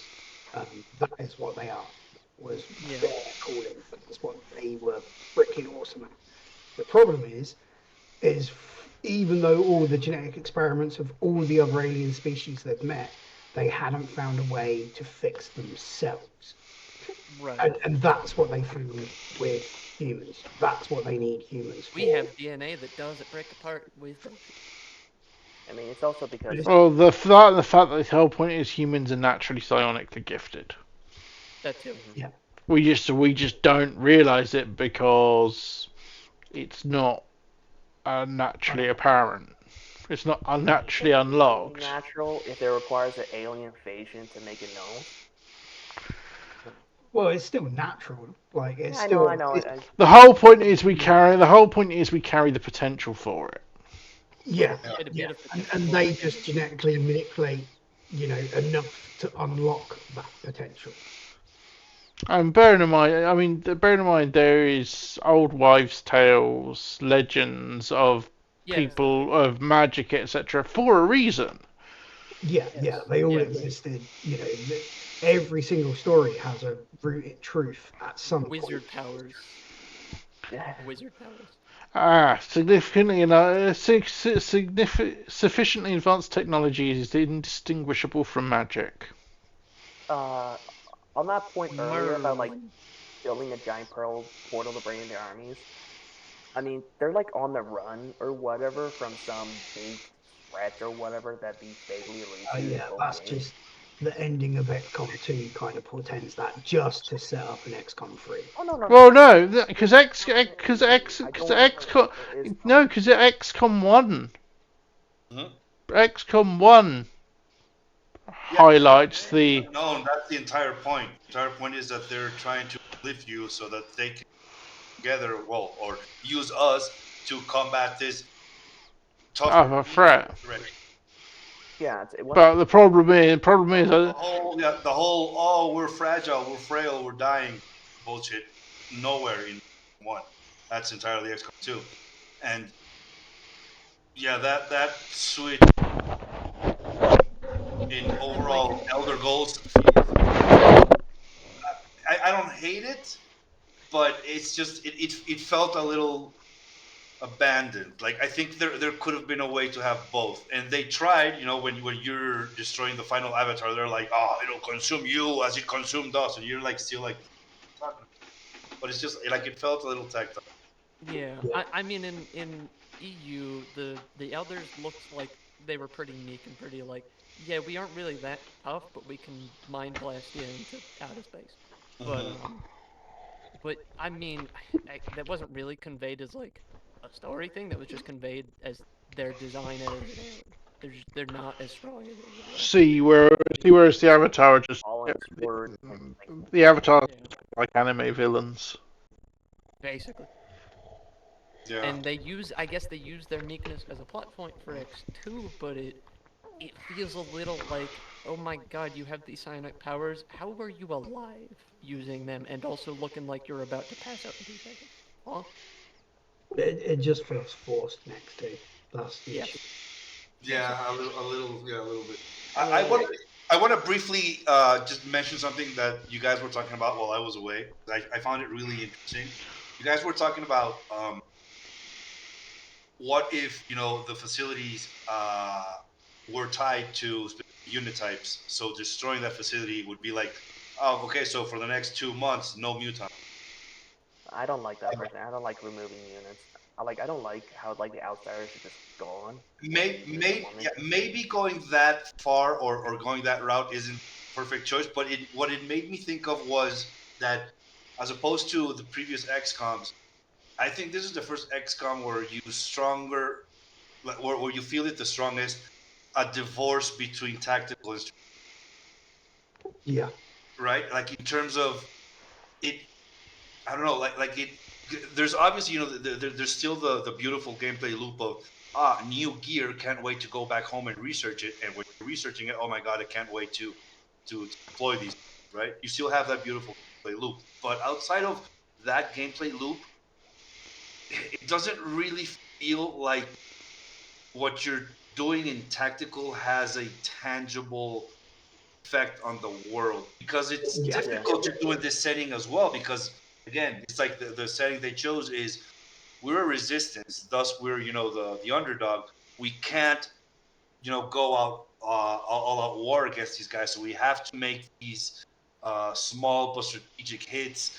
And I don't know, maybe something that could have helped maybe is have a little bit more cinematics in terms of like, how when you you finish a mission, you're flying back, and while it's loading, sometimes you'll hear the spokeslady being like, "Oh, the resistance attack, the terrorist known as XCOM attacked the center. Now we're gonna have power outages. Don't worry about it. Advent will have it fixed in no time." Like those little offbeat comments, if they were like an actual, really like the same duration, but as a cinematic, it would have more impact in terms of because it happens while we're load screen waiting. It feels less impactful. Whereas if it's like, we just got back to the Avenger, and you're like, okay, well, let me look at my promotions. Wait, screen fades to black. There's a new screen going, oh my god, terrorists just attacked this. There will be power outages. Don't worry, Advent will fix it. Like the exact same fucking line, but it'll feel like it has a little bit more impact, and it feels like, oh my god, we're actually doing something. And on that note, some some people might see that as like intrusive. Like some people don't like cutscenes. Some people like to skip through the cutscenes. But here's So having like a cutscene pop up like that after a promotion, like every mission or so. No, yeah, I agree. There would be some fine-tuning in terms of how invasive you are, right? Yeah. Yeah, and if you imagine it for your first playthrough, you're probably always going to watch those cutscenes, and then every playthrough thereafter, you'll just skip them. Yeah, you'll just skip them. Yeah, exactly. But it's just like small patches that I'm thinking of, like in terms of how can we get this relationship? You know, how can we make them love each other again? Because technically, I definitely agree with you that there is a lack of impact from what you actually do in any given tactical mission to the overall strategy layer. Like, there are a lack of emergent gameplay things and cutscenes, and the funny thing is, emergent cutscene that was also a cut thing in the files. That's part of what I used to make the in-game cutscene, because they had this whole setup they were going to use for that stuff. They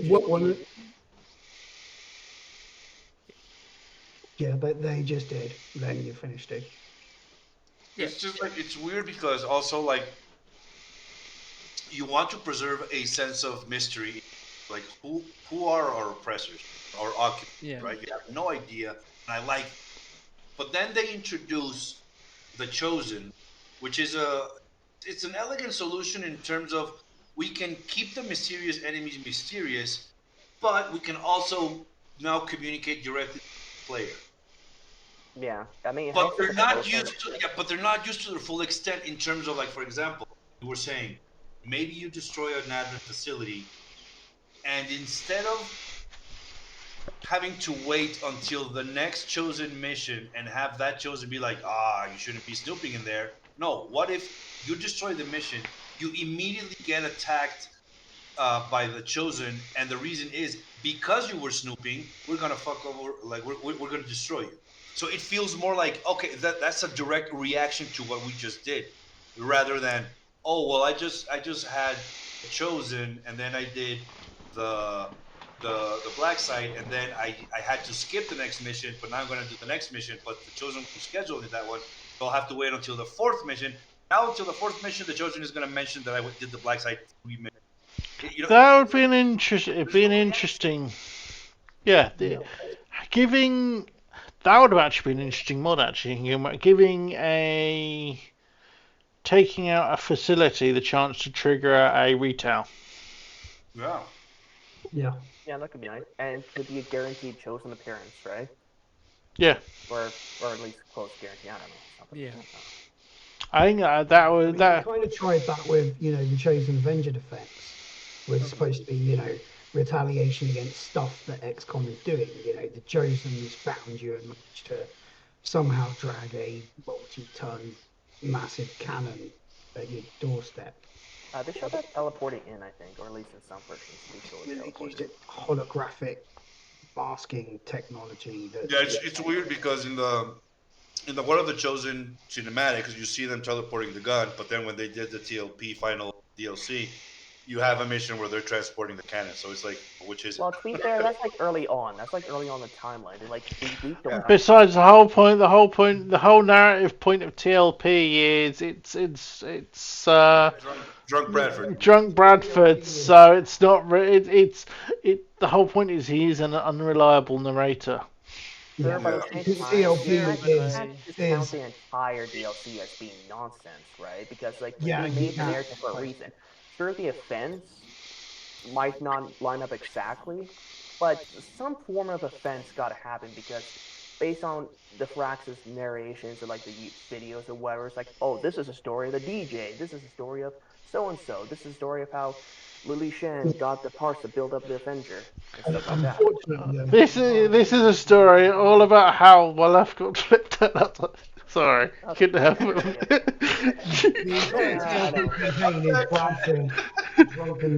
telling.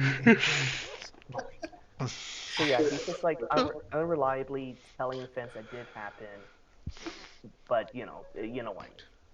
To be fair, though, it's like your great granddad recounting stories of back in the war. It's like during the war, Yeah, but it's like I think they outside of the sweater cinematic, they failed to make it evident that this is just a celebration of the game and I'm taking this.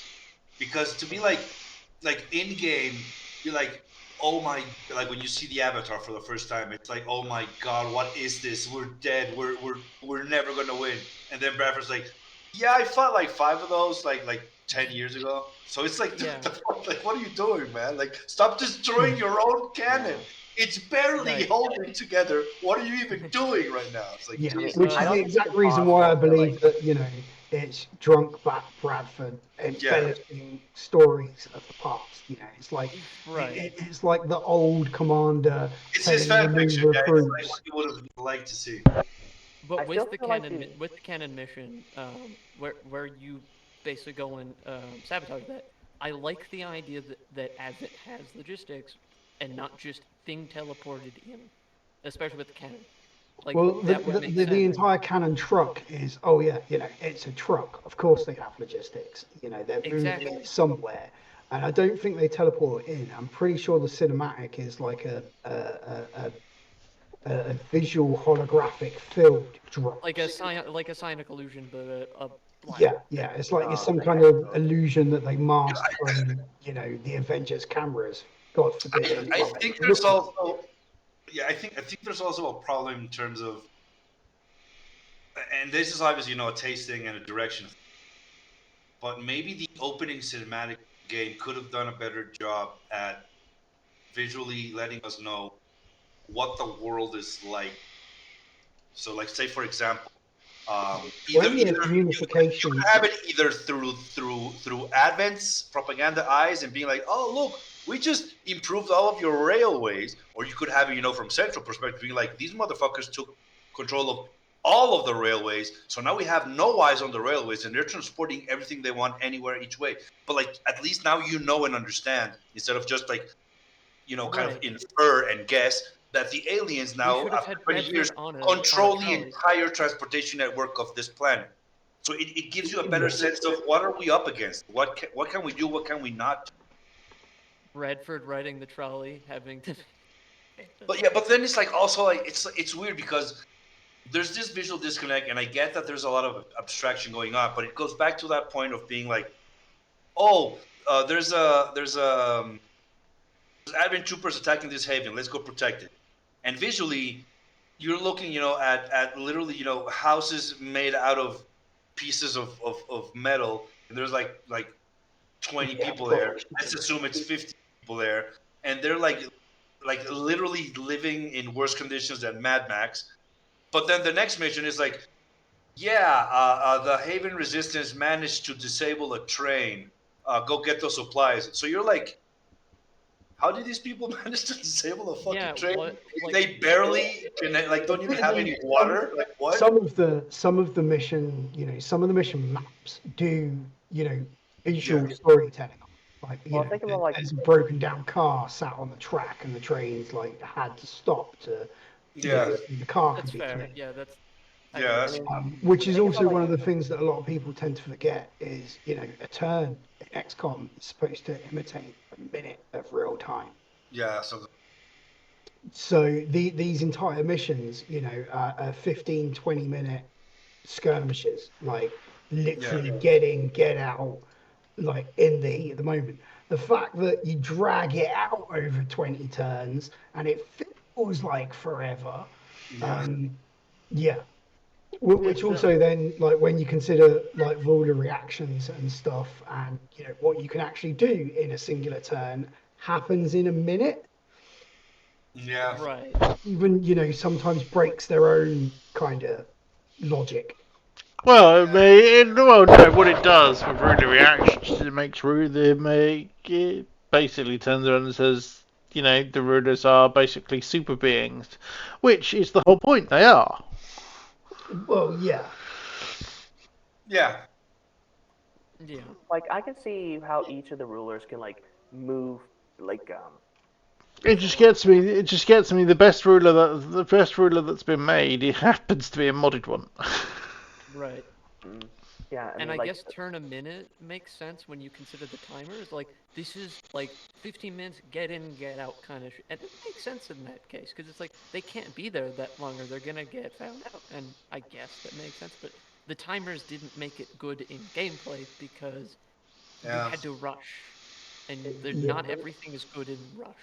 Yeah, I fully understand the reasoning behind, because they saw some just like Turtle Overwatch. Yeah. But yeah, You I could don't know. make I better think incentives. I think they just like kind of overtuned it in terms of like Yeah. it feels like 60 to 70% of missions are timed, the rest are not, and maybe Yeah, ironically though, they made went better like 50, incentives in that new edition. They made better incentives. Like, you had to get to this thing, and you had this many turns to Yeah, get there. it's like we're watching on like I saw the entire Slingshot DLC.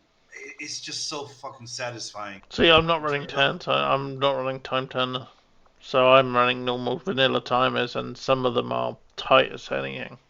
Yeah, but that's the thing. Is like they should have made the stuff like, okay, you gotta do this thing in this many turns. If you don't, you'll lose it, and that is how they do it.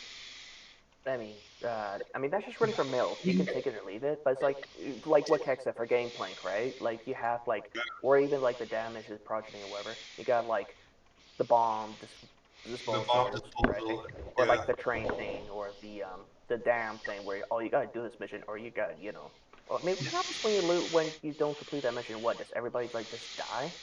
Yeah. And that's the thing. Also, they were very few, so they felt more impactful. You only have like 5 or 6 in a entire campaign that are timed like that, and you're like, oh shit, I gotta do this or we're gonna die.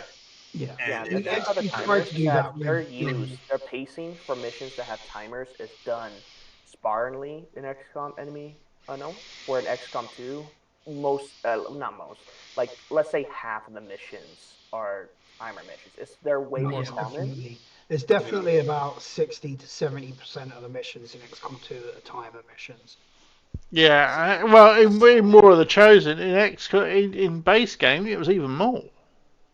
Yeah, and that's the thing. When the majority of them are timed, there's only so many reasons, story reasons that you can come up with of why this is timed, and it starts feeling more and more convoluted. Right.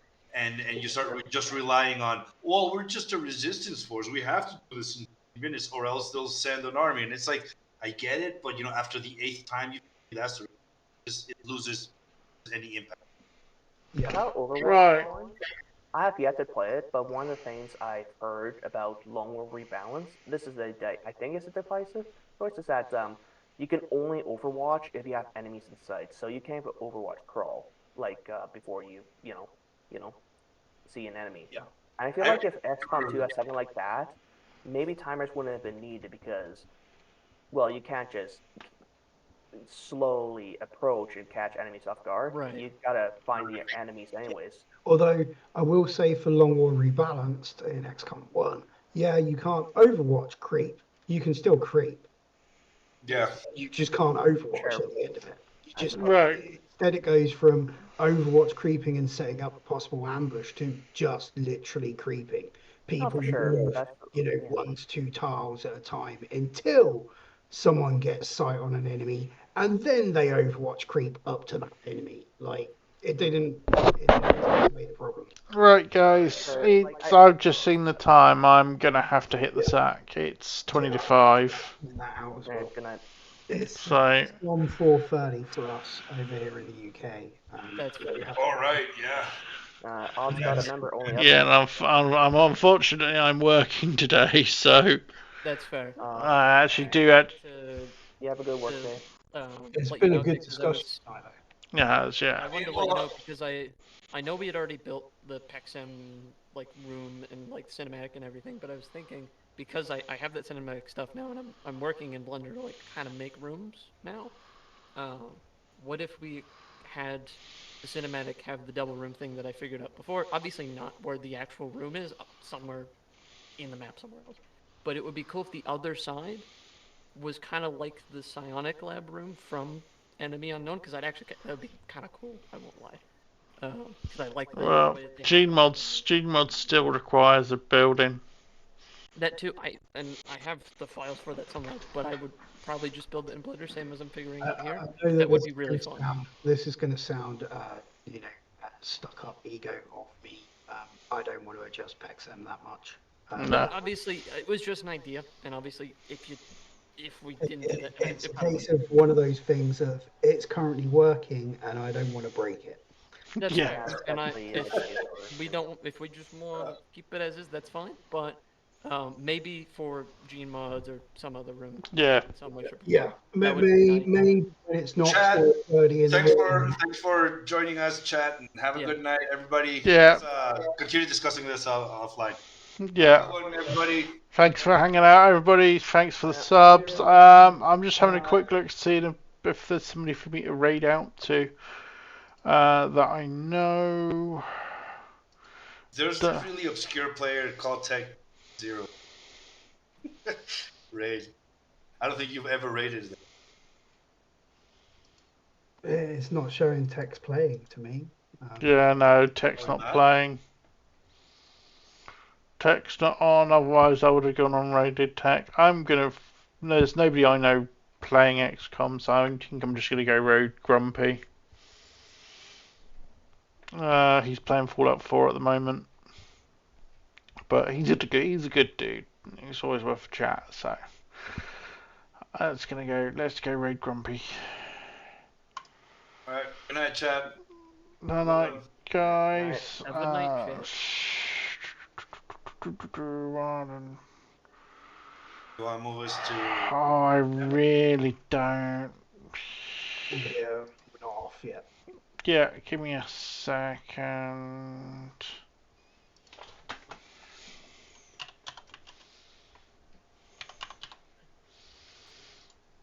Okay.